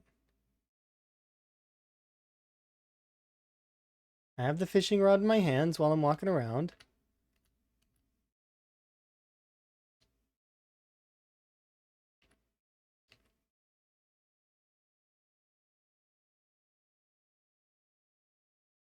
Catch a fish.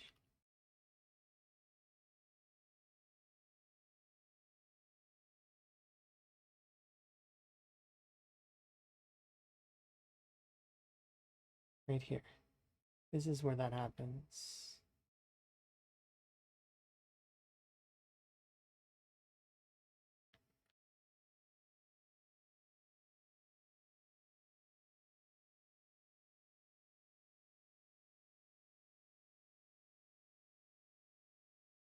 You can't see my character during that, though.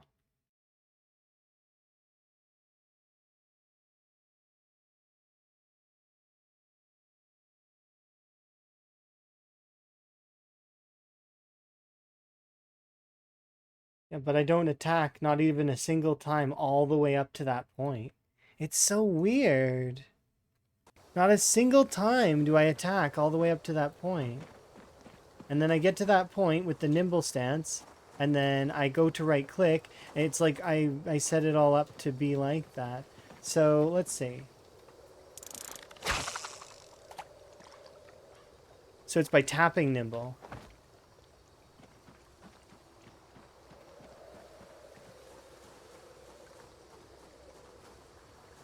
No.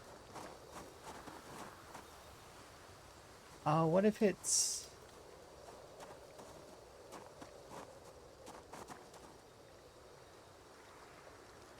There we go. I did it again. So it's... Something's going wrong there. Yeah, you hold shift, tap a movement key, let go, tap nimble, and as you come to a stop, it freezes you. Yeah, we figured this out. Yeah. If you have your fishing rod on you, you can save yourself, but if you don't, you're just screwed. It's the running transition is to stop with a weapon that they just updated. Okay, so does that mean that I can just do it without... I don't even need to fish or anything? It's you hold shift, let go of a movement key, and then tap nimble.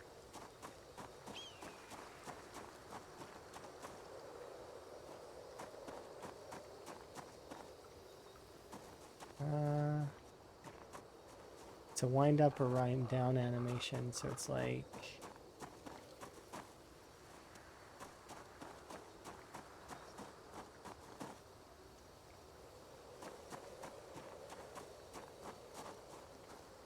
No.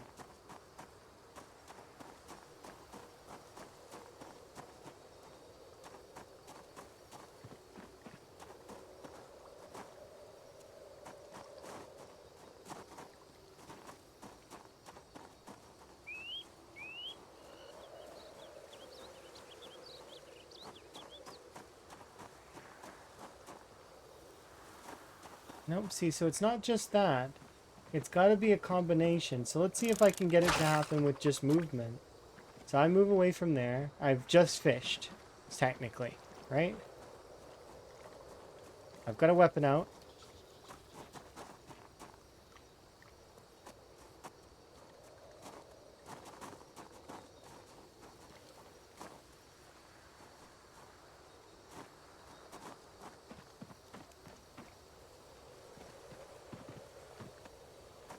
It's not quite replicatable in that sense, right? I like how I'm doing this, though. It's just because okay, so it's easily done, though, when I push, right? So if you push it all with the fishing rod, do I even need to fish with the fishing rod in order to do this? What if I push with the fishing rod? There, I did it. You didn't even need to spam very much. Okay, let's try and fine tune this so that I can get it down to exactly the combination. So you don't even need to fish. It's just pushing with the fishing rod in general. So can I freeze my hands? Okay, you can't freeze your hands. What about what if we have just a one-hander?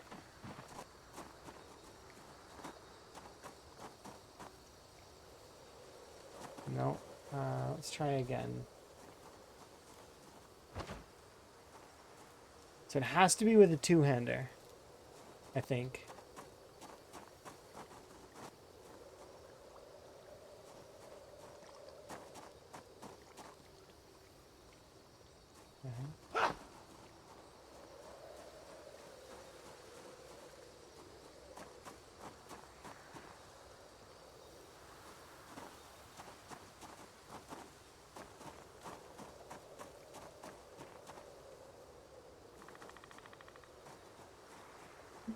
This is tough.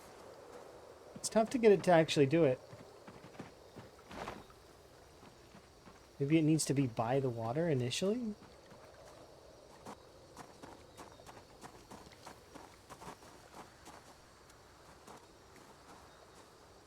There we go. We did it again. Is this great glitch reproduction time? I mean, kind of. I'm trying to figure out what this is, like how to avoid it. I think it's got something to do with pushing with the fishing rod so far. But the reason why... So if you've ever seen someone die because they do this, I think it's got something to do with pushing with the fishing rod. The fishing... it stores it like... It stores the fishing animation and gets if it gets in... Yeah, that's what I'm... Something like that. But you don't even need to be fishing. It seems like you just need to be near the water and push. Watch. Because I can... Now that we've done that, watch. So, ta-da! I can reproduce this on command now. But the question is why? You don't need to. Do you need even to be near the water? Is the question. So if I push right here with the fishing rod, this isn't near water. Oh no! Okay, so that's the thing. You have to be near water in order to do the fishing animation. Let me double check this. Yes. So your character has to be near water to do the fishing animation. If you... Do I even need to push is the question then.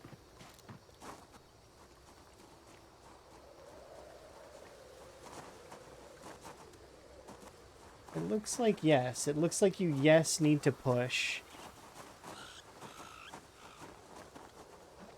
I did put the cursor over the water. So like this. But so yeah, that's what I think's doing it. It's not if you cast, it has like in those instances where people have been caught doing this, were they fishing earlier in the day and did they push? Try like way over like this? Now what? Now walk away? But see, standing further from the coast? Oh, so like this. And if you're by your camp and you push, right? Then it should save it the same way.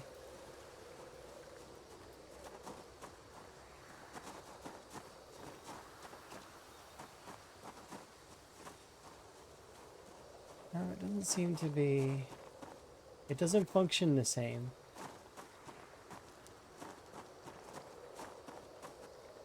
Oh! Wait. That almost looked like it. No. Something happened, but it didn't freeze. Like, it didn't freeze the same way. Now try it again.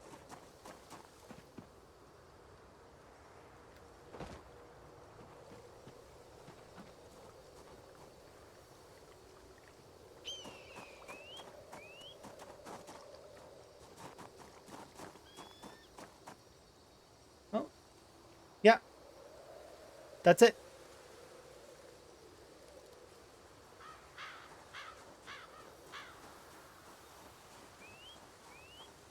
So it's got to do with pushing and using the fishing rod.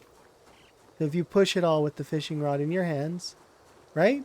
But maybe that's not the only thing. Maybe there's more to it than that. Because I can't see my character and I don't know if I pushed and then...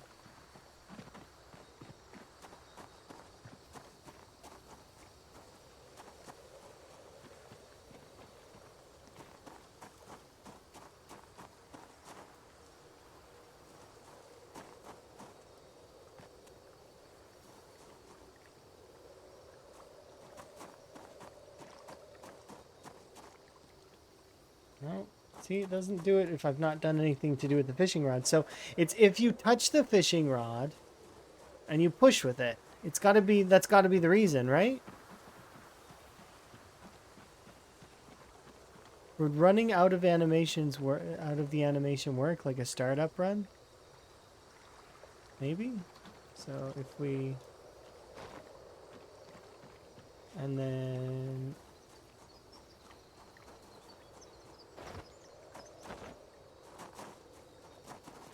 I think I just made it so it's not possible now though, right? No, I'm still able to do it. That's from stopping though, not from starting. So it's always from stopping.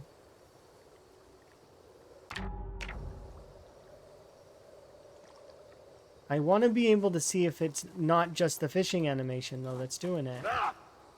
Right?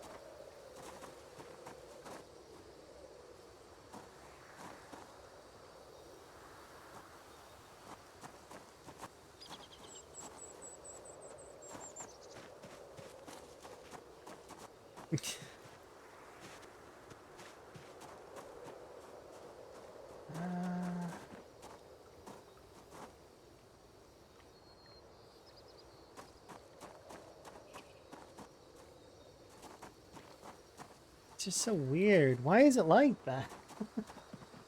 Why does it have to be like that? I don't understand. It'd just be normal. Nope, gotta be weird.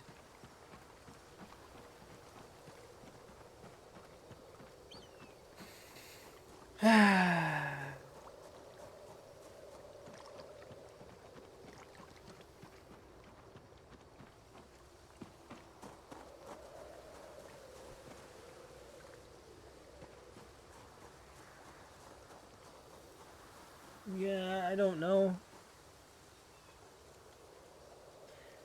All I know is that if I were in their shoes right now for coding that, I would make it so that it's not requiring you to look at water, and that it makes you like trying to mimic Bonds' movement. I can't mimic Bonds' movement. I mean, I can do stutter stepping a little bit, but I'm not like very good at it. It's Bonds' movement is special. It comes equipped with being Bonds, don't you know? And having that ridiculous millisecond skills. Hi, Peter Bonders. What's up? Hopefully you're having a good time. And with the joy of Raiders from Bonds. It's good to see you, Peter. Hopefully you're having a good time with where you're at. I'm recreating a bug, kind of. So I'm going to actually, I should actually do that one, shouldn't I? Read here first. Has it already been reported? Like, do we know if it's been reported or not? Like, obvious it probably has, but why can't I see my cursor? Oh, wait, I can, kind of.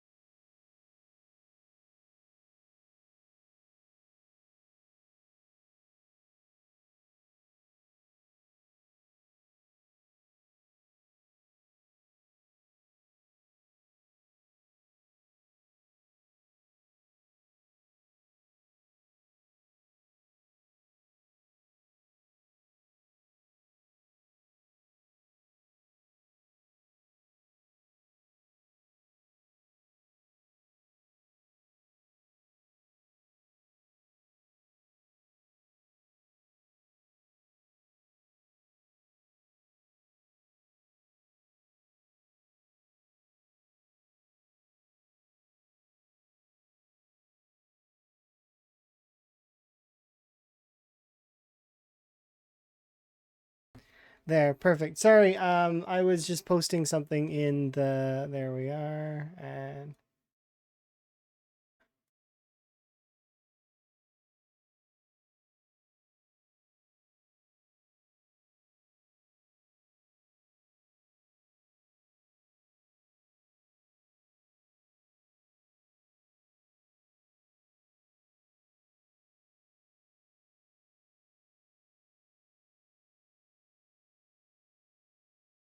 okay, perfect.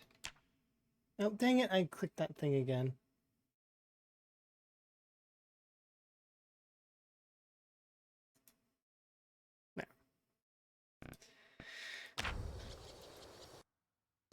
It's 5,000 buckaroos. Coaching you just given there.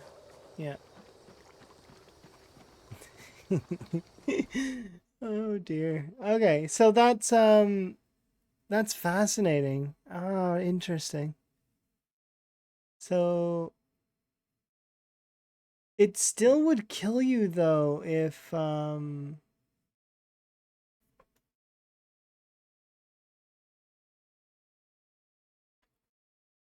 you were able to, like, it wouldn't save you, like, is my thoughts, is because even if you have a fishing rod, usually when that lock kind of sort of thing happens, you're not in a great spot, so you can't really transition your weapon, right? I mean, it's better than not, but it's not gonna help you. Yeah, and that's it. You get hit 90% of situations, you're gonna get hit at least once. So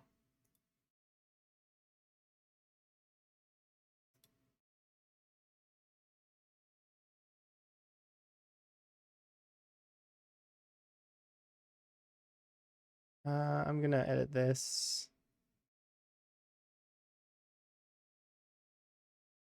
Oh, misspelled pushing. Pushing the fishing rod while looking at the water. It seems to save the animation of the rod.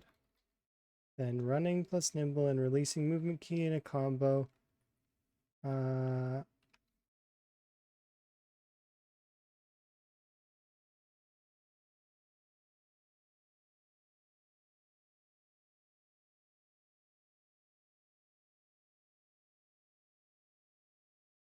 Okay, I'm gonna triple check this right now with one-handers. Because I want to absolutely be certain that you can't do it with a one-hander. So I'm going to go out of my way to put this there and this here. And, okay, so fishing, push,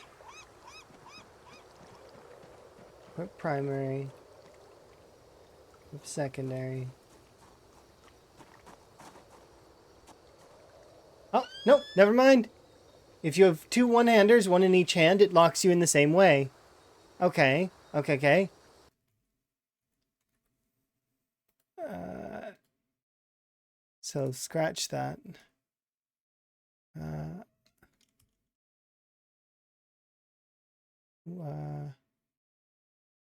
using a movement key.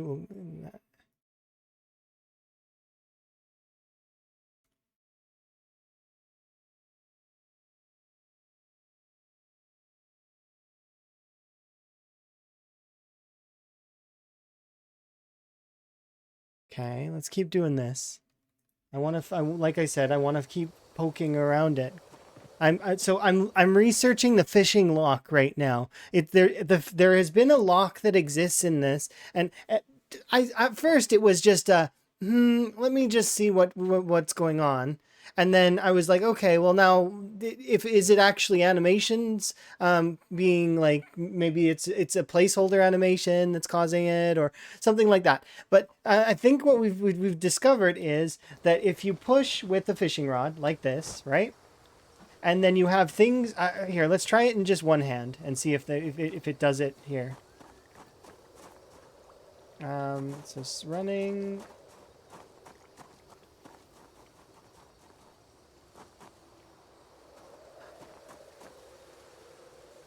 It doesn't seem to be doing it.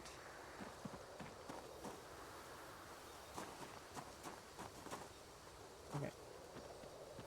Let's try again.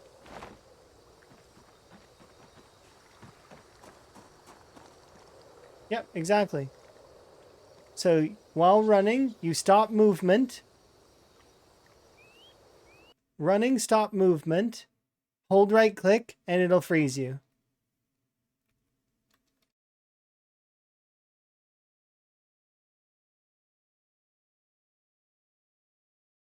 Uh,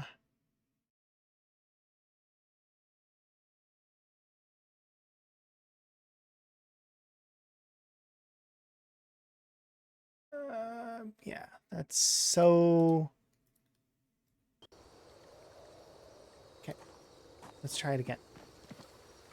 Okay, so does that mean even if it's equipped in the secondary, it'll still do that too? Let's try again. You're equipped in the secondary, and... Yep. Okay, even if there's an item in your secondary, it still does it. Okay. What if it's a bag? It's probably going to still do it, but let's try it. So let's try again. Push. Okay. And now you're doing your thing. You decide that you want to go looting. You don't have a weapon on you right that second, but that's okay. Go running, do-do-do. Right click and frozen. Indeed. Okay, that's cool. We figured it out. That is so cool that we figured that out. That it's to do with the fishing animation, like fishing pushing. What about nothing? What if I have empty hands?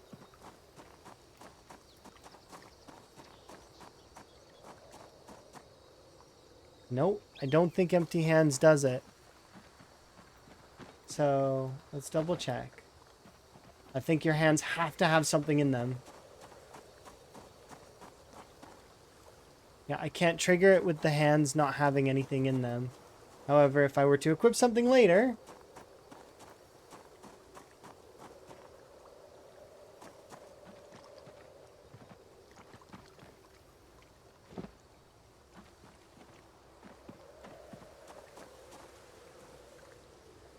There's nothing in my hands right now.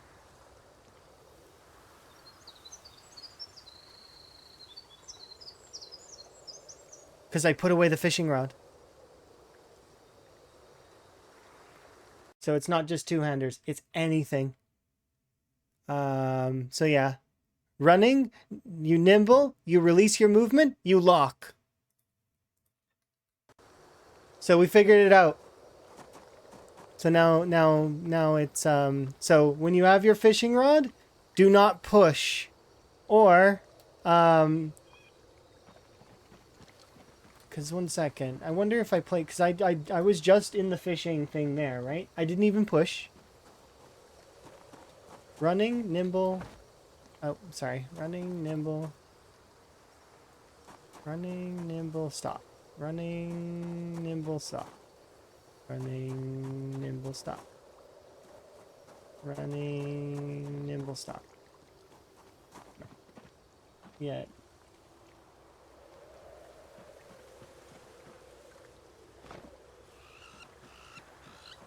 Running, nimble, stop. Yeah. There we go. Solved. Problem solved. Oh. Uh-oh. Uh-oh.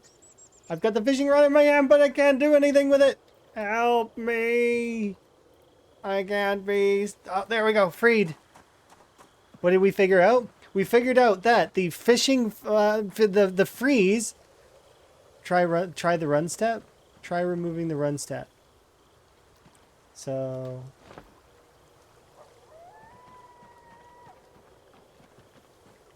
So just what? So no running, just nimble, right?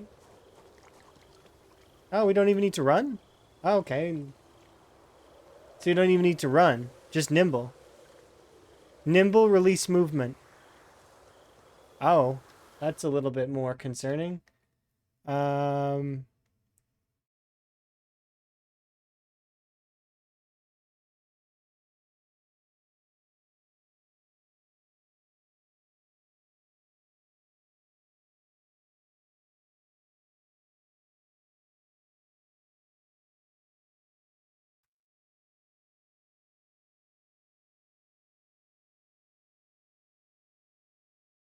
That's not ideal. Let's see. So...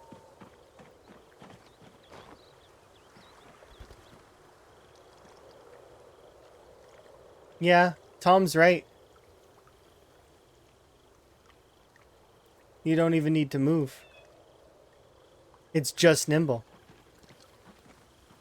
You're amazing. Good catch, Tom.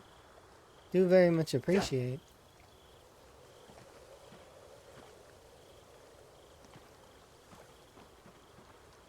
Wait a second, what? Didn't I...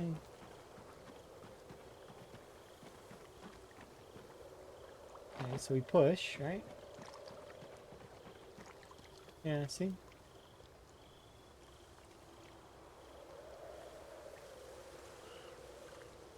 You don't even need to run. It's just releasing movement and nimble that causes it.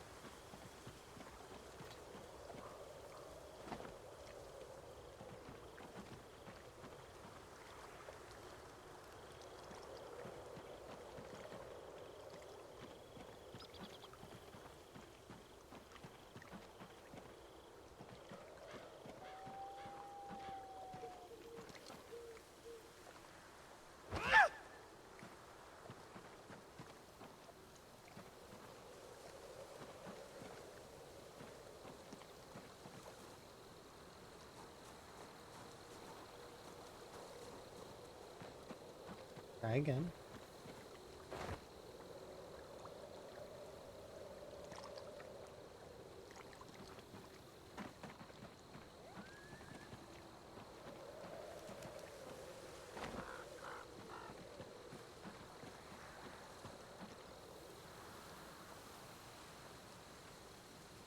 Just go from push to nimble.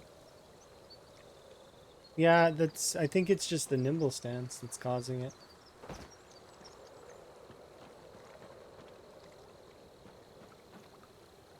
Yeah, see? It is. It's the pushing from fishing into any nimble stance. You don't even need to move.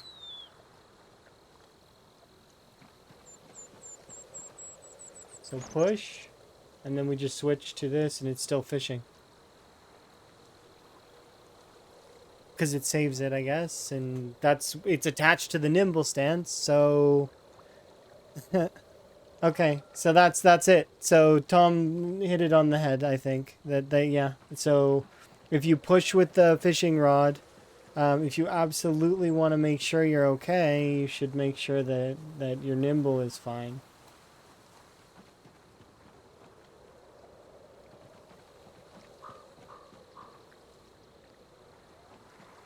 I just find that it's strange that I never once nimbled after pushing with the fishing rod for that entire time. Like, for real?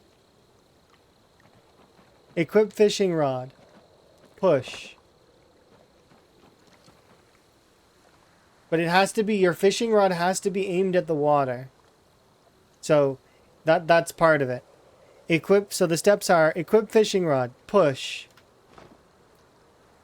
Equip fishing rod, push. Change weapon, or not, like, because I think it, yeah, you don't even need to, or like change to anything that's not the fishing rod. Or can I lock it with the fishing rod, I wonder? No, I can't, because the fishing rod itself is recognizes that it's a fishing rod and will change its stance outside of combat. Or, sorry, outside of water. So, it's just not recognizing that. So, yeah. So, yeah, I'll make sure that that's... So to officially go over the steps, equip.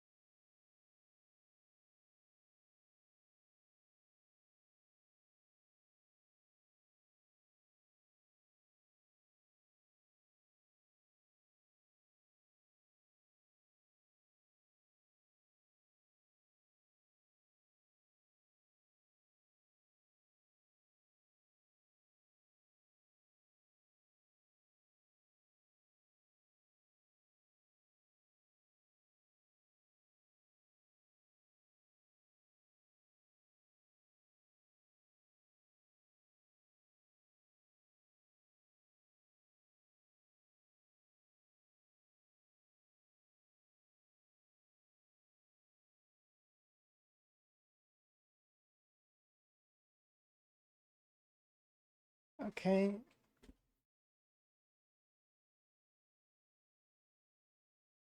You can totally lock up with the rod in hand? Seriously? It seems like it avoids it.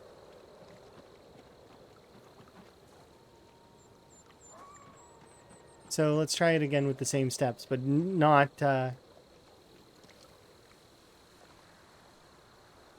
Now, locking with the rod in hand is an older Battlefield 41 bug. Oh, okay. But so it's not the same as this one, then. It's a different bug. Right, so what I'm seeing is if we push, switch, doesn't matter what. Oh, we pushed again, so I don't actually think... No, even if you do other actions in between, it doesn't matter. How do you unlock? Have a fishing rod on you. Or exit the game. So... Current ways out are to keep a fishing rod on you, or close the game.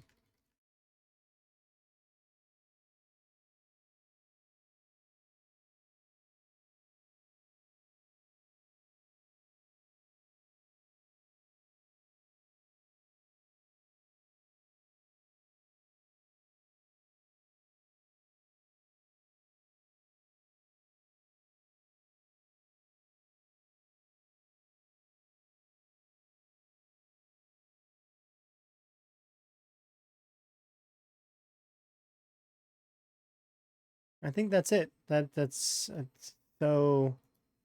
That's yeah. They're not. It's not good fixes. Kind of. I kind of think. I really hope this one gets patched, because that's unfortunate. Not that it's not it's like you basically have to Konami it. Like it's not something that you I mean, well, I would say, okay, so I'm gonna say this, but obviously people have stumbled into it. But like, I mean, it's not something that you would expect to stumble into, but obviously people are stumbling into it. I stumbled into it like a few times. Like that's the thing, right? We don't know, and then we stumble into it.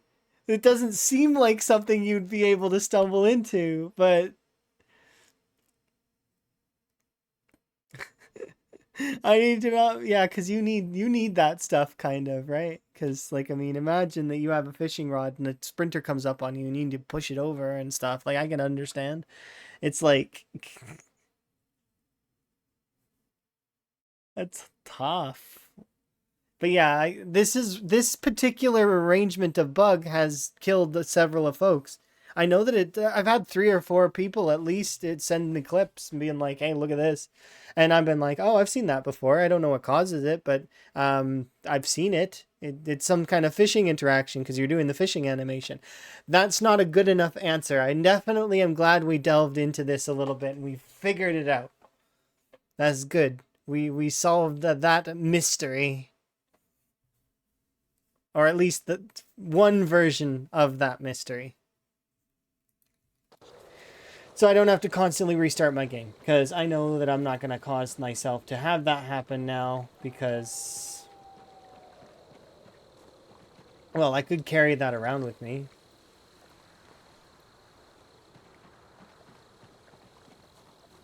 As sort of insurance.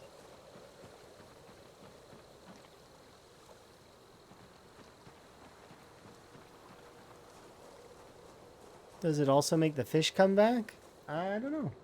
I just know that the fish are back now because I restarted my game.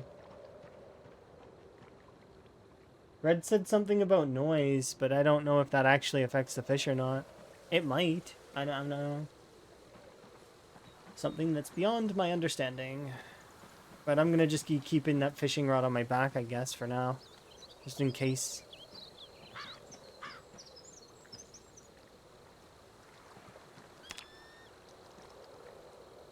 Because chances are, if that does happen while I'm in combat, I'm dead already. But there is like a small window of opportunity where I might be able to switch weapons fast enough, if my synapses fire fast enough for me to realize it. And also, like, it depends, right?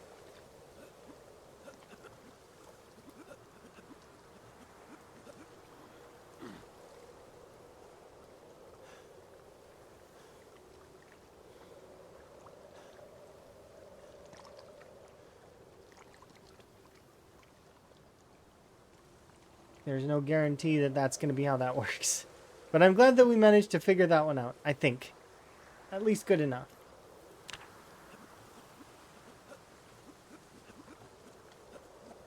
And we did it as a team. It was all of us together. Because everybody was suggesting things, which is cool. Teamwork.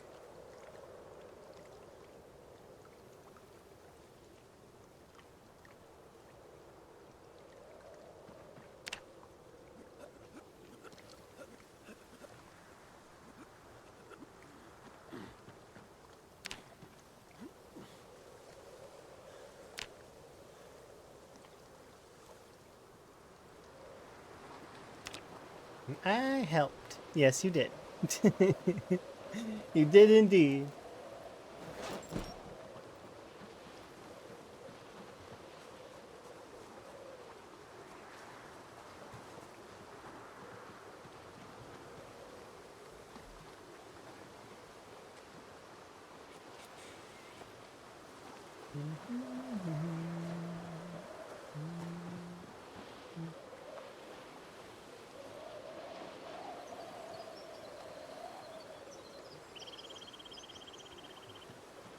Oh, don't be sad. Come on. There you go. Good.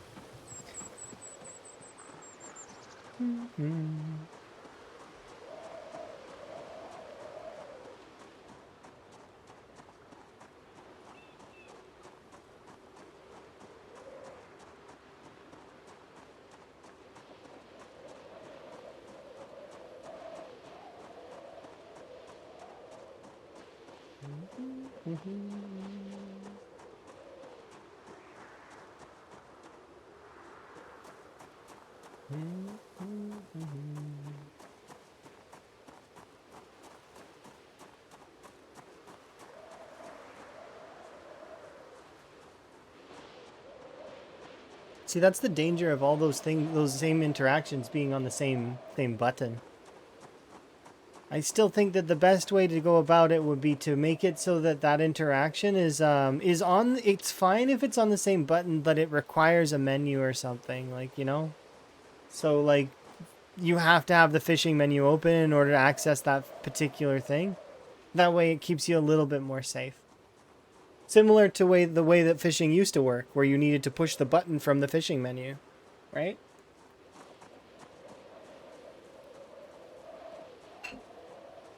I know it's kind of less immersive to do that, but it's safer.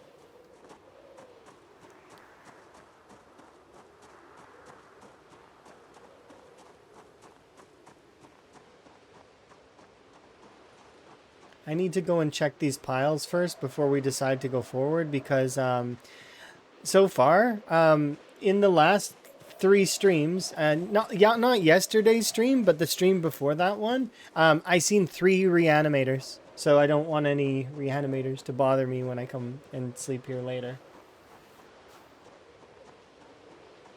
That could be an anomaly. Like, I mean, it could be just like coincidence that we've seen that many of them, but...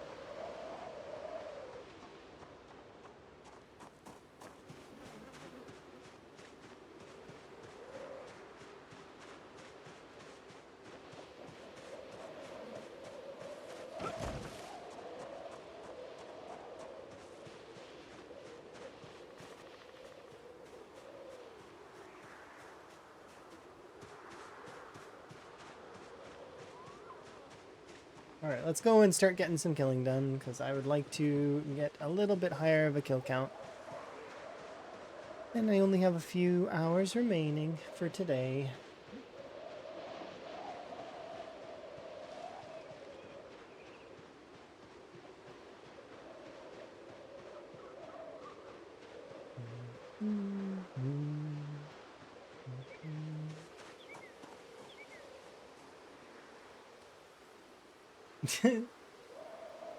Sorry. That's not what I mean. Hey, Nico, you read what I said about fishing? Make sure you read that. That's very important stuff. And keep you from dying to fishing. Hopefully. Is it on Discord? It's in the discussions, yes. We've sussed out at least one of the Konami codes that were required to trigger that forced fishing animation that kills characters. Yeah, that. We've figured it out. You had that once, exactly. So I was poking at it, and then I decided, you know what? I'm going to go a little bit more ham into this, and we started poking at it, trying all these different animations, and we figured it out that it's got nothing to do with the running. It's just nimble. It's so basically you push. What is it? You don't need to be. You need to be looking at the water. With the fishing rod, you push. You swap off of it, and then that's it. You enter the nimble stance. Without movement, and then that'll lock you. I can do it right now. I don't even need to go away from the water. I could stand right here probably and do it. Let's see. Right here. So watch. Push, right? And now, if I enter the nimble stance without moving, I'm locked. Ta-da! Locked. But you can get out of it by re-equipping the fishing rod, or you can exit the game is your other alternative. But yeah, it's so we figured that out. Hooray for Konami codes. Yeah, but have you tried it with a rod in your right hand? The rod is in both hands. It doesn't matter if it's in my right hand or if it's in my when you look and push. Yeah, the rod is equipped. So the rod is saving its animation. The rod exists in its animation regardless of if it's in one or... But you have to have the rod in your right hand. I needed a comma. Oh.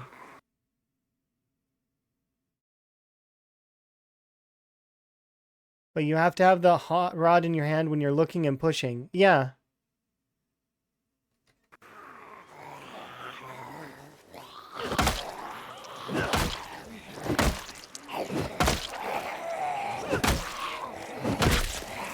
But I think what's happening is that people are deciding to not continue fishing, and maybe they pushed by accident, right? No, like, so if I look at the water while I've got that and I push, right? And then I right click, I'm fine, because it's a baseball bat. It's not got anything to do with fishing. However, the fishing rod has something to do with fishing, right? So what's happening is it's storing the fishing animation, right? Ready? And then it's locking it so that if I swap off of it, that's wrong, because right?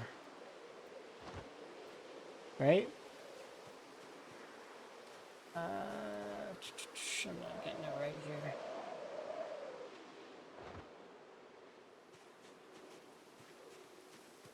So what's happening is it's storing the fishing animation, and then because you're not moving when you're fishing, right? You're not moving when you're fishing, right? So it's saving the animation for when you stop moving. That's why it happens when you don't move. So like when you nimble and then you're moving around and then suddenly you don't, right? So like push. Ta-da! Frozen again. See? So we've managed to figure out that it's to do with the fact of pushing with the fishing rod while it's in use. So yeah, exactly what Rhett said. You push because there's a zombie, and then you go back to the fishing animation unless you re-equip the fishing rod, or you keep the fishing rod in your hands, which obviously is not the best choice, because why would you keep the fishing rod in your hands, right? You're going to want to switch to your weapon, which is going to get you killed.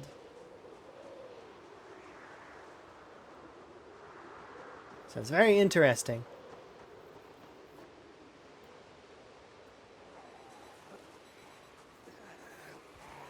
But yeah, I'm glad that we figured that out.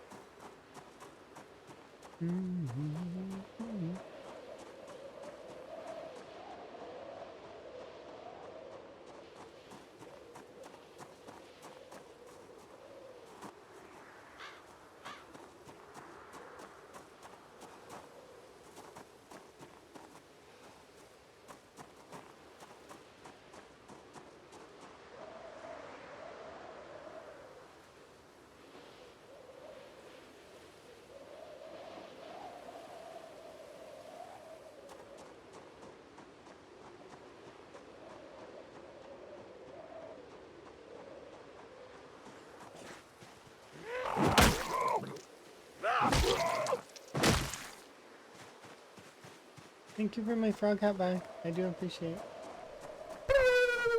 I'll get a sip of my drink here.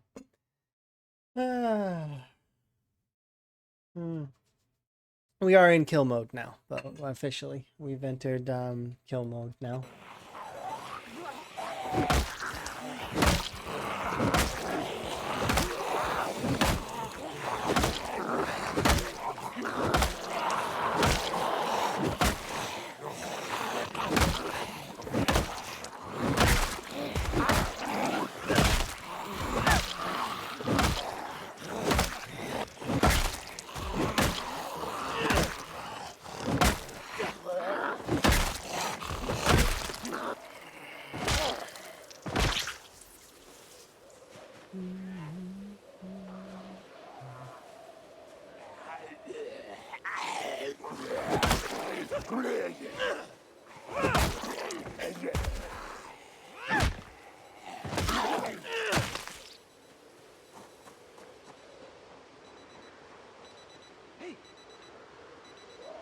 Hey!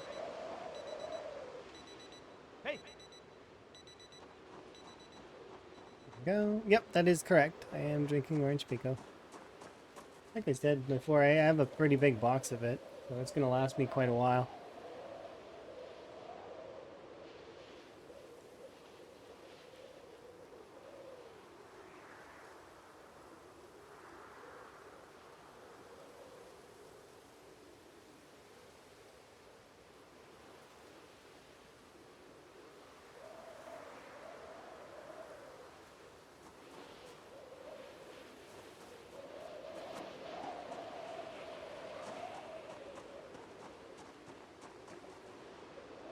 Half of you go back.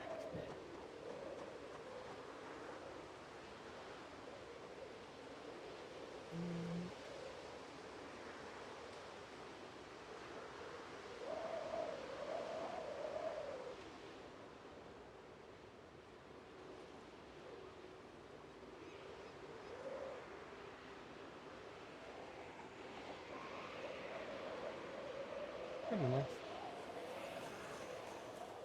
Hi Emma. Are you having a good day? How goes? You feeling okay?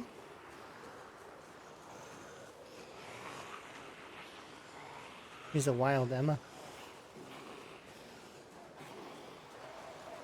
He's a rare sighting.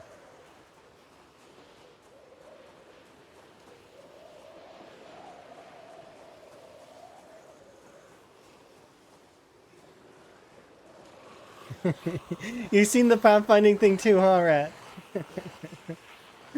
It just is like, well, okay.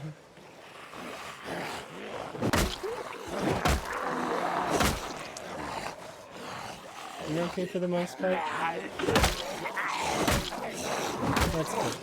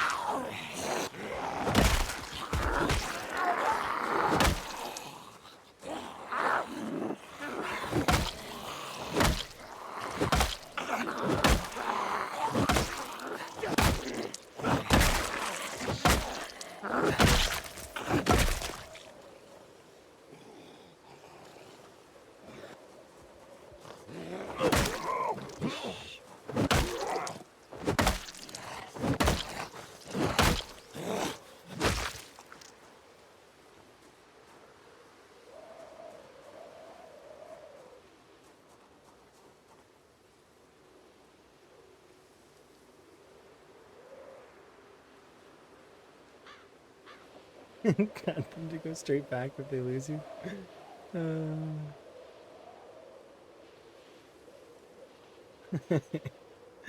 I don't want to be anywhere. I'm just leaving. Goodbye. You know what? I don't think that I'm catching that survivor. I decided I'm gonna go home.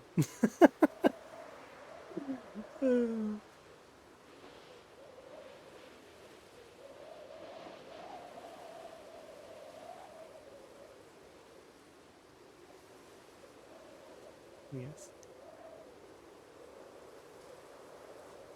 I'd like to go to the burger shop.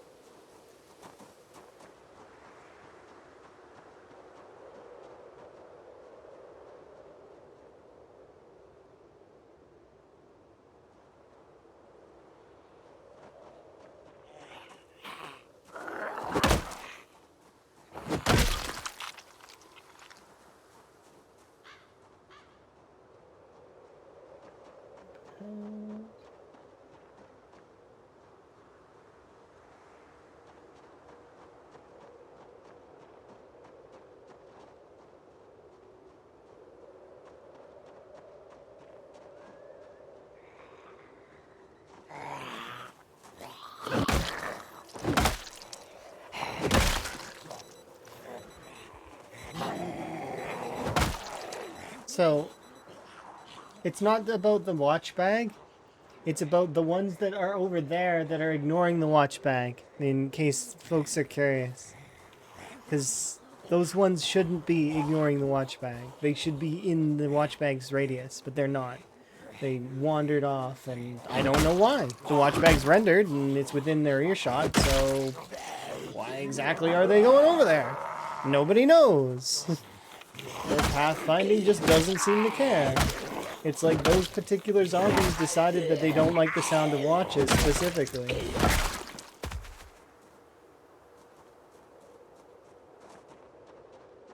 So, it's definitely a strange one, that's for certain.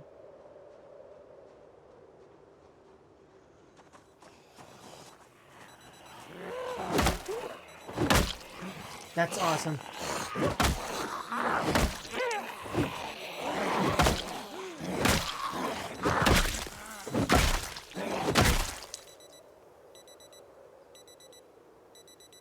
So first off, we got, this is a survivor zombie. Secondly, that is a dust or a medical mask, which means I'm now gonna get a lot less corpse sick.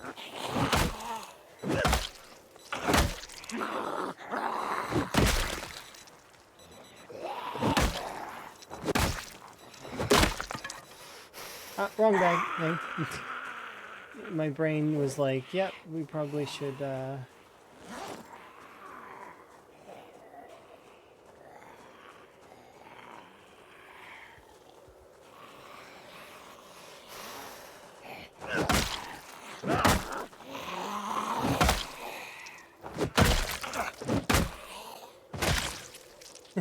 they must go back to their spot. It was their spot in the field. In the middle of the open field, they decided that they must return to their point of origin. Where they were standing in the field. They rent their spots from some zombie landlord. Oh, you know how what they say. It's not a free world. Or sorry, it's a free world, but it's not a rent-free world, right?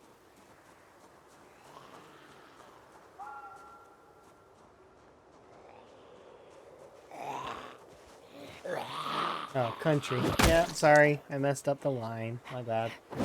We're gonna watch those movies anyway, so it'll be fine. And you're probably very happy about that.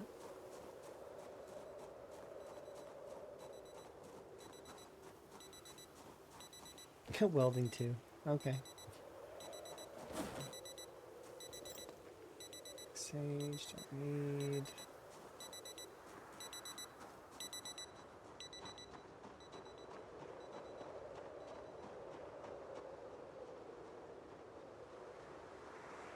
You've not seen the Editor's Cut 3? I figured you'd seen them all.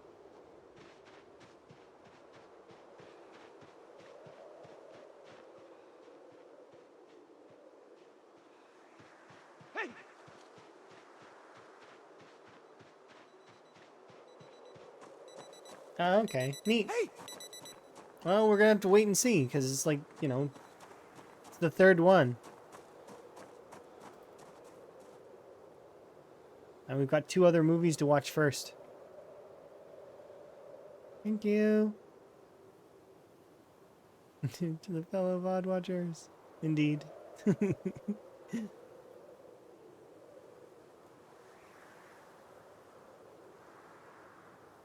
Appreciate the VOD watchers, because there's quite a lot of VOD watchers, which is kind of nice. They come and say hi.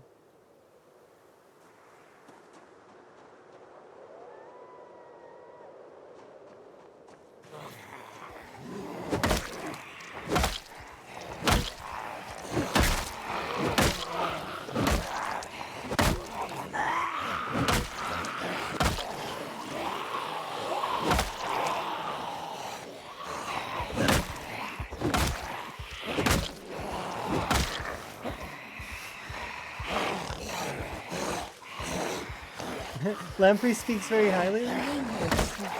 It's very nice. He's really kind. I can't speak higher of Lamprey. But I mean,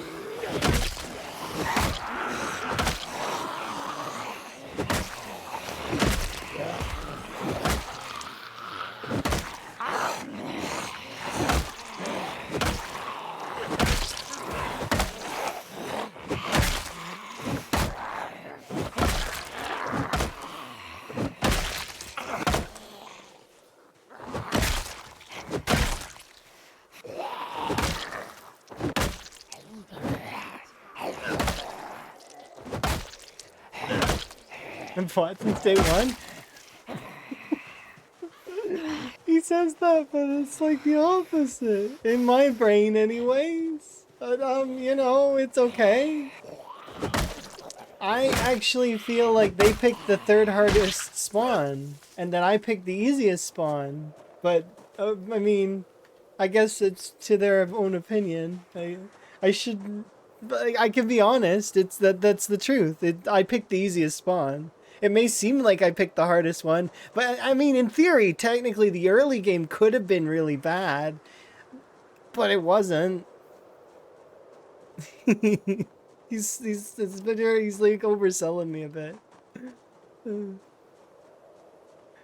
So the reason being is that well, on paper, at least, the reason why I say I picked the easiest spawn is because West Point's heat map is definitely centralized to the core at the moment.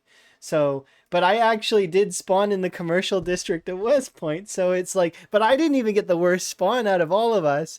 In my opinion, Milquetoast Claire and Miss Vadams both had worse spawns than I ever could wish for. Given the fact that Claire spawned, which place did Claire spawn? I remember Claire spawned in like a death building as well. Was it the bank? I'm pretty sure Claire spawned in the bank. And I know Miss Vadams spawned in the motel. Those are both like basically death. I spawned in the town hall, which is kinda death. And I went out the back door in sort of a blind way. But yeah, I feel like West Point is a 1-star in difficulty, if I'm being honest. So, which I would be, because there's no other reason, right? I'd say West Point's 1-star difficulty in terms of time 16. How I dealt with in the southern field? No. Well, no, actually. My helicopter was up by the West Point mansions. Probably a poor choice to pull the mansions down with. So I was over here. This is where my helicopter went off. But yeah, in terms of where everyone else spawned, for the most part, there's some folks that choose other spawns, but a lot of folks are going to this house and they chose to spawn in Echo Creek. I give Echo Creek a 3-star. It's the third, like, so it's like kind of like a middle-ish difficulty.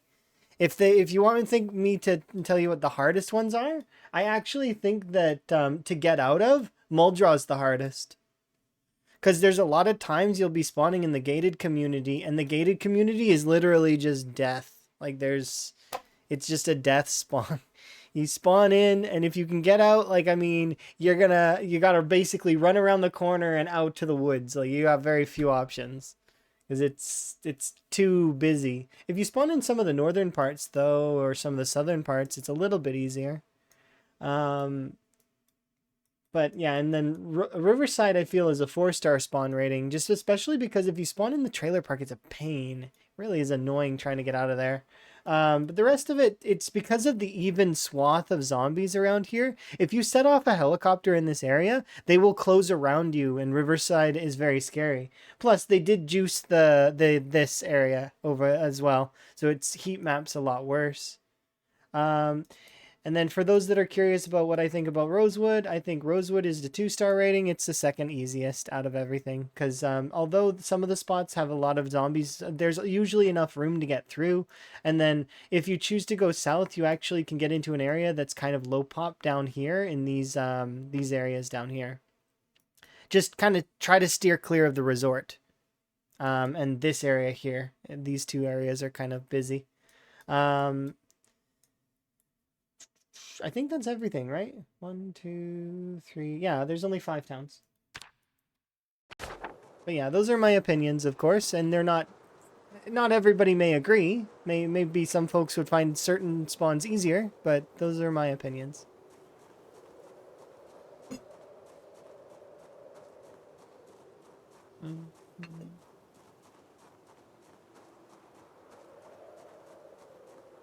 You love the opinion? I appreciate that.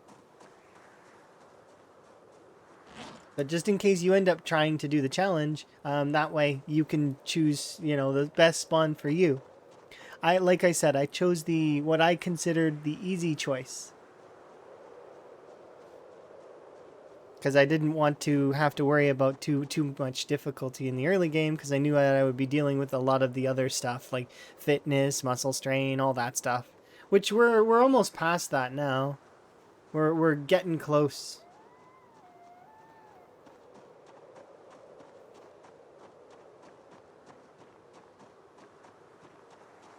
I kind of want to try and sleep in a house. Nah, claustrophobia is still going to screw me, isn't it? Yeah, I think that I should just go to my tent.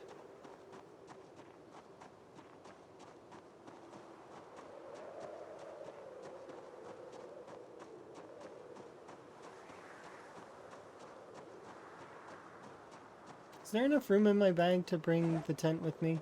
Yes.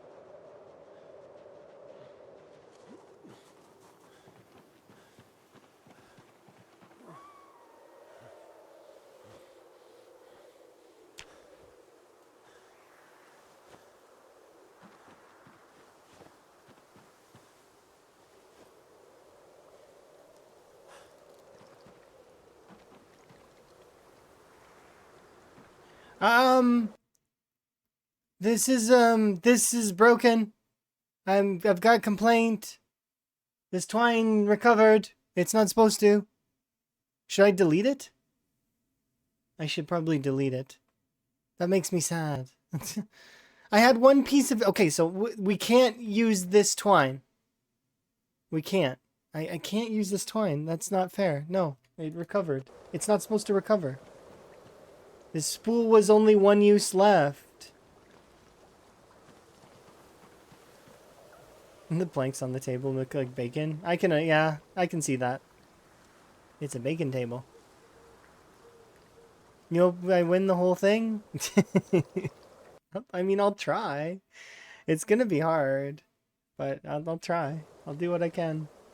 I'm gonna fall behind though this week a little bit, like this weekend especially, because I'm gonna be very busy for the next few days. So I'm letting everyone know now, but I'm also going to let folks know on the Discord that I'm going to be kind of MIA maybe for a couple of days, maybe, depending. So till like roughly the 13th, 14th, like depending. Like this next upcoming week, there's going to be a lot of stuff that I've got to go do. So it's like I might not have time to stream, but we'll see. It makes like might have time.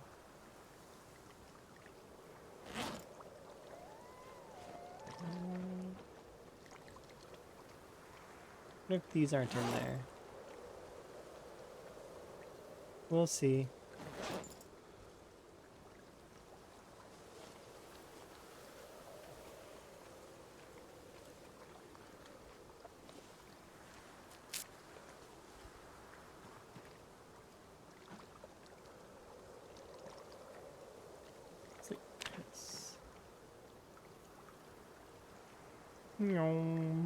But I actually hope we all get to make it to the million. That's at least the million.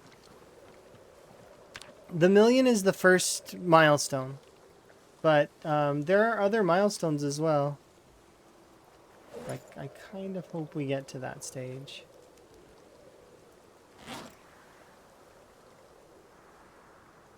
Is this dark cloud? It is indeed. Welcome to Noarun Village.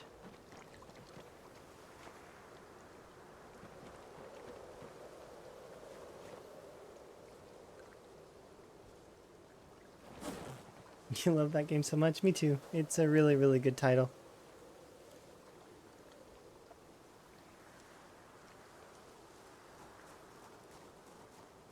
Some of my favorite songs from that one are this one and Matataki Village.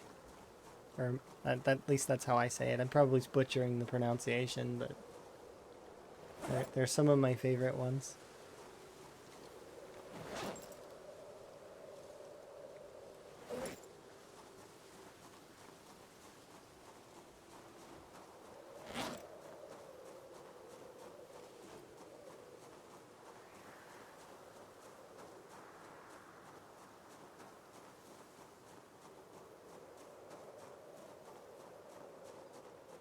Yes, there's this thing with some items like that. What can be... Well, so I'm not going to intentionally use that particular twine now. If I get the opportunity, I'll throw it away. Because that twine is gone. Now, if I get to the stage where I have a lot of twine, then okay, then that's different, right? I'll have a lot of twine and I'll make that. But so far, you reusing that one spool isn't fair because it only had one use left on it. So glue, duct tape, propane, all that stuff is not quite as relevant as twine. So I'm not going to use that one, but I would go looking for another spool, or we would have to go all the way back and collect our dogbane hemp, which there's 7 of currently, or we find a new spool if there's another spool somewhere else. But I'm not going to use that one because it's not fair. Because, well, unless I find... Well, if I find one spool, like, that has only one use, then I would combine it with that one. But chances are it would renew in the same way, right? So I would just use the new one.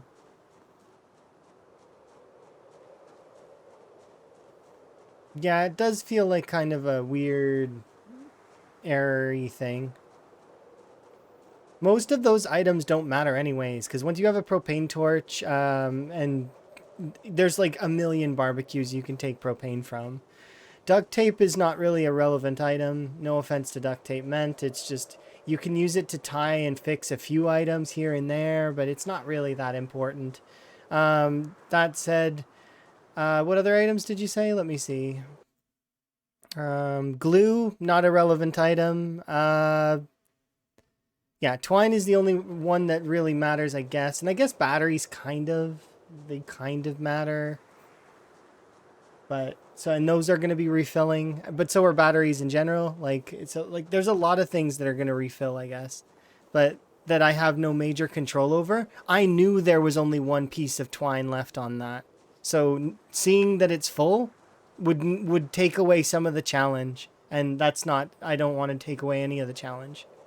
I would very much rather try to keep keep the challenge alive. How many cells away does the 7 roughly? It's to put it plainly. Oh, 1 second. To give you a visual, Molly, if you're a visual learner, this is the easiest visual that I have for it. You see this right here, this house that's over in the woods? On pinpoint hearing from this house, the zombies at McCoy's edge can hear the helicopter. So from this house to McCoy's edge that's the radius. So roughly from here to there.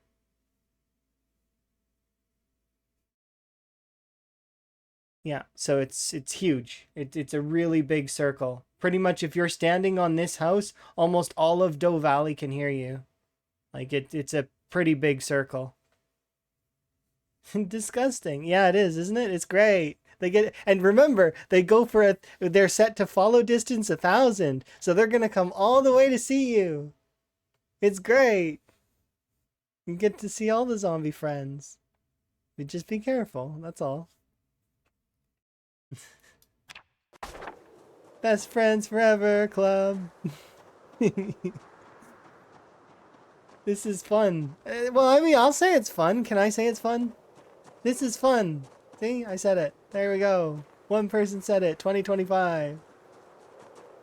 I like this. It's amusing. I may be a bit of an anomaly, though.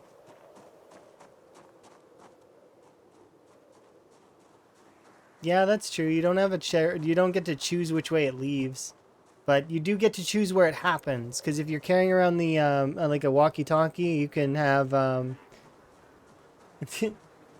yeah. So true, I guess. Like, I mean, that run was about to break away too. Like, I was feeling the muscle strain go away.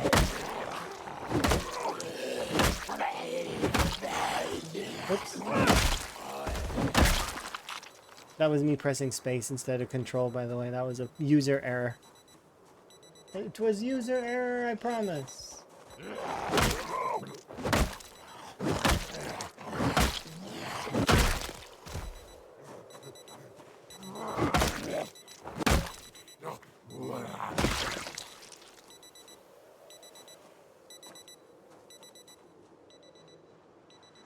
Okay.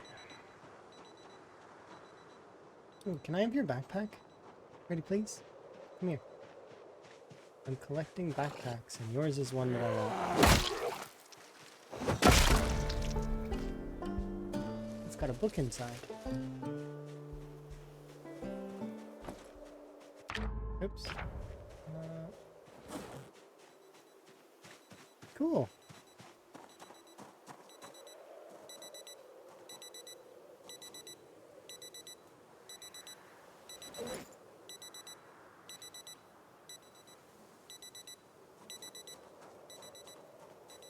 I'm a superhero? I don't know if I'm a superhero. The whole point of Zomboid is that you're normal, right? But I like to believe that the Nox virus has infected to your character and your character's asymptomatic. And that your character is the perfect combination of Nox virus and person, making you immortal, right? But if you get bit or scratched or any of that stuff and they infect you with their version of the Nox virus, it makes you imperfect and then you become one of them. Have you read The Stand? No. Sorry.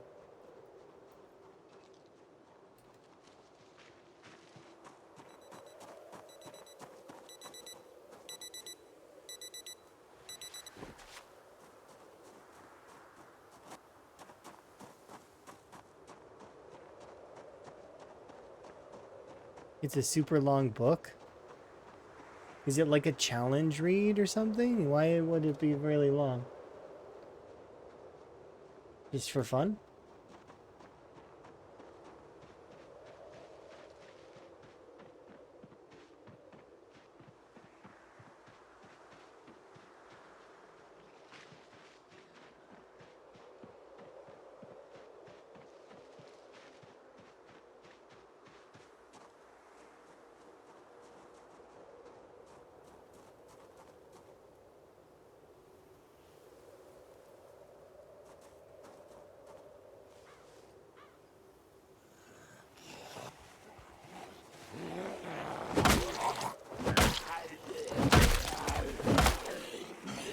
You're gonna be a fitness instructor? Interesting. Can I ask why?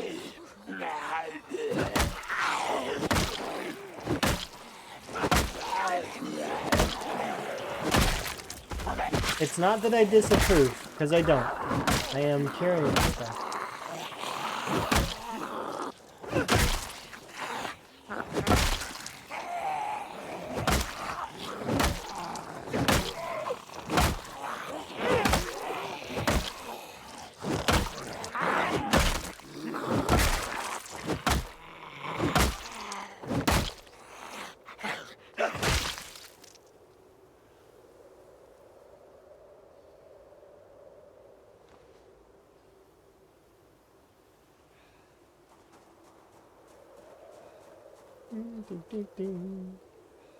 I'm kind of looking forward to finding out.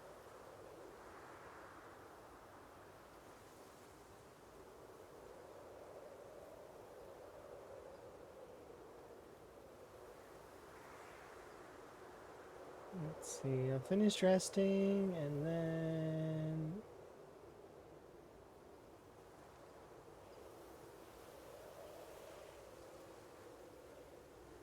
Come on.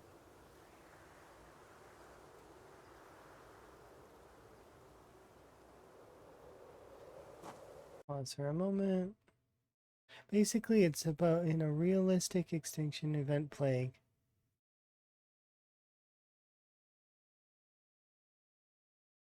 Yeah, I think that that's how that would be, right? It makes sense, yeah.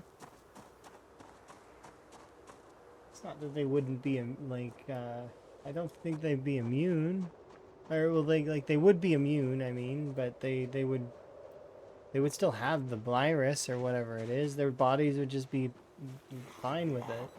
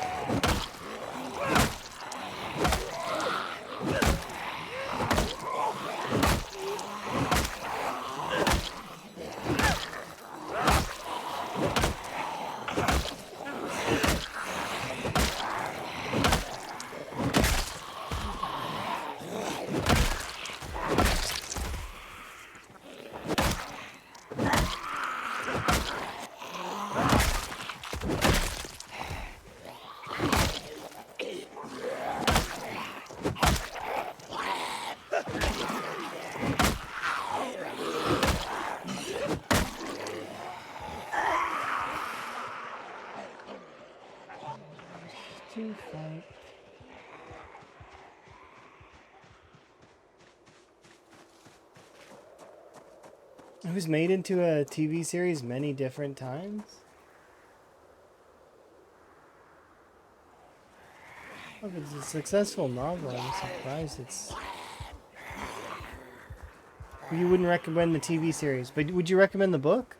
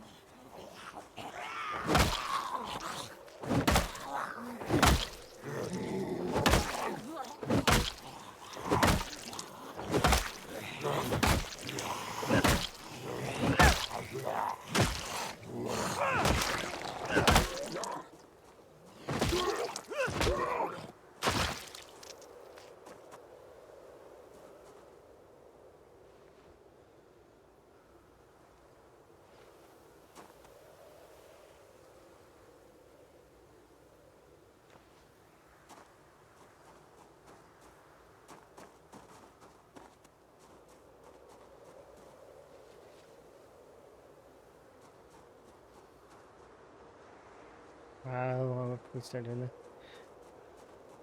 Am I allowed to cast Fireball? Use Molotovs. Um, well, I can, but it would cost me like a couple of things. The first thing it would be is that for the challenge specifically, there would be less zombies to kill. So I wouldn't be able to kill the zombies, right? Like fire kills don't count. Neither do car kills. They don't count towards the player kill count. That said,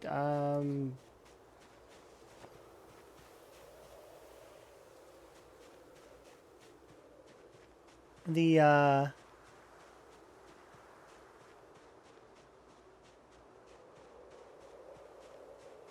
mean, you can.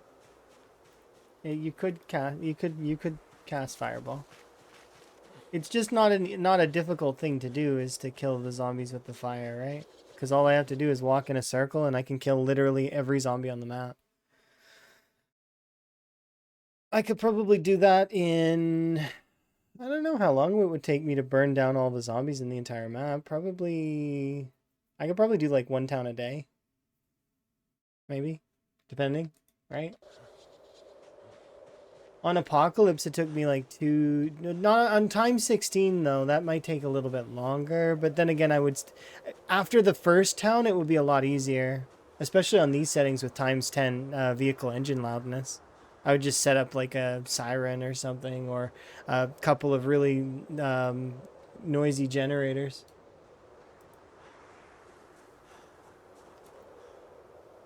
And I honk in the zombies. Or drive them in with a sports car with no muffler. And just have them cascade themselves through flames.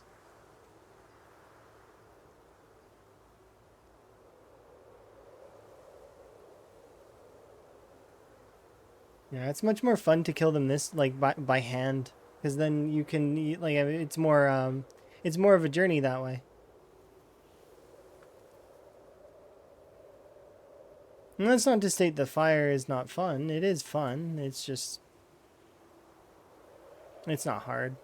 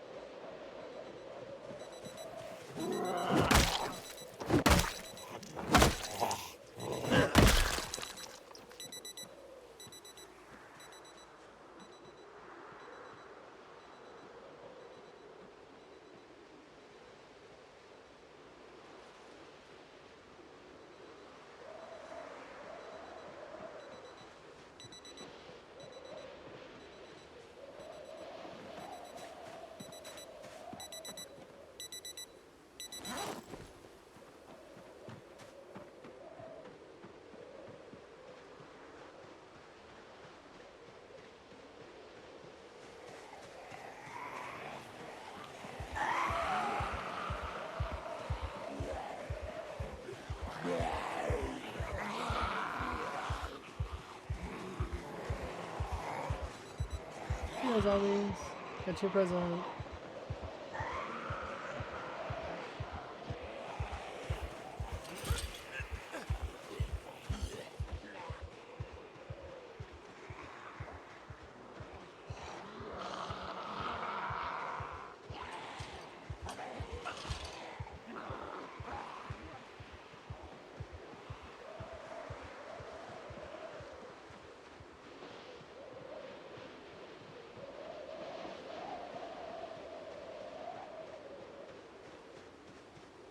Hey.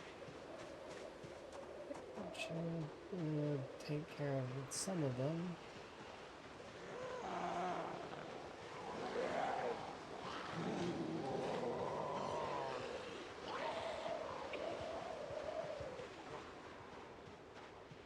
There we go. Copies into painkillers would be a nice mod. I'm sure that they would do a couple of those sorts of things, right? There's already Black Sage that exists, which is a painkiller in the game, right?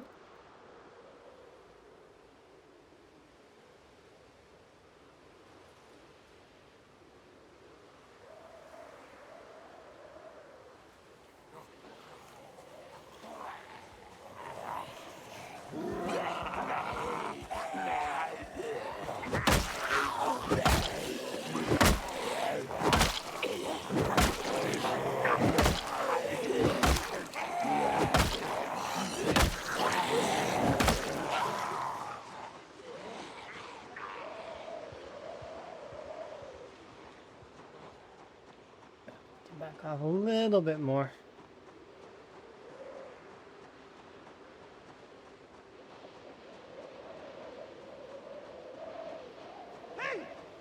Chop 2 times there. That should lose those zombies, so I don't have to worry about that. And then I'm just gonna get this way.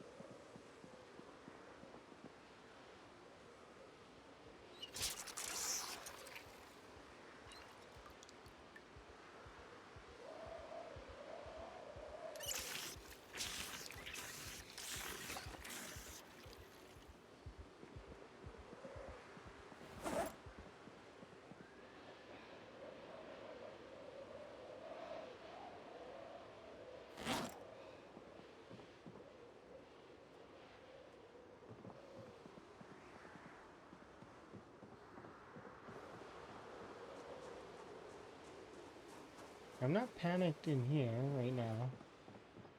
Am I panicked in the bedroom? No.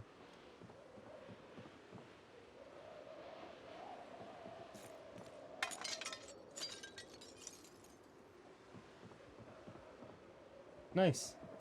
So we can sleep in the bedroom. Heck yeah.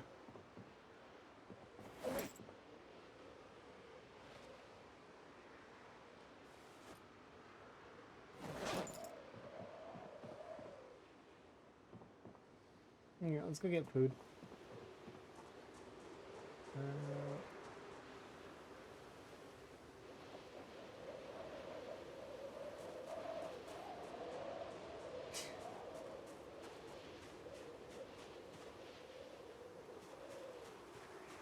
How am I not panicked with claustrophobia?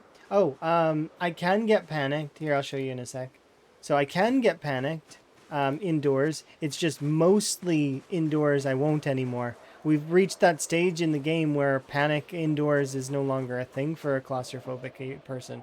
Outside of very small rooms.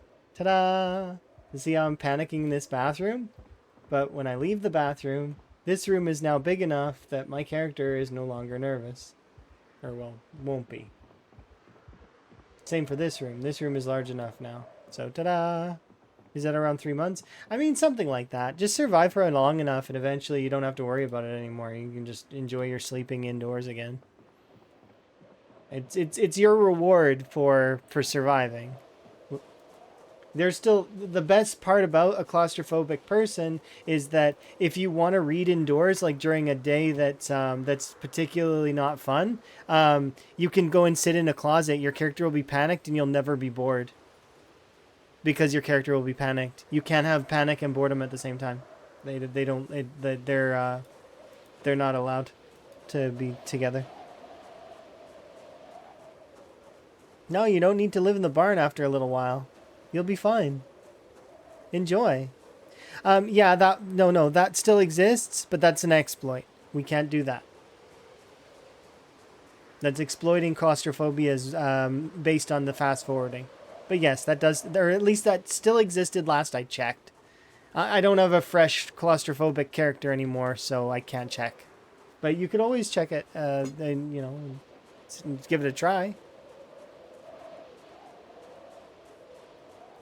But basically, for what folks are curious about, if you don't know what they mean, what you do is you queue it up by pressing right click, or sorry, you fast forward first till your panic is gone, and then you right click the bed and sleep before your character is able to panic again. So, because as you're fast forwarding, your character loses panic, due to the time, uh, going forward. I don't know why. It's just sometimes time controls do weird things to the game. It's just like, there's a few time control interactions that can be a bit, well, exploitive. The opposite was happening. Oh, like it would put you at max panic? Yeah, the opposite of that. If you mean that it puts you at max panic, I didn't see that. I seen the so in build 41 anyways, but you could fast forward and it lets you lose your panic. And as far as I'm aware, that's still a thing, but it maybe not.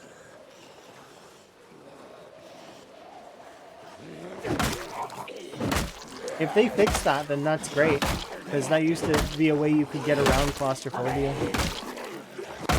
At least until you could choose to live in a warehouse, or you could do the alternative, which is you could just wait. And if you wait, like sleep outside, you could move a bed outside if you really wanted to, but just waiting was enough. Wait a couple of months and then you'll be good. Before, you used to sleep on a chair outside as well.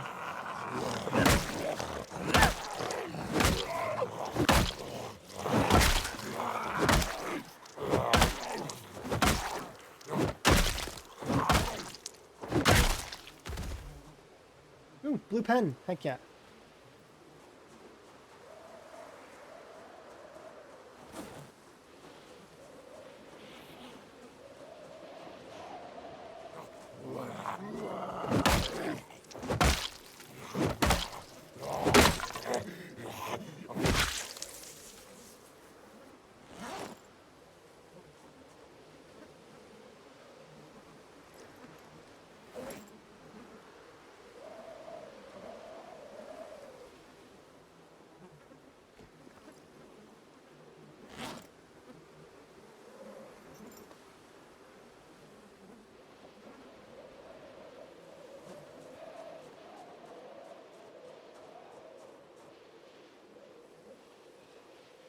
Let's go.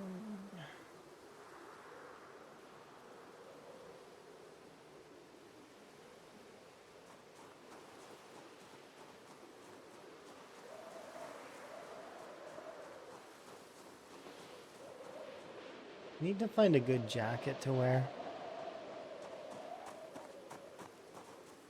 It's not ruined completely.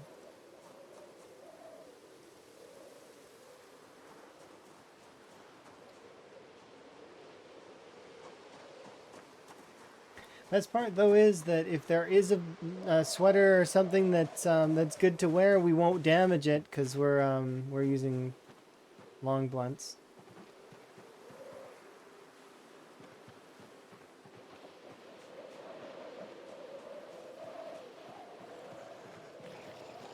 Actually, was that sweater vest an option? It takes the place of my hoodie.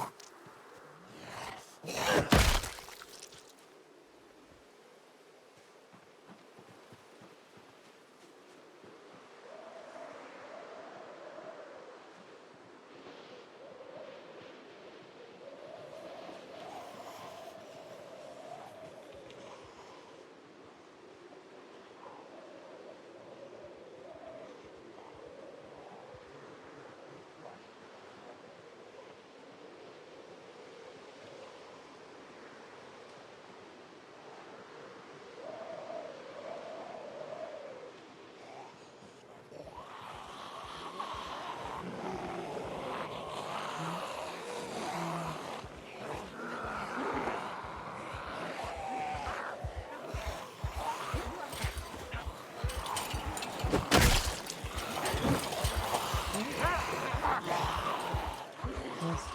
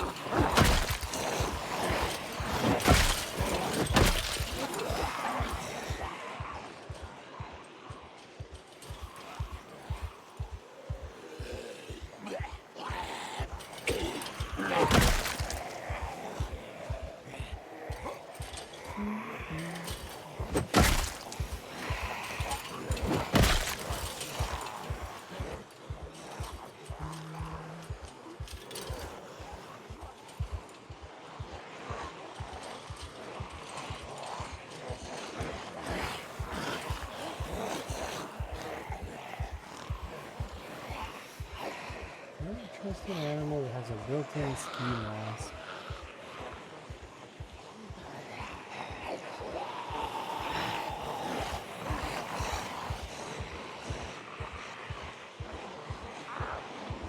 And now I just can't stop thinking about ski free. I know that that's got nothing to do with what you said, but that's essentially where my brain goes, and it stays there. That's where it that's where it just stays.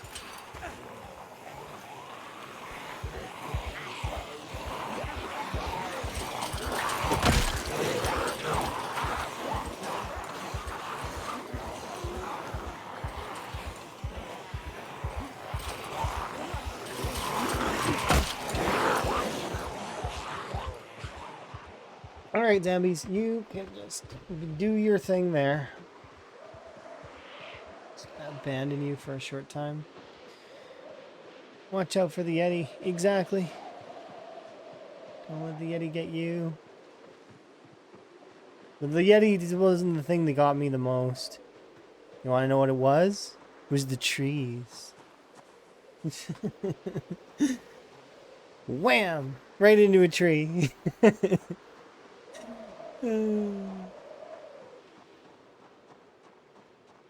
It's like a skill. I had a skill. I could go right through the posts and then directly into a tree. Through the posts. Wham!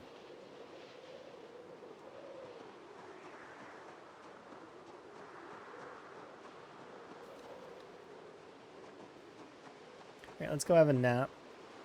In a bed that's not made for, you know, made out of a tent.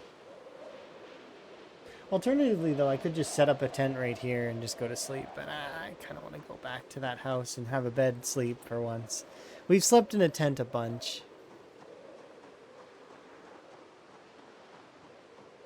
So it'd be nice to have a little sleep inside.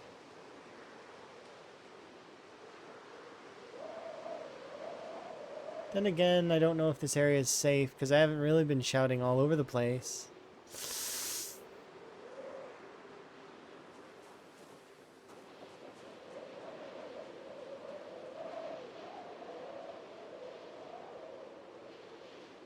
So what if sleeping there causes them, like, that cell to have migration and the zombies come?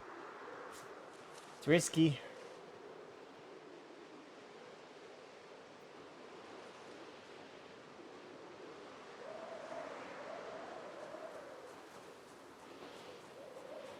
$720 kills into, yeah. Or sorry, I misread that. 760. Yeah, 760. I think I'm in like 5th or something. I don't remember. I know that Twist was in first and still is in first, more than likely, right? And I'm hoping that that posting in the Discord gets to him so that he doesn't ever have that problem with the fishing thing ever again. I'm hoping that that's the only variant of that, but of course that's probably not the case. But yeah, I'm hoping to break 1,000 today. That's my mini goal. It's just another, just another 240. Easy.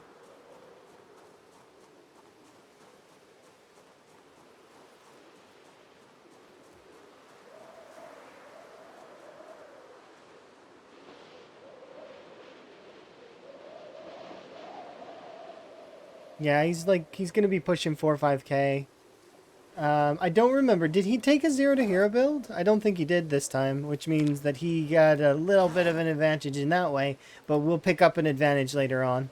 What I mean by that is that we would have extra, we have extra stuff that he doesn't. So, because he didn't take 0 to hero, right? So, that is our benefit. The benefit of a 0 to hero is that yeah, exactly. Is that we'll be able to scale other skills up faster.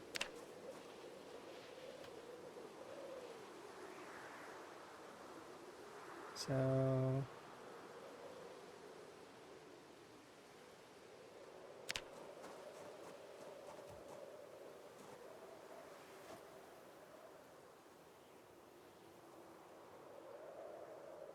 yeah, no, I agree with you, Rhett. You don't really need to do 0 to hero to get the maximum benefit. And actually, like, I mean, being 5/5 kind of is really not a bad thing. Or at least high exertion. So like fitness, if you take athletic, you don't even need the strength. That strength will just fly up on its own. Thank you. Do appreciate. Enjoy. Sorry that the VODs don't have music, by the way. But at the same time, it's, you get to listen to your own music during the VOD. So that's kind of nice. That's kind of how I see it anyways. If folks want to listen to music during the VODs, then they can. Because my VODs have split audio tracks. So, no music in the VODs.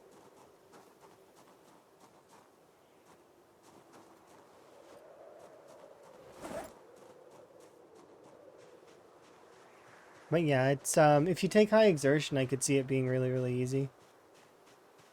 But so long as you can get the stat bonuses for some of the more annoying things.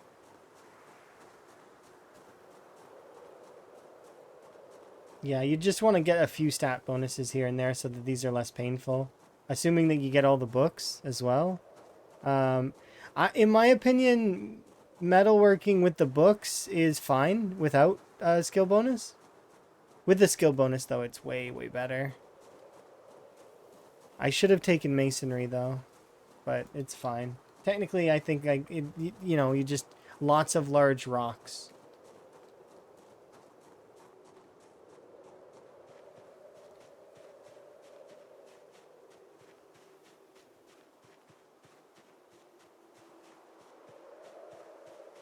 It's for the best, really. I mean, it's also for copyright things, right? So, like, I mean, not that I listen to copyrighted music, really. Like, not much of it is copyright music. It's mostly just parodies and game music. But it's one of those things where it's better safe than sorry on it.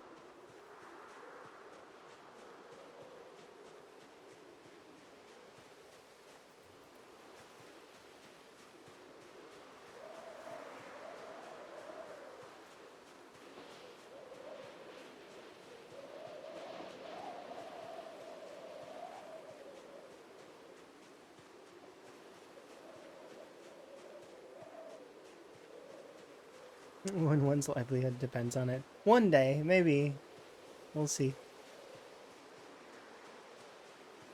I have hopes. I have hopes. One day, maybe our livelihood will depend on it. And I'm gonna give that a try here in the near future.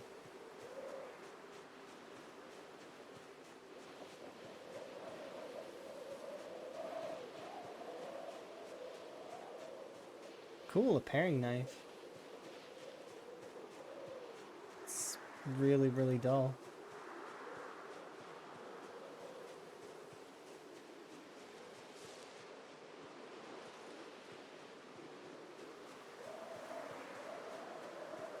Really though, foraging? You're gonna be not giving me any food at all?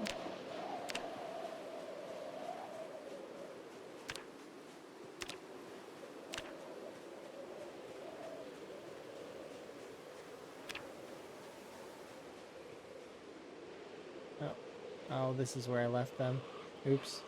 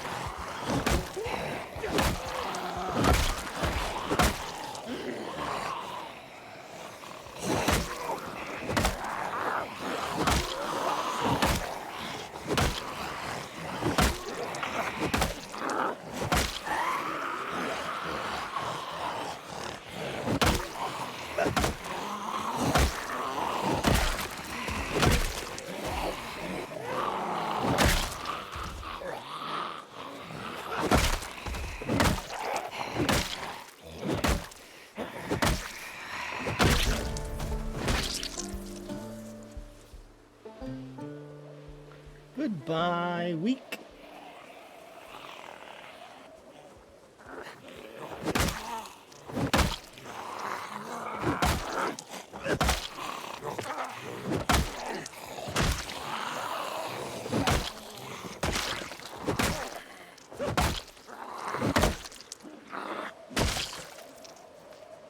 We no longer have the weak debuff. I can't wait.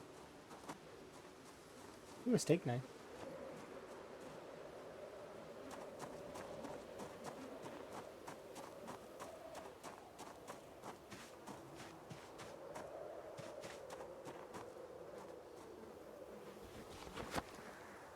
We're making progress. It's slow, but it's sure, and that's important.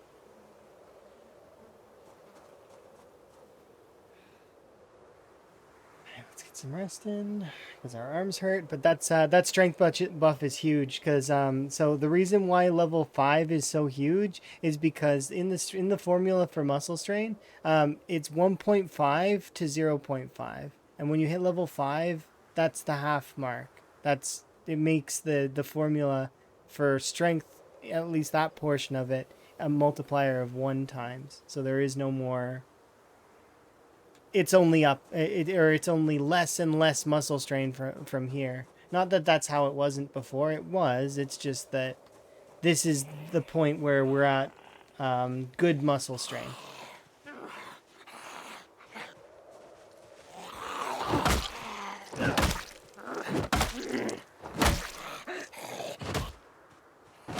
Because for stomping and for pushing, those are governed by strength by itself. They're not covered by a weapon like a class at all.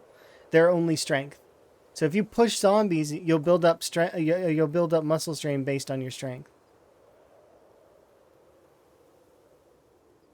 So that's why strength matters more, is because especially for those kinds of situations, pushing is a lot of folks' final kind of hurrah, right? It's like the thing that keeps you kind of good, and stomping, right?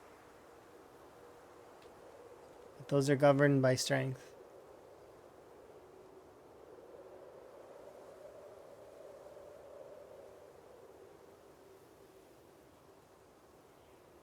And that's one of the reasons why on a ×3 run and a ×5 run, you're going to really want to work on getting to at least level 5 or 6. Preferably 6, because then you have stout. And then get your weapon skill above level 5 as well, and you will no longer need to worry too much about weapon strain. A little bit. In theory, even up to level ×10 muscle strain, if you went off into the woods and grinded all the way until you were level 10 on the level 10 strength, you could then slowly level up your weapon skill, and then eventually you would get to a point where you actually can function, even on ×10 muscle strain. It's just... it's a lot slower, like way slower. To the point where even marathon players would be like, that's a little too long.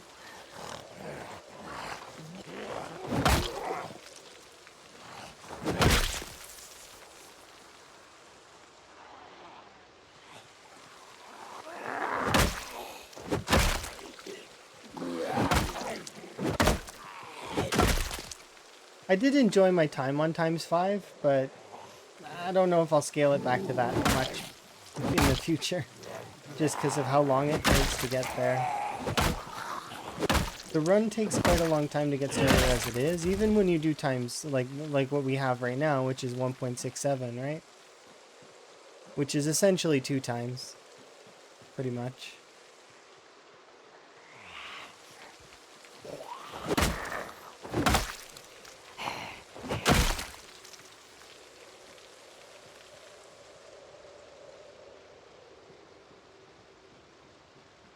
You can see we can stop or slow our fence combat a little bit.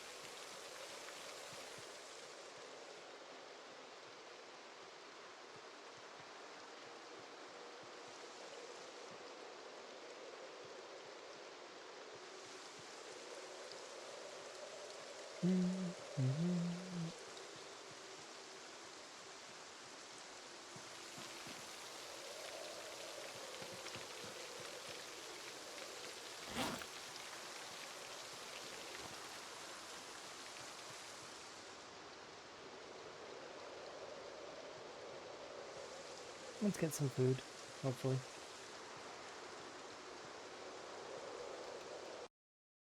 Can I search for fruits? No.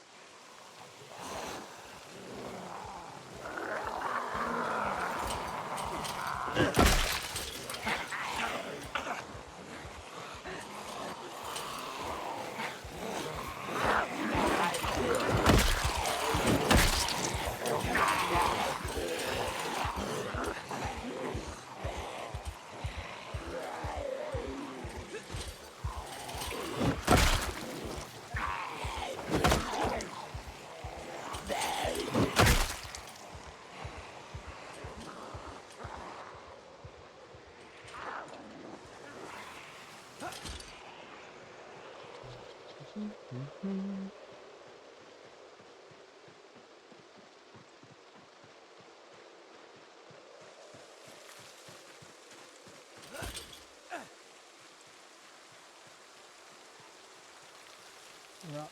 No more time for you.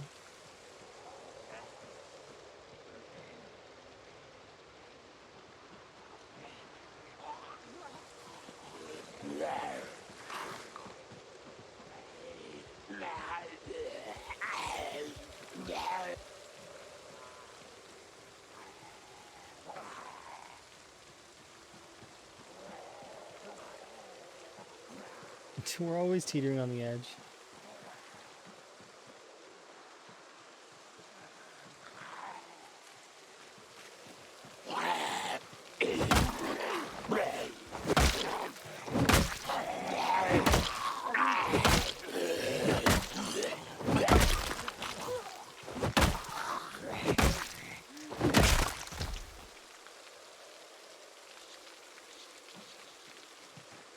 Okay, let's get going.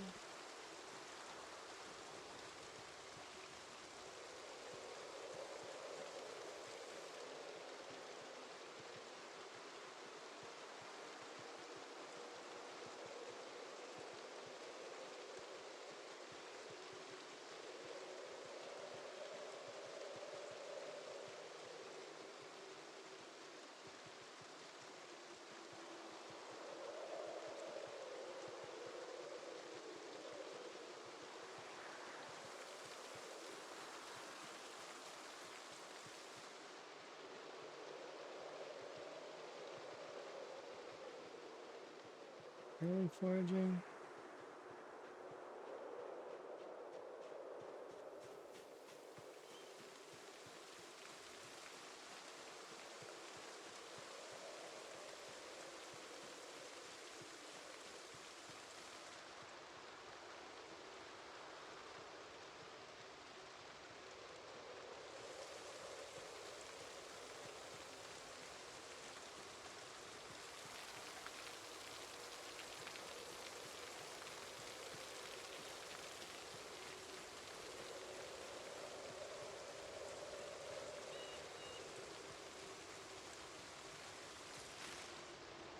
The original marathon runner? What does that mean? Can you elaborate on that? I want to learn something new. What do you mean, marathon runner? The original marathon runner died when they got to marathon. Like, the original marathon runner as in the person who invented marathons? Or...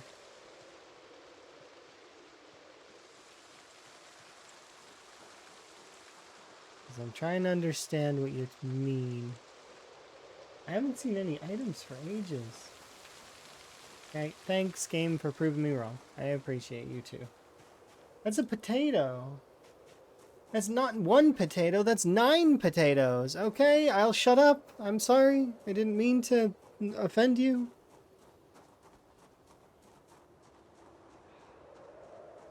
Game just decides to throw... You know what? We don't like your complaining anymore. Stop complaining. And gives me 9 potatoes. Enough complaining from you. What are my thoughts on muscle strain? It's a non-factor for the most part. People overrate it, overthink it's a little too hard than it is.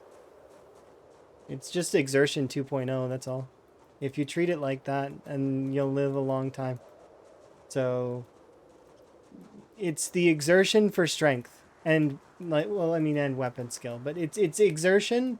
It's an exertion mechanic for strength. That's what it is. Your character gets strained, but can have it countered by having big muscles. But it's not that big a deal. Like it's just another part of the game that's kind of cool, I guess. I like it. In my opinion, it's a good part of the game. But I do feel like a lot of folks will overrate it a little bit. They think it's way harder than it is.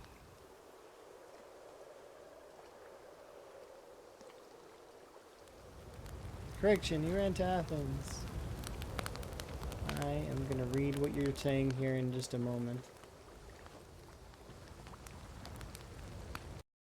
Assuming you ran the entire distance to Athens without stopping?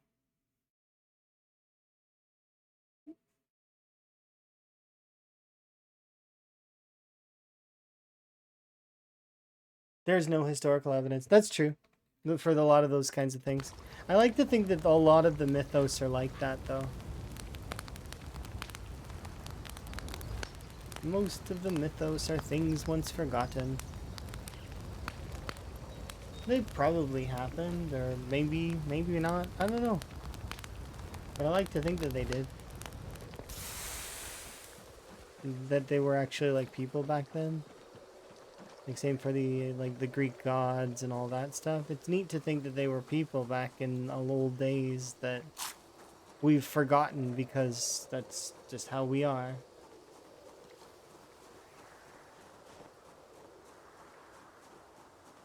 But yeah, I feel like the exertion is just it's not, or sorry, muscle strain is just not, it's not that bad. A lot of folks will overrate it. It's a good mechanic though. It brings the game to if they work on the stealth mechanics as well, like a little bit, because they've got the new stealth system that they're trying to work on, which is kind of cool. That would make it so that the rest of the passive tree kind of works a little bit better. They're going to be bringing out bows eventually, which will kind of make give more to the hunting. Like so, because you know how we have animal tracking right now, it doesn't really do anything. But if they apply a stealthing system better in the game, that will then benefit animal tracking. And then if they add bows and arrows, imagine we can then hunt properly. And then not just that, but if they applied it so that we can have, small game arrows and large game arrows, it would be interesting.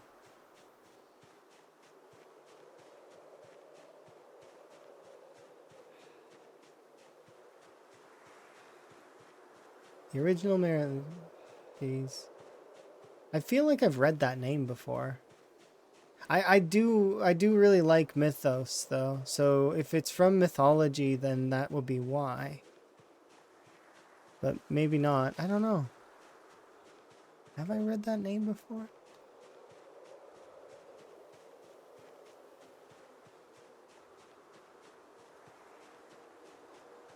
He might not have died because he did the running. He might have died because he had a health condition. So like might have just been a coincidental death. You know what I mean? Like he didn't die because of the marathon. He died because he was going to anyways.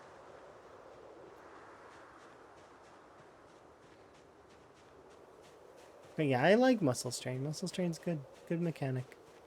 I hope the PZ team doesn't take to heart what folks say about it. Because they work hard on the things that they do. And the dev team works really, really hard in general.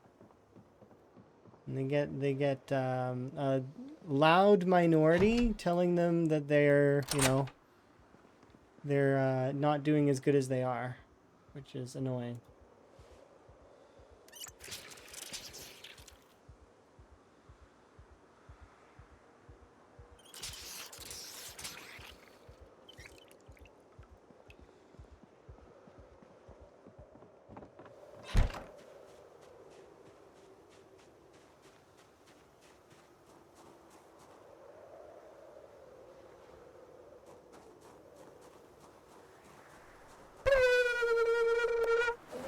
Thank you for wellness. Do appreciate.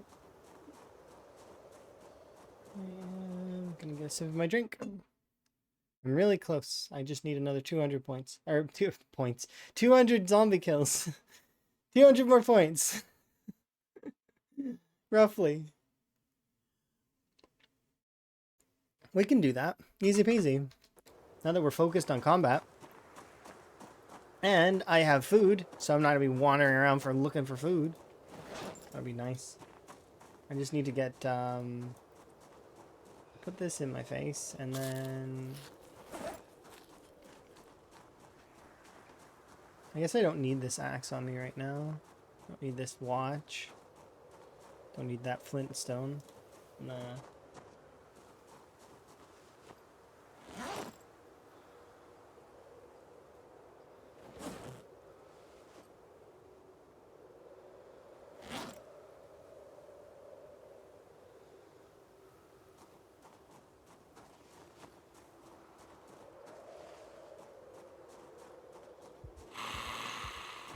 What? Oh, you... Look, another reanimator. That's 4. I was like, why is my character panicking? I'm like looking around for the zombie. There's no zombie. It got back up. The rate... Look, look, look, look, look. Look, another one. That's 2. So that's 6.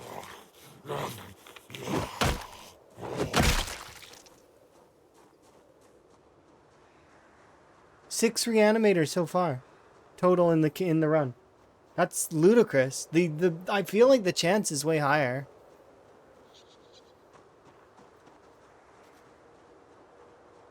But yeah, they are bonus kills. If I recall correctly, reanimators count as extra kills.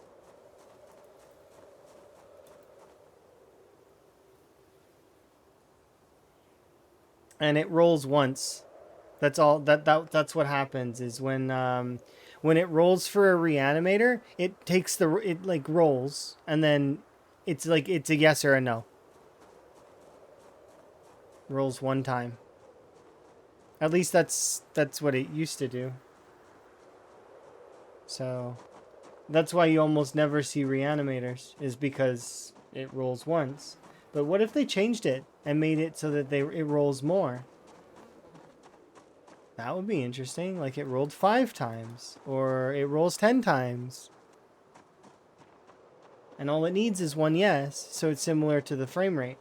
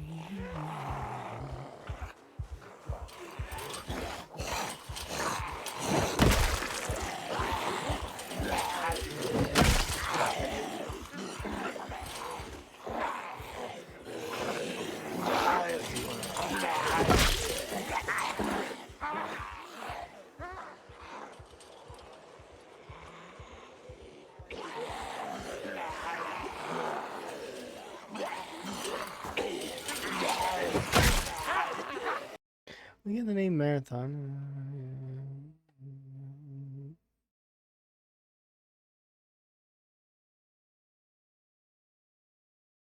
It's 480K.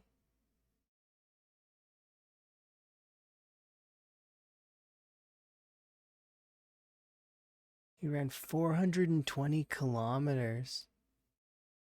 Or no, 520. Sorry. That's a lot of distance.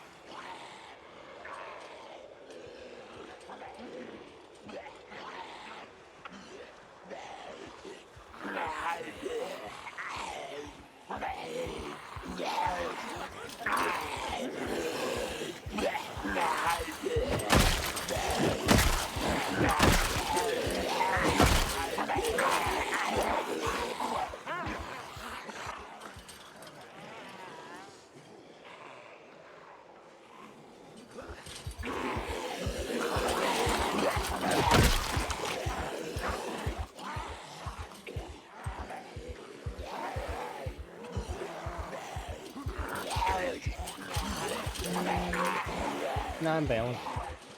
We're tired. I'm gonna bail. I'm going to go have an in-game nap. Much needed in-game nap. Nap time.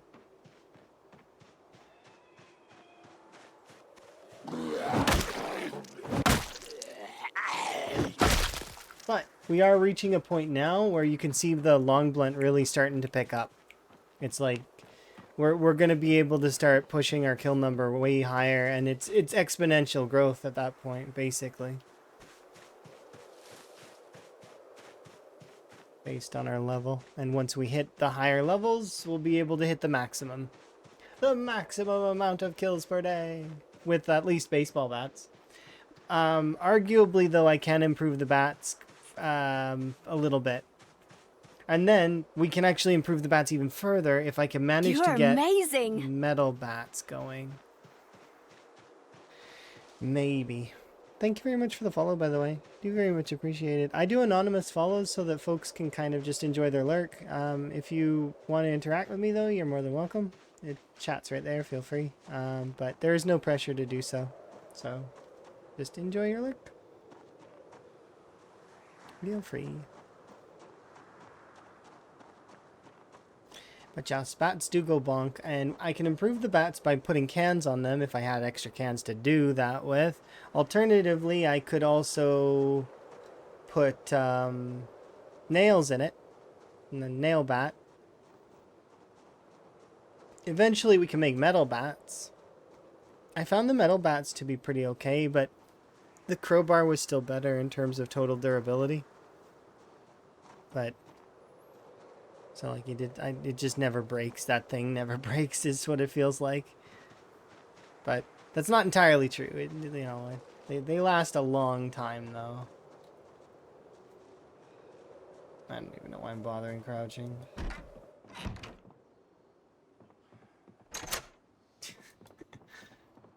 Let's lock the door.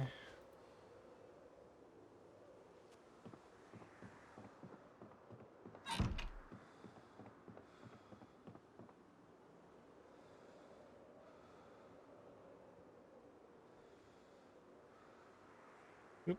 Wait a second. We're terrified. We weren't terrified before. Is it because Is it including if I leave the door open?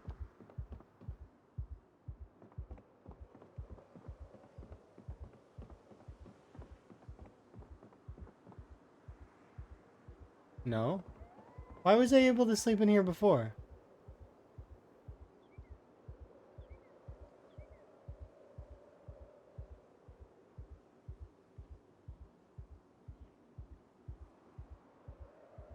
Why is the alarm staying at tier 2 and not increasing?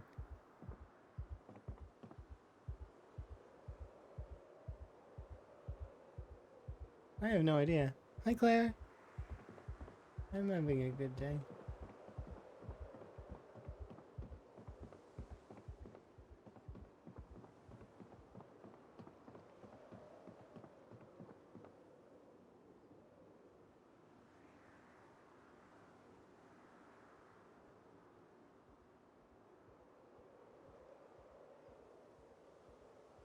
Disabling auto drink did nothing.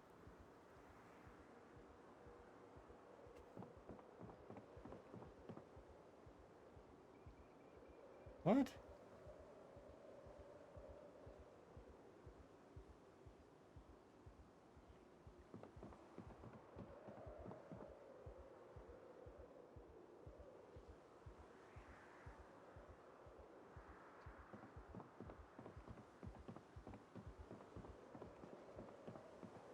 What?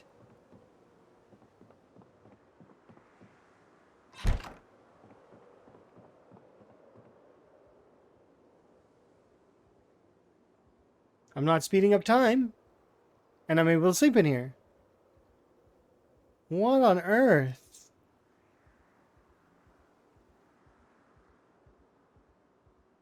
Look, now we're getting scared. It takes so long for it to build up.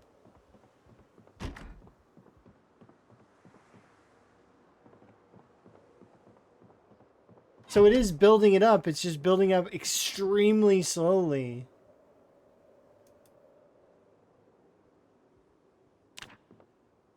Is that an exploit, though? I need to ask that. Would this be considered an exploit?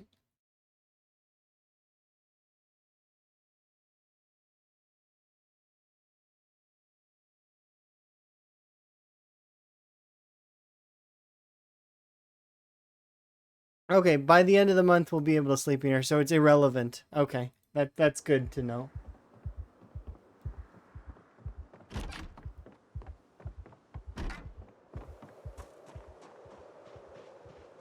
So at least it doesn't matter. I would have slept in a tent if it doesn't. It's irrelevant.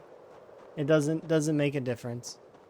And honestly, it's actually more dangerous in there due to the fact that I have no lights. At least I think.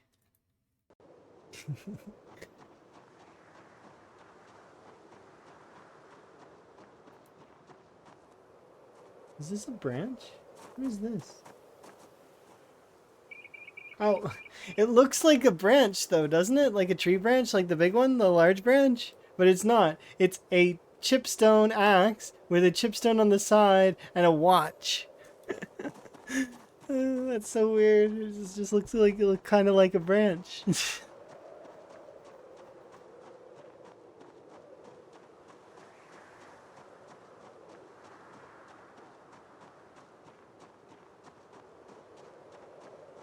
Yeah, it's fine. I don't think it matters that much, to be quite honest. We're at a stage now where it's fine. Probably. Disqualified.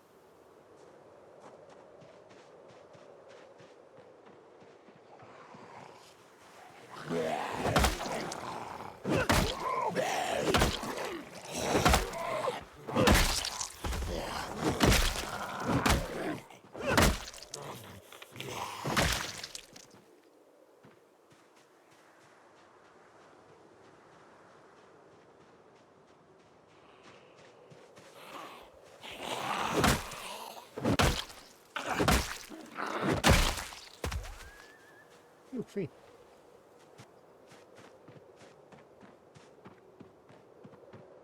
It's so dark. How am I supposed to see anything?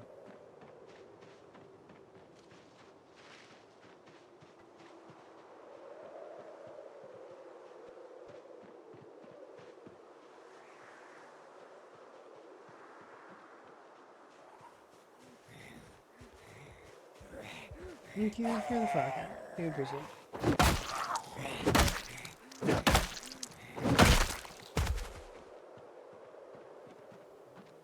Free. All these watches are free.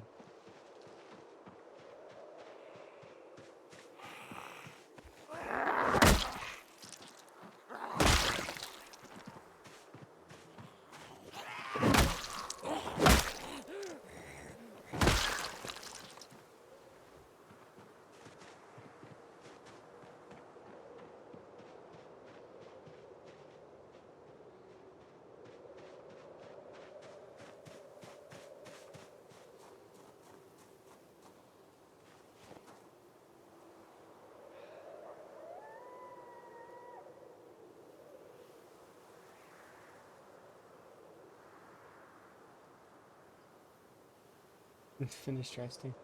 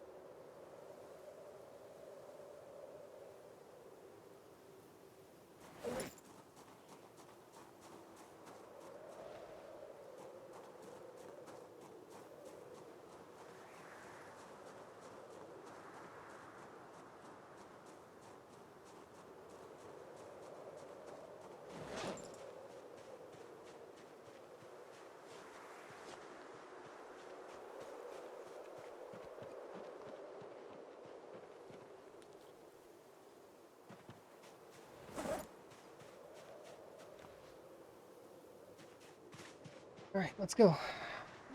Hopefully we'll get some temperature back here in a second.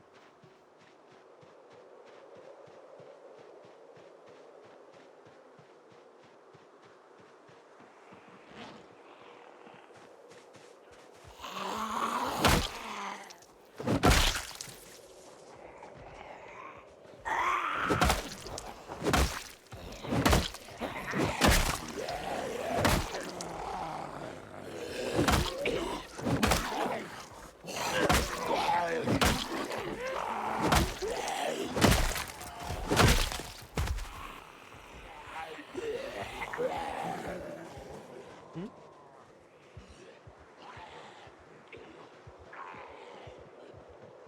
Hey! Hey!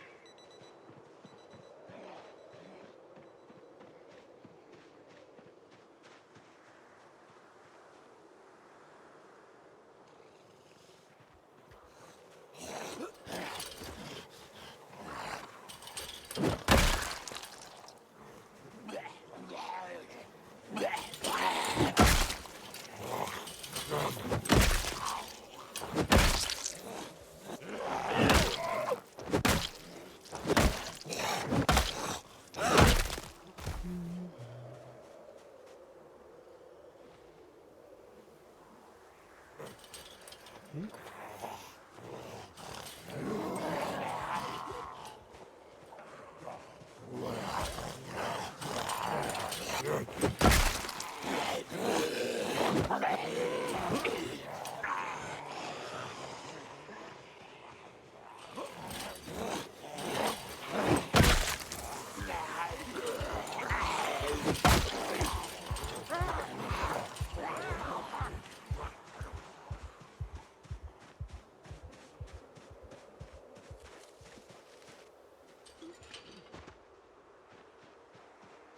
There we go. Heyo. Sorry.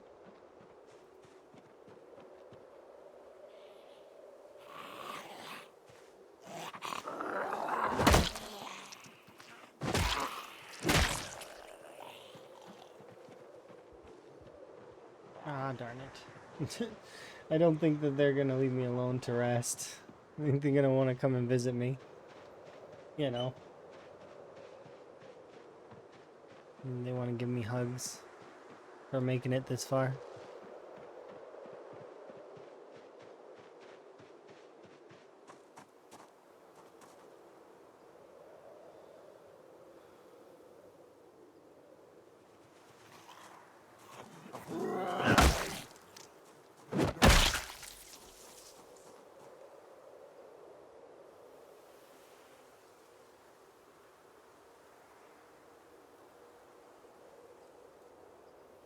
Finished.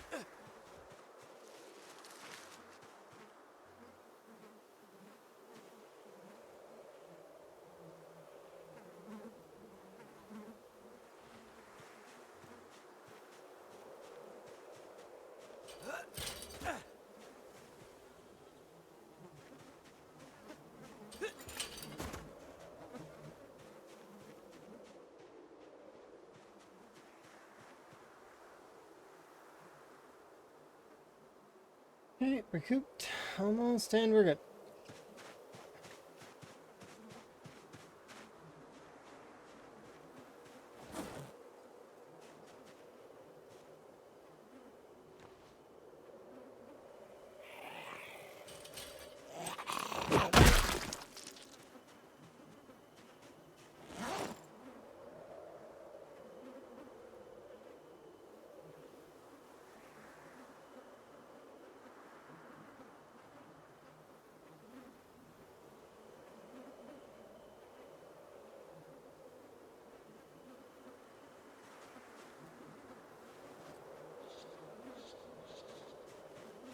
Leave that there for now.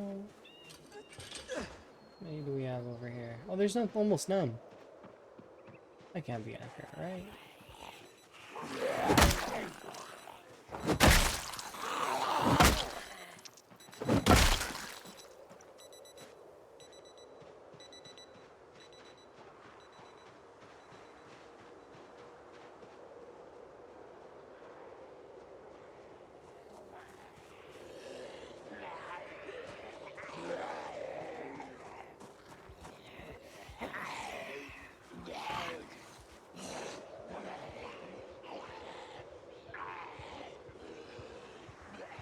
Sort of not seeing very many though. We should be through this particular part of the clear here soon. Probably.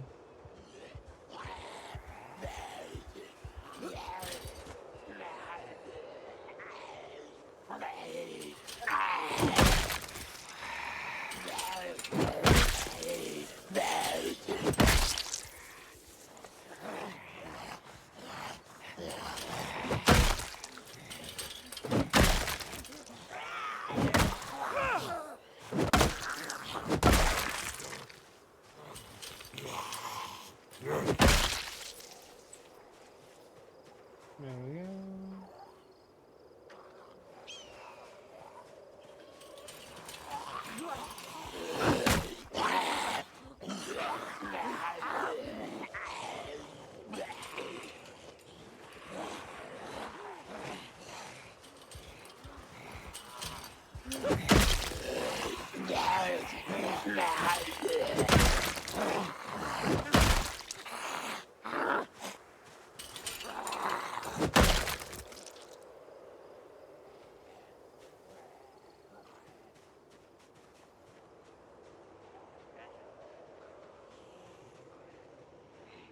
Hey! Hey! Hey!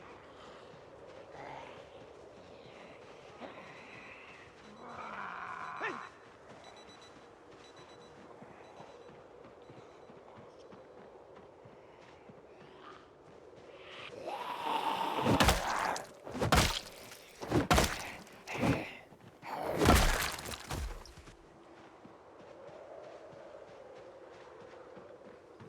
Wow, the speed debuff you get from these is really annoying. Being too hot or too cold, it's just meant to be annoying. Gotta maintain that perfect body temperature at all times.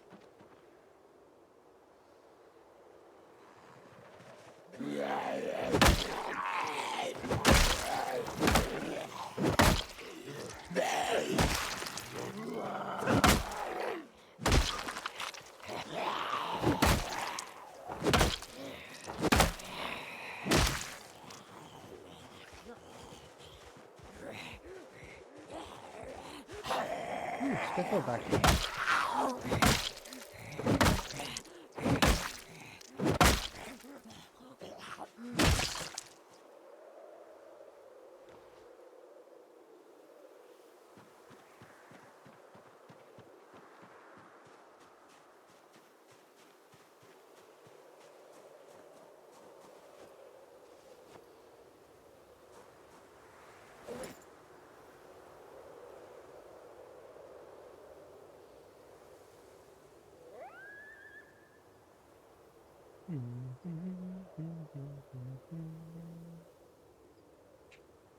There are 2 more in-game days, max? Maybe?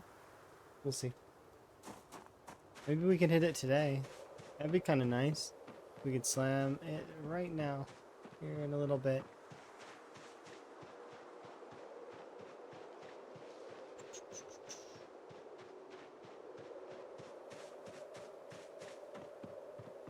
Basically, we would go from... What were we at the beginning of stream? I don't even remember. Were we at like 400? I think we were at... Or were we at 700? I don't remember. So we would have gained like 300 kills? Something like that?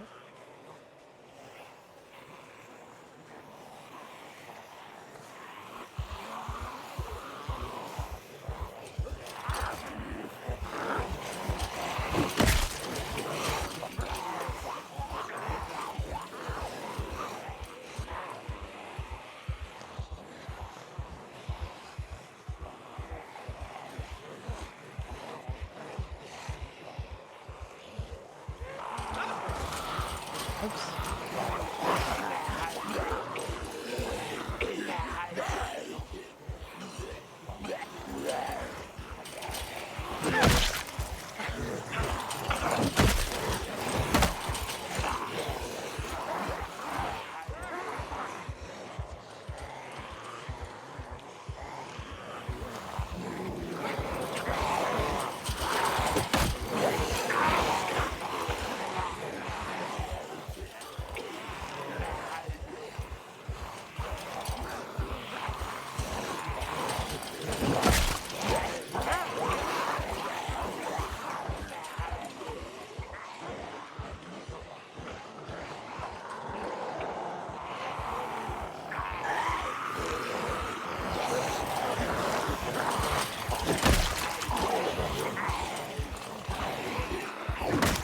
Oops.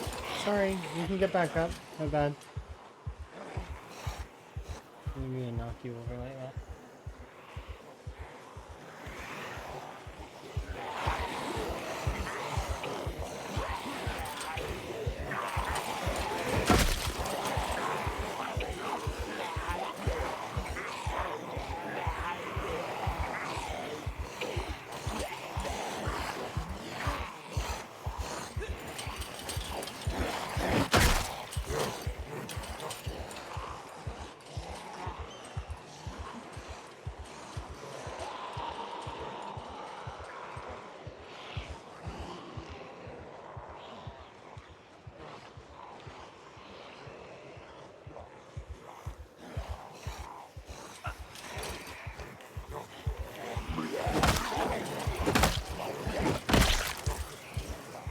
There's my target. Thank you very much for the wellness. I'll get some wellness here in a bit. And fireworks too.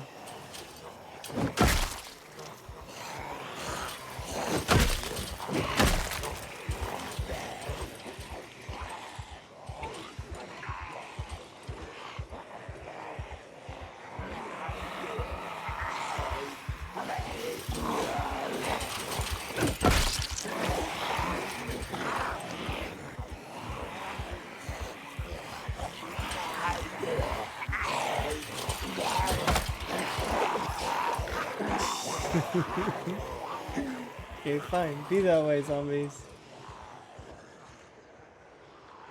I try hard. And you're ruining it.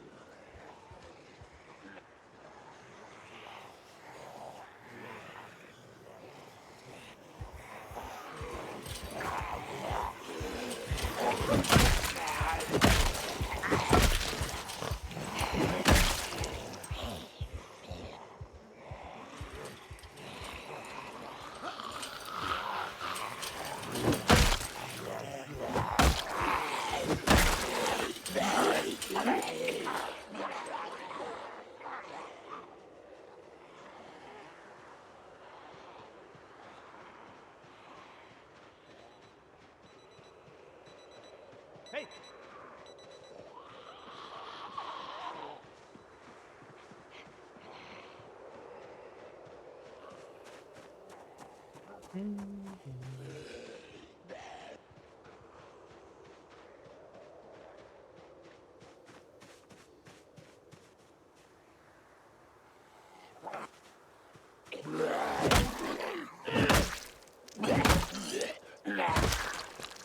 There we go.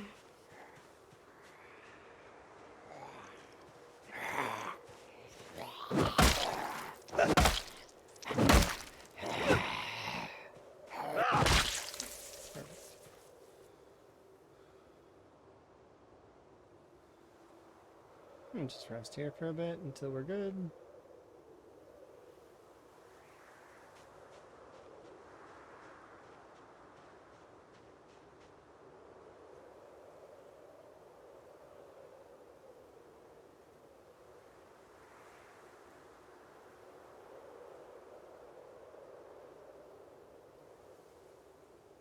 Yeah, we're good.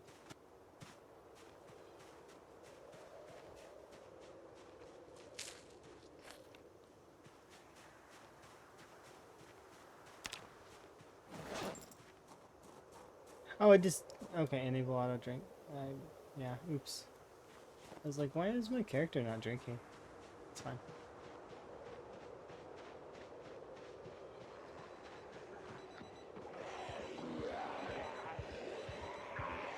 I'll finish off this group, and then we will... I don't know, we're getting close to being done this particular area, so we can just kind of keep pushing up. So eventually we reach where we need to go.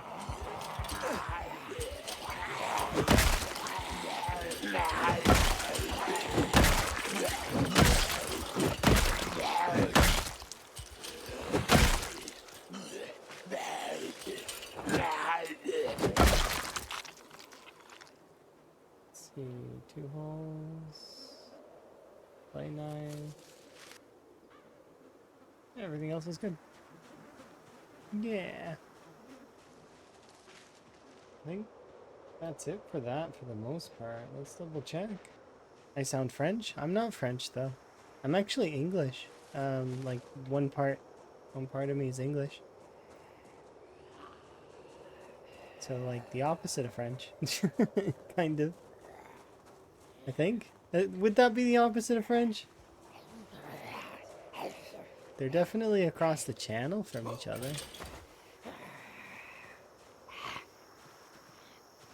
And I am from Canada, so maybe that's why you hear some kind of French in my accent.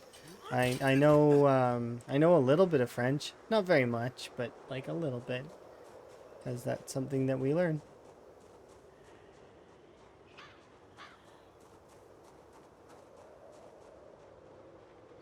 Come on out of there. Oh, you're trapped in the TV.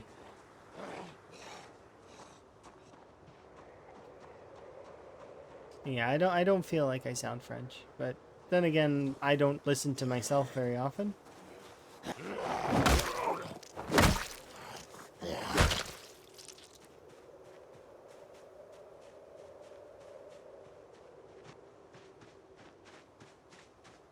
I ran into here looking for twine.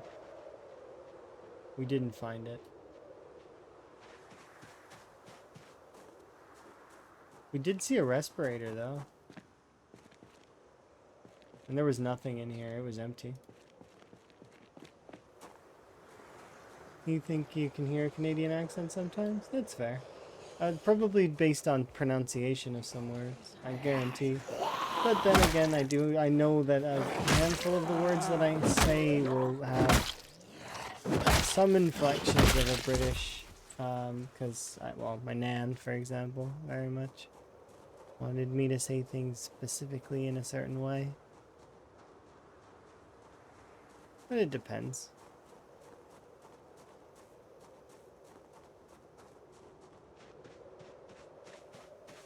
Did a zombie go in there? I thought I'd seen a zombie go in there.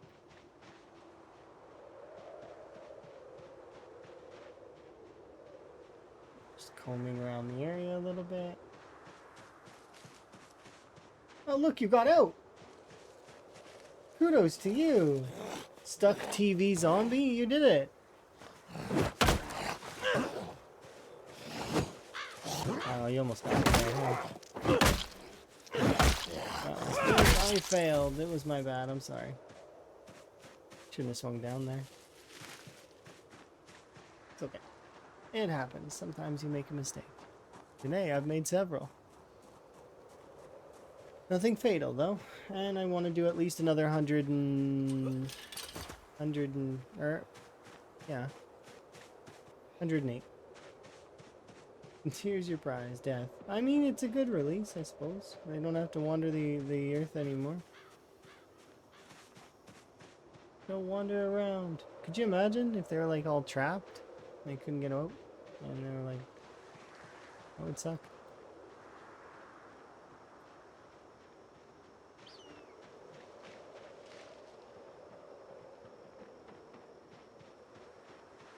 I think that's it for most of that. There may be like a handful, but I think that that's all. Now, Higgins has clumsy feet, so if there were any zombies around, they probably would come out and say hi, because Higgins' feet are really, really loud. He's clunking his shoes around, picking up gravel.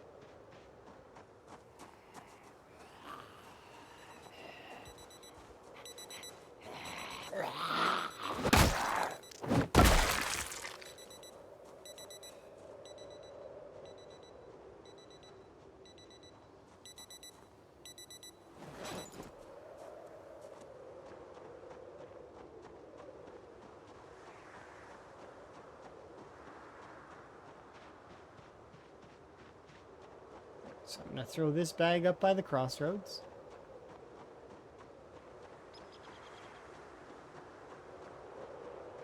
So like up here.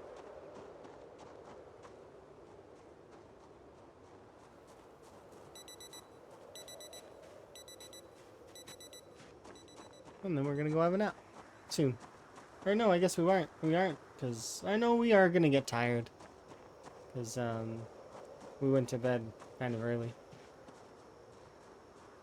Or sorry, we got up early. I mean, it's.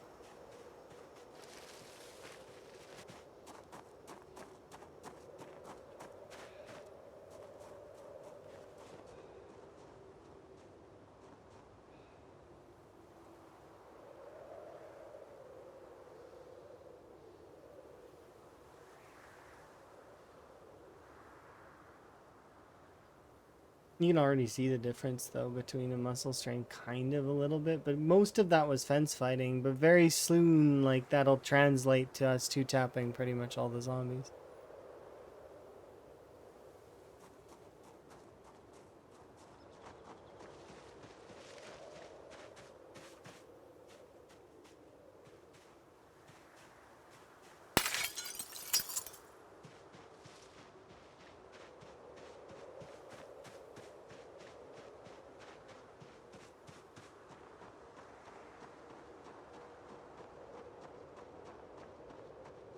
Well, look, nothing. Literally nothing. Wow.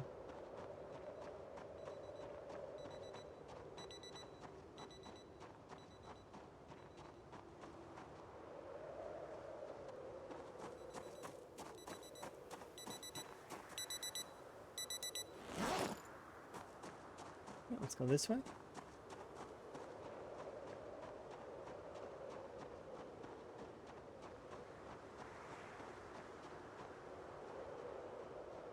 Handful of zombies up there.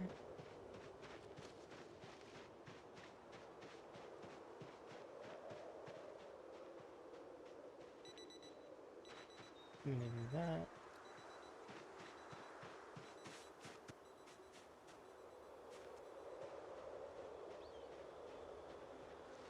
Okay, nice.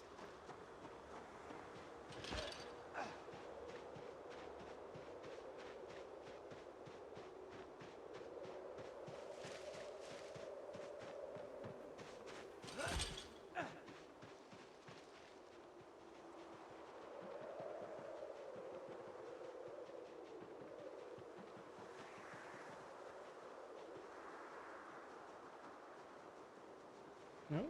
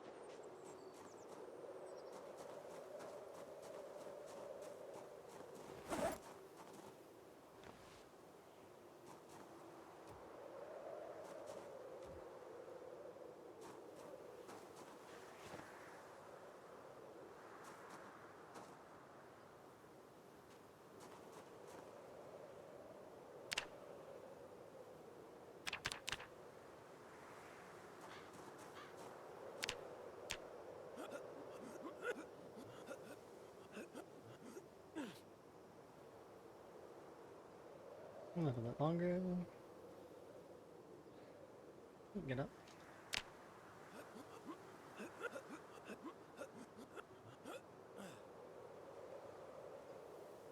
A little bit longer.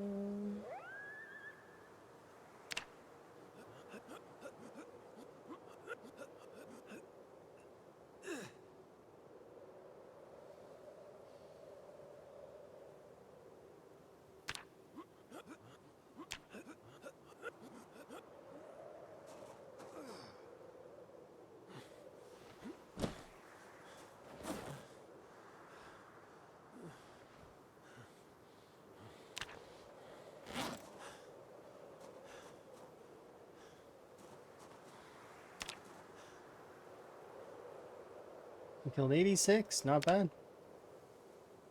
So tomorrow, hopefully, we'll kill the remaining 106 that we need. With luck, of course.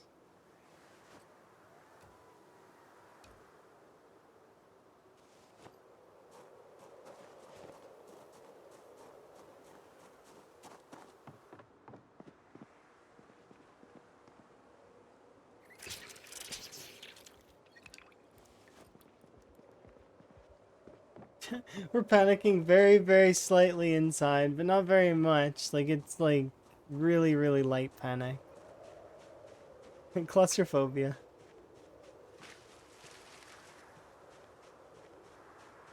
It makes sense though later on, because like, I mean, like claustrophobia is one of those things where you're afraid that the walls are closing in and stuff, right? So like a closet makes more sense than a room. Rooms are not that scary, right? But from a gameplay standpoint, I get it. It's important that early on, especially, that it matter. I could. Those are 2 flint notes. It's tempting, but not right now.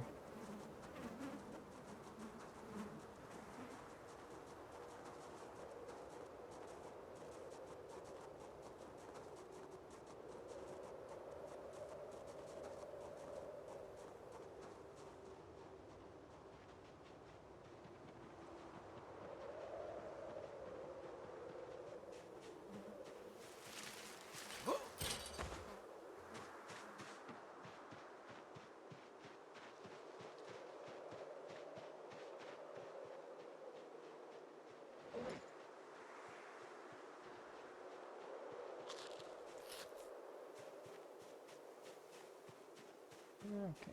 Let's see.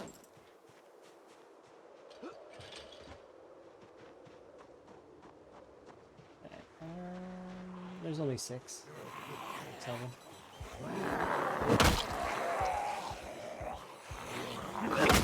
Okay.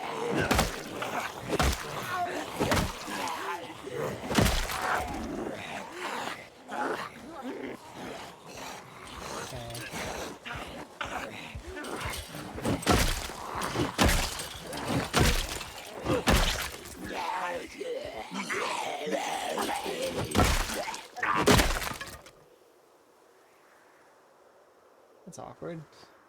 Like that broke.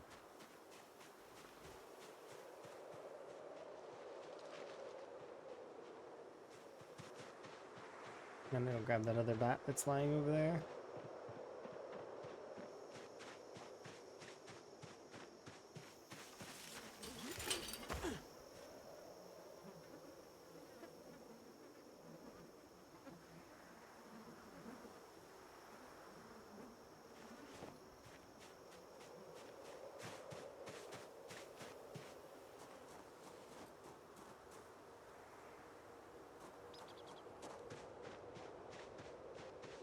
Isn't there a bat over here? Yeah, it's over there.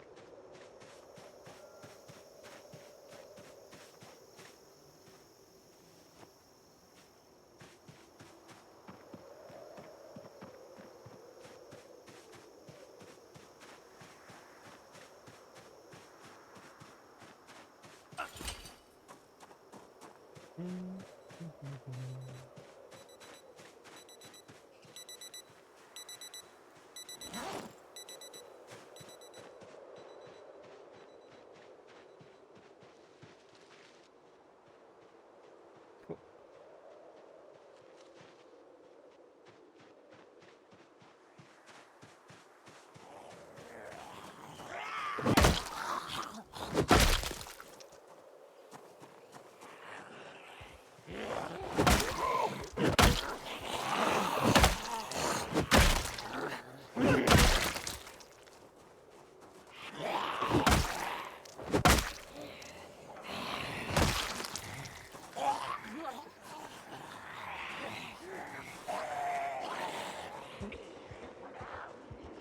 Another one. Some. Nice. Hey, Get them to come over here. hey. And we'll stick them on there for now. because I want to have a bit of a break and rest my character's body for just a moment.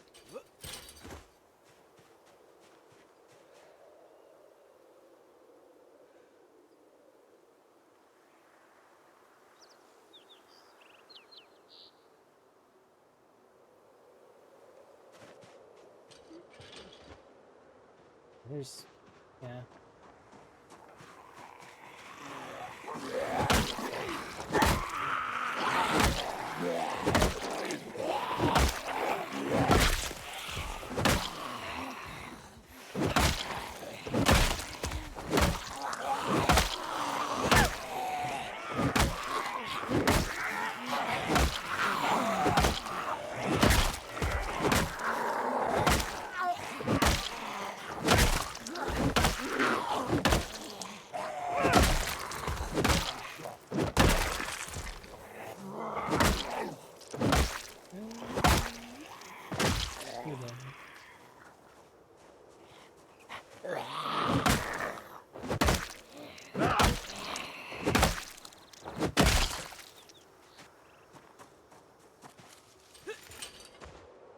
Let my arms calm down a little bit.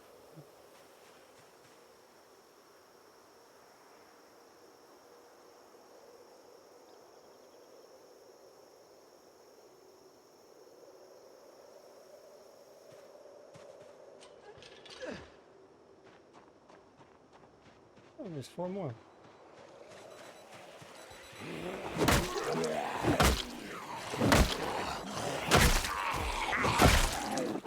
Hey, stick stuck in you.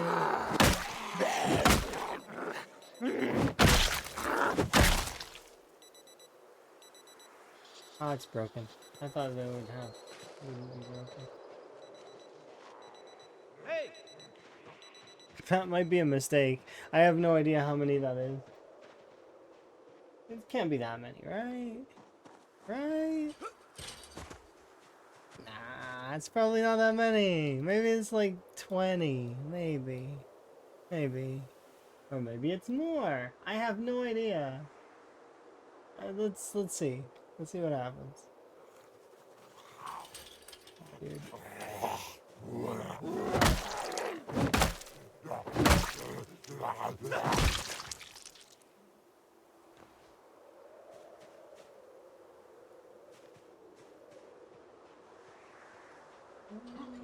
It looks like more than 20, but we'll do this.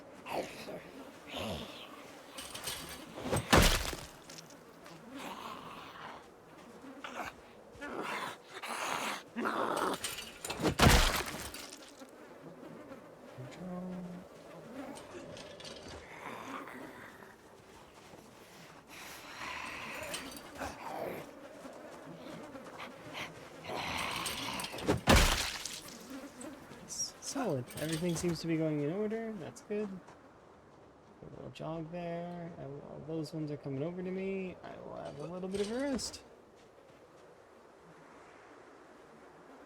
Well, part of them. Not all of them. Because the watches are going off after all.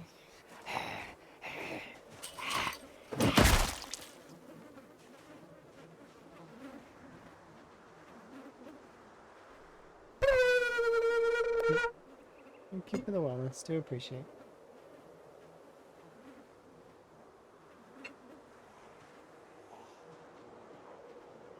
We're left roughly how many more? Some. Oh,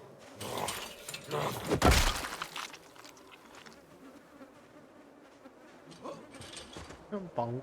Indeed. Come on, zombies. Let's go. Let's get a few more of you.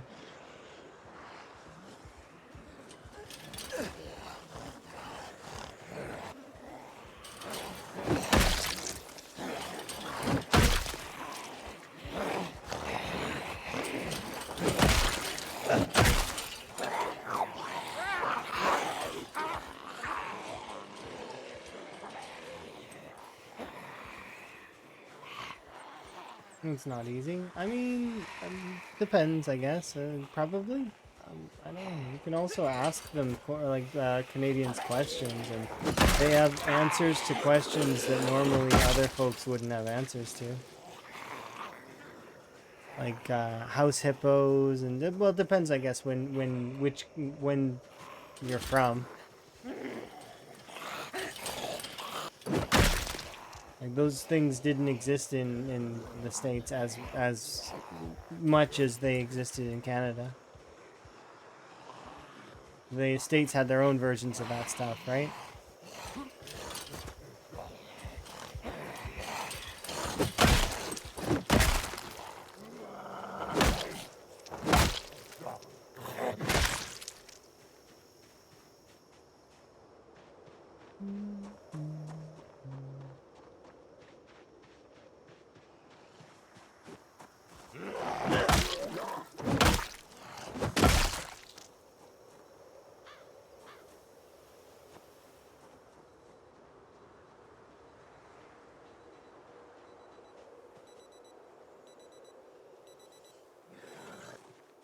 We would be better off.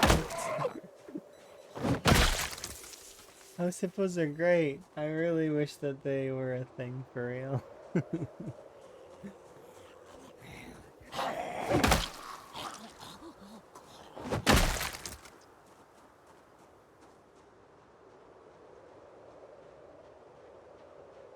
Okay.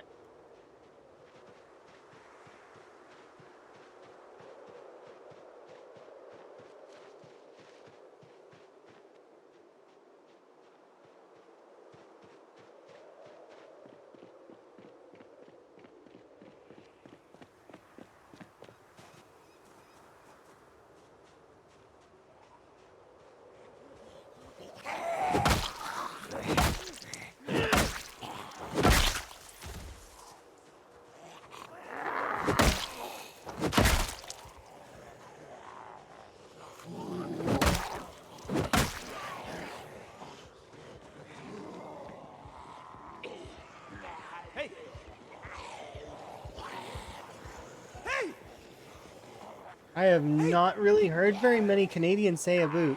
Just saying. It's about. Uh, like I mean, there are Canadians that say a. Like I've heard those folks, and I've heard a lot of other folks. It just depends, right? Depends on which part of Canada you're from, I suppose. Hey.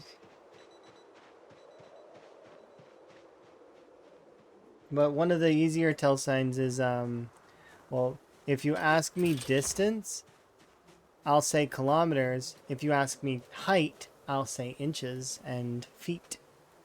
If you ask me weight, I will say pounds. But if you ask me for what about in cooking, I will say, well, grams and kilograms. Sometimes I'll say pounds, but it depends on what it is. There's a lot of other ones as well that are like that as well. You ask me temperature, Celsius.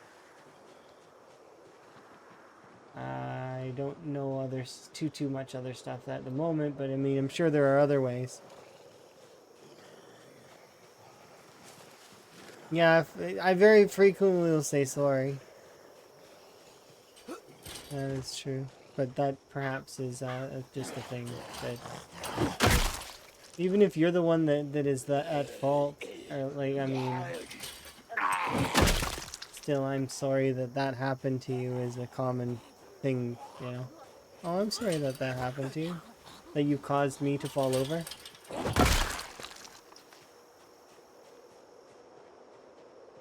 Yeah, you're talking about schedule and schedule, vitamin and vitamin, aluminum and aluminium. There's a lot of interesting phrasings.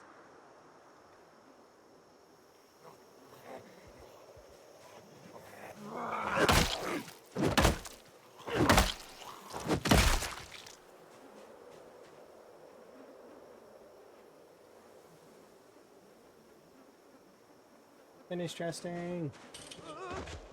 Higgins, what you doing dropping your glasses on the ground?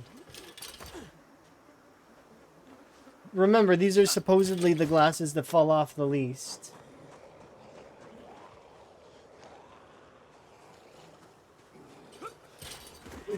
Wait, potato versus tomato? What? Those are completely different things.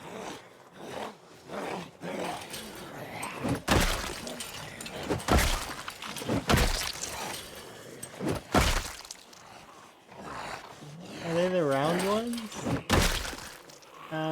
Well, no. Tomatoes are like every other vegetable that rots normally. Meanwhile, potatoes are the vegetable that are evil and spiral out looking for soil.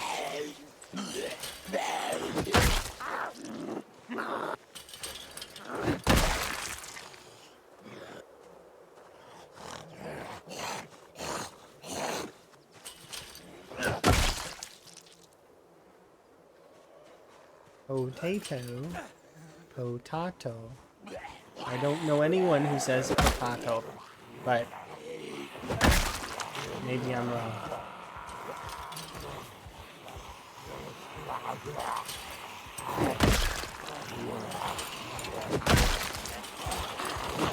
It's one of those things that might be something that one of my family members says. Potata?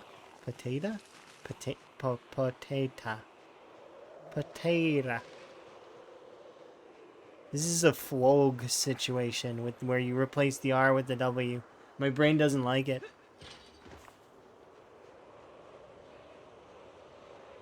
Flog. It just sounds wrong. I'll put a W where the R is in frog. Makes frogs cry somewhere.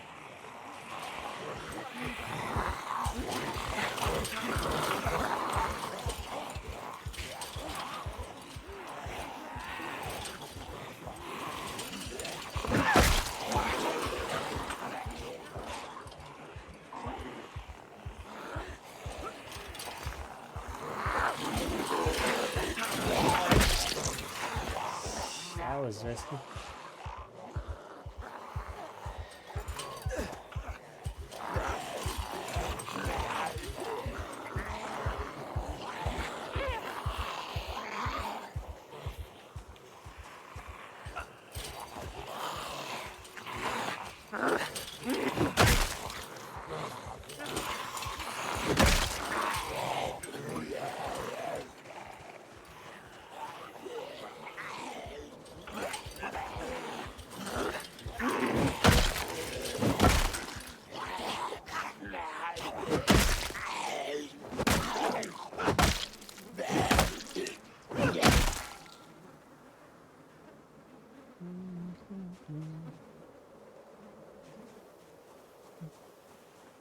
Quebec? Quebec? Isn't it Quebec? So I'd be Qua. Qua? Qua. Qua? Qua. Qua.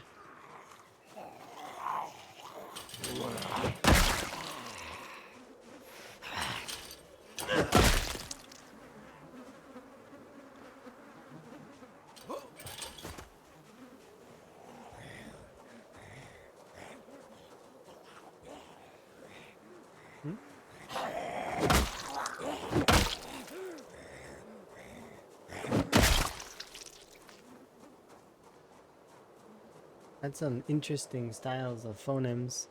I can't understand some of it though. It's my brain just, it makes my brain go, what?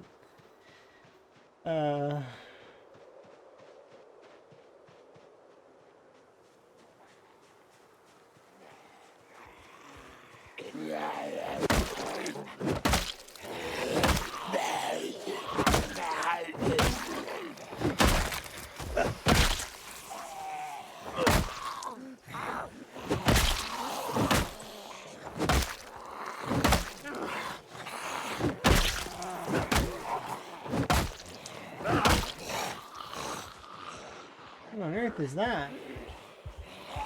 What is that? Is it like a table leg or something? Have I seen that before? It's like a large piece of something stuck in that zombie. I don't know. It's like It looks like a table leg. Probably is a table leg if I had to guess. Have I seen that before? It looks ridiculous.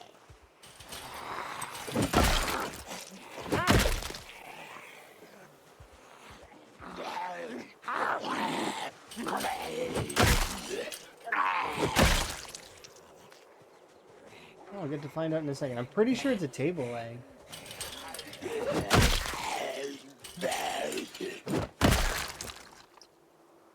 Antique table leg. Can I craft it into a baseball bat? No. Does it count as a long blood? It says it doesn't generate it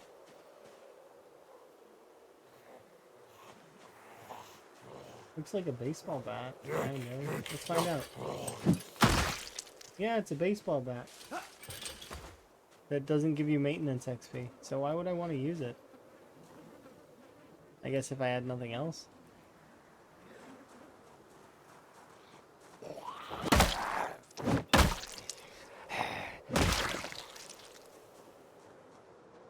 Yes, there's 2 more there.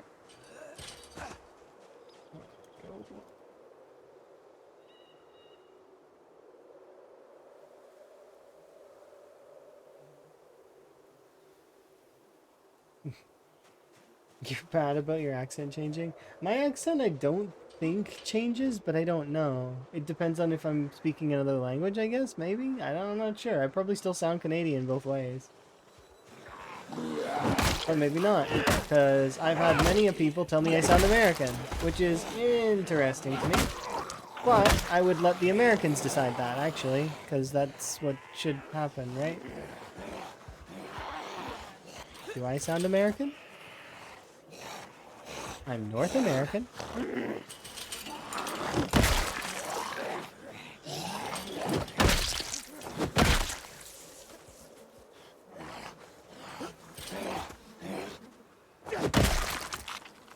There we go. How many more kills do we need? Oh, we just need 11 more. Come on, we can get that. Easy peasy. I can get 11 kills. Somewhere.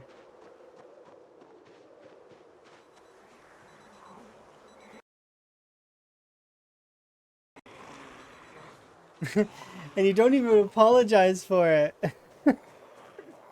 I'm not a good Canadian. That's it. Status revoked. No longer Canadian. Because I'm not good enough at it. Denied.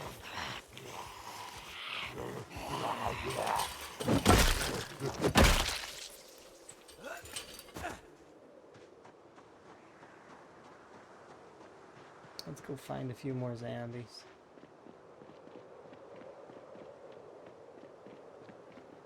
How's our weight doing? We've got a little bit of weight left on our bones. I'm pretty sure I should be able to approach this house, right? And there's probably at least 6 zombies there. Hello? How many zombies are here? At least 6? I think 6, right? No, it's 9. My bad.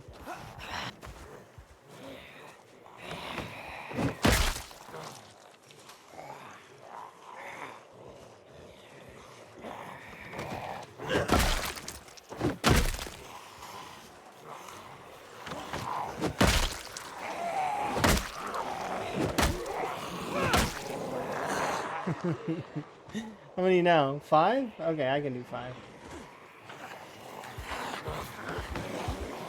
Alright, do excuse. Okay. Where'd you spots?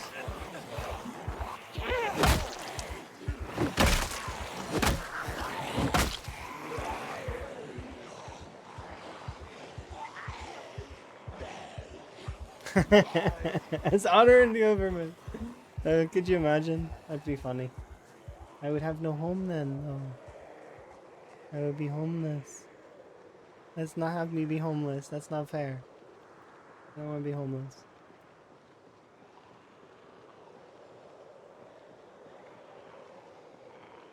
Okay, how many do I need now? 3? I can do 3.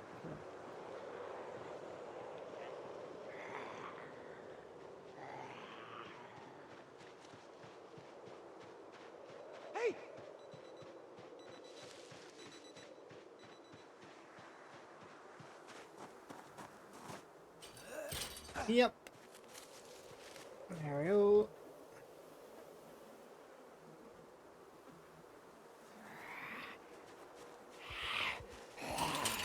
One, two more.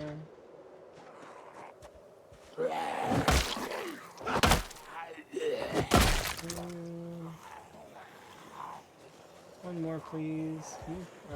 You. I've chosen you.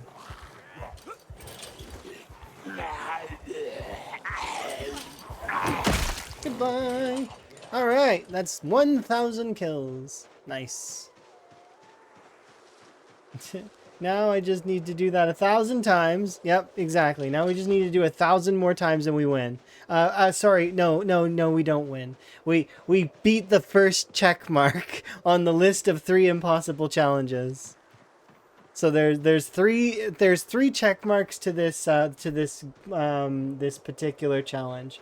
The first check mark is 1,000,000 kills. The second check mark is a perfect character, which means that I have to level all the skills, right? To 10. Max them all out. Now that's going to be a trial in itself, but usually before 1,000,000 kills you'll max everything out, probably. You can get at least very close. There's a handful of things that are going to be hard, though. For example, reloading is going to be hard. I'm going to need to dedicate an entire stream to that, and that's going to be... because it's a 20-hour stream. It's like 20 hours straight of click, click, click, click, click. Like, it's... I'm hoping that they come out with something before I get to that point. Let's hope. Let's hope that they let us ammo craft or something to do reloading faster. But, like, you know, so there's that. So those are the things that are important. And then finally, we actually have to go around the map, and there's 13 points of interest that we need to take over and to fortify, put food in, etc. So I might as well just base in those locations is what I'm thinking. Because then I'll have food stored in them. They'll have power, they'll have water, they'll have everything. So I might as well just base in them.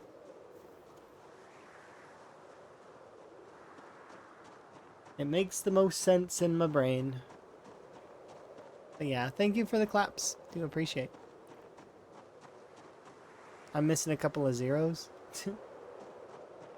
Yeah, we are missing a couple of zeros. We're at 1,000 though for now, which is not too bad, which means that I'm still behind by quite a bit from a lot of other folks, but I mean, I'm doing pretty good. And it's a marathon, not a sprint, so we have to just do the best we can, stay the course, and trek onwards. And to be honest, even if somebody wins the prize, I'm going to still continue, and I do intend to still complete the challenge if I can. It's a tough challenge, and it's fun, and I like that aspect of things. So regardless of even if I'm first to do it or not, I don't care.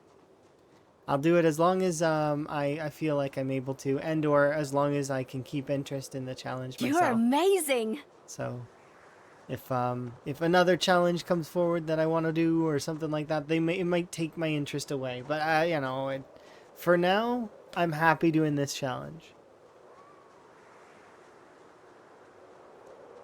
Yeah, exactly. We're gonna keep going if multiple people finish, because it's something that's on a lot of well, it's a PZ kind of buckety thing, right? That I want to do. There's that. There's the I'm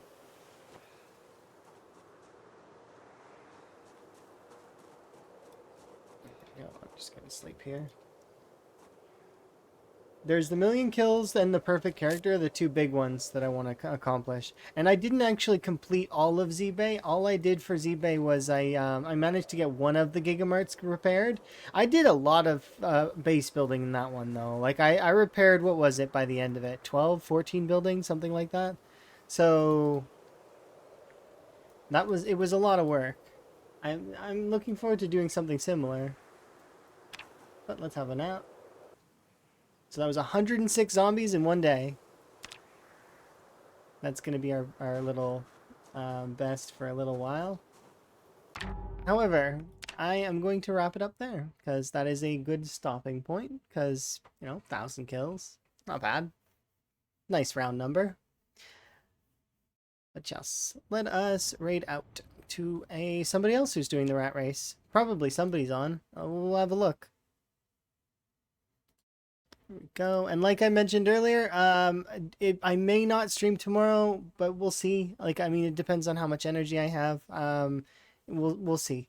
I'll keep everybody posted in the Discord. So here, I'll do it in the middle Discord. There we go. And let's see. What are we doing? This one. No, there's quite a few folks on. We could put you guys with Twist, I think. Would be a good choice. Let's see. Yeah, Twist isn't a bad choice given the fact that he is the current lead. And I don't think I've rated him for a while.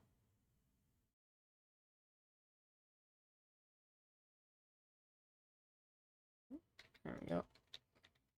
There we are. You guys can see the person who's in first, essentially. He's got 4,300 kills. So what I have, but multiply that by a higher number. He didn't start with 0 to hero, but that's not a requirement of the challenge. So tis fine, in my opinion. Anyways, tis been my pleasure as always. I will see you guys next time. Ta for now.